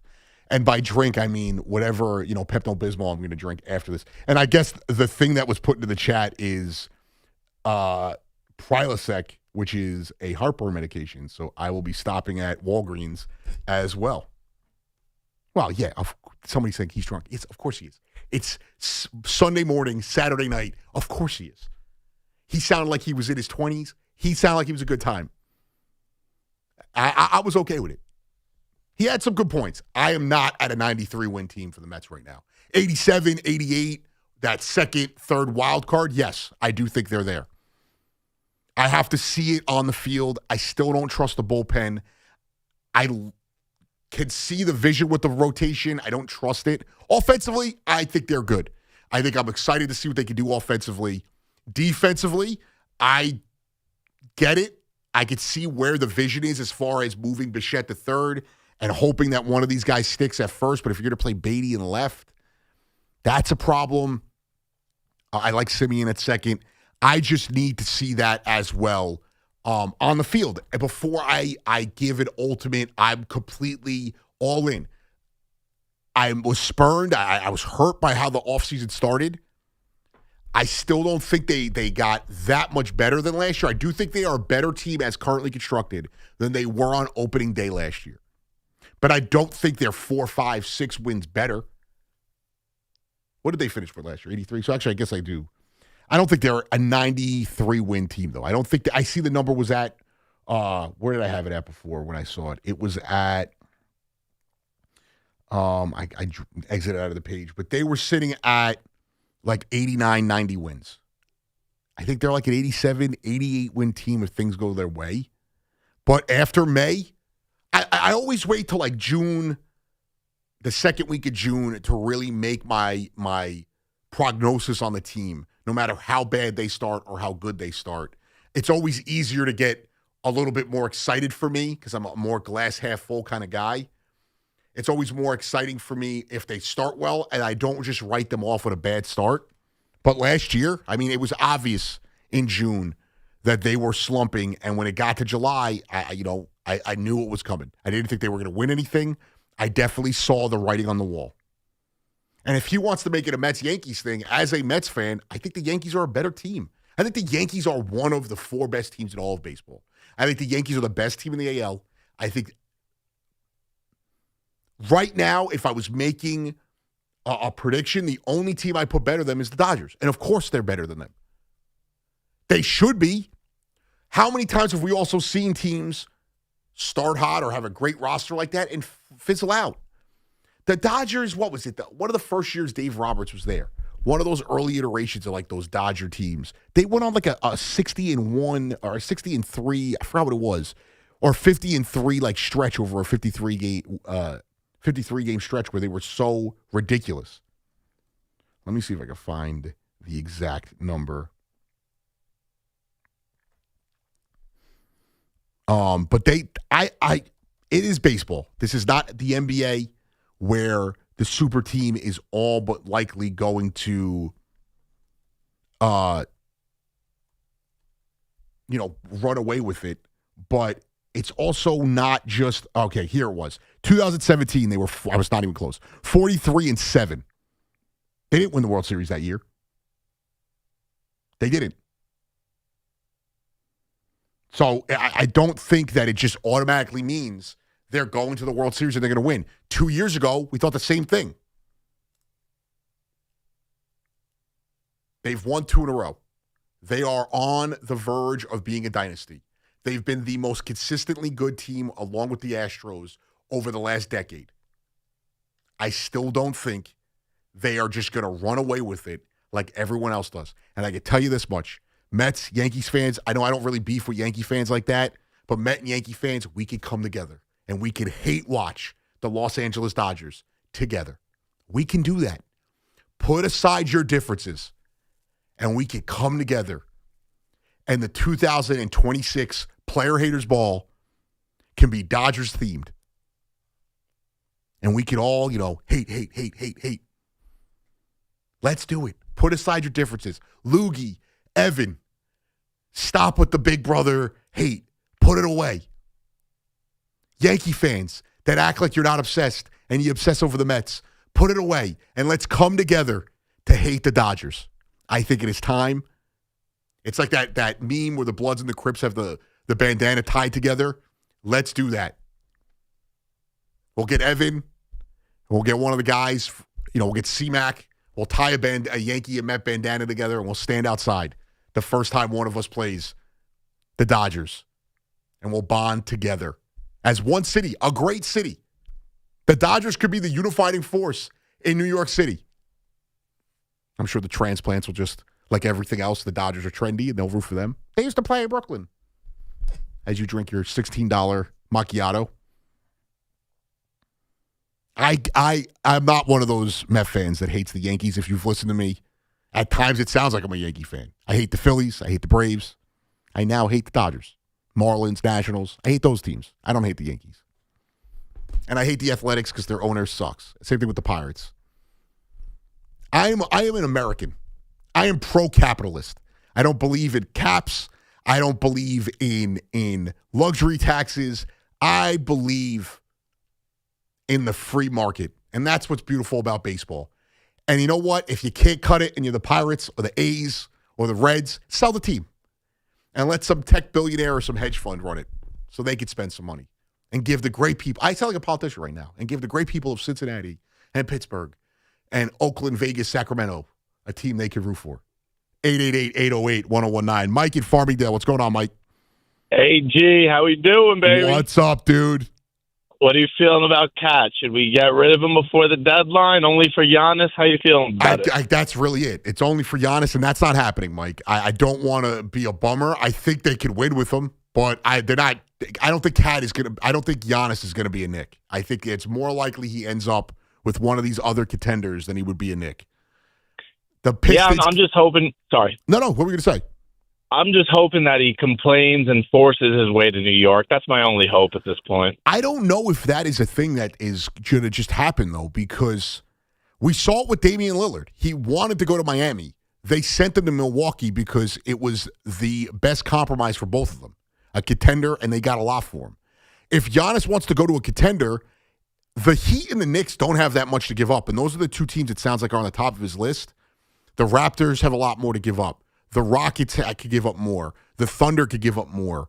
The Pistons can give up more. The Spurs.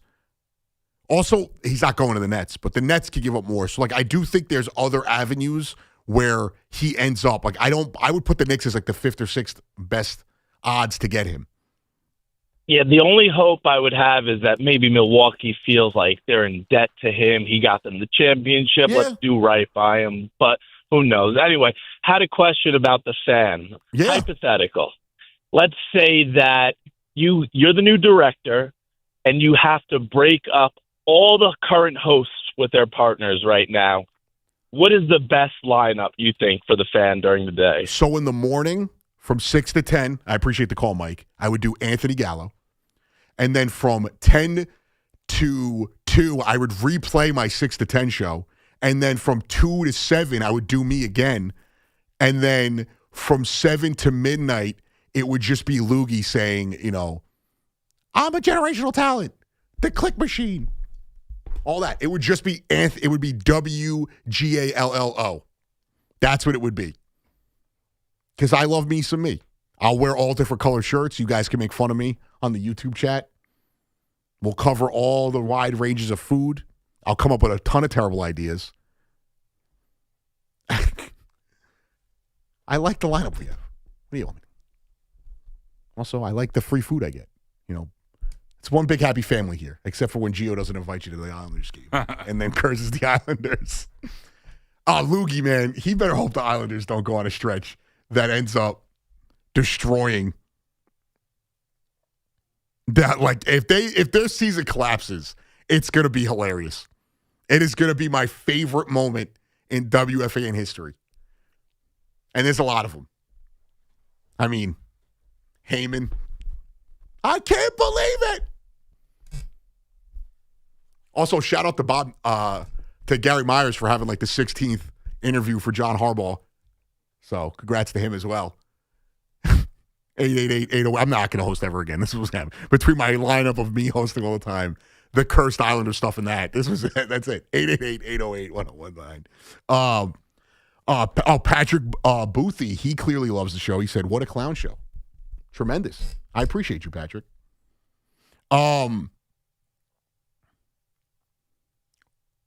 There is this notion in Knicks fans that I'm seeing in the YouTube chat as well, where they want to flip guys for. It's just we were in the Eastern Conference Finals last year. We went through a lull at the same time going into the playoffs as well, and made it to the Eastern Conference Finals. If they do not trade for Giannis, we're gonna be okay. It's not the end of the world. And this guy's saying add young guys like Kolek. Why? So you could be the Pelicans? Come on. The great E.J. Stewart is up next. He's got you going all the way after me. Shout out to Nick Theodoro, the great Papa Giorgio, and Connor Green. Thanks for the calls, guys.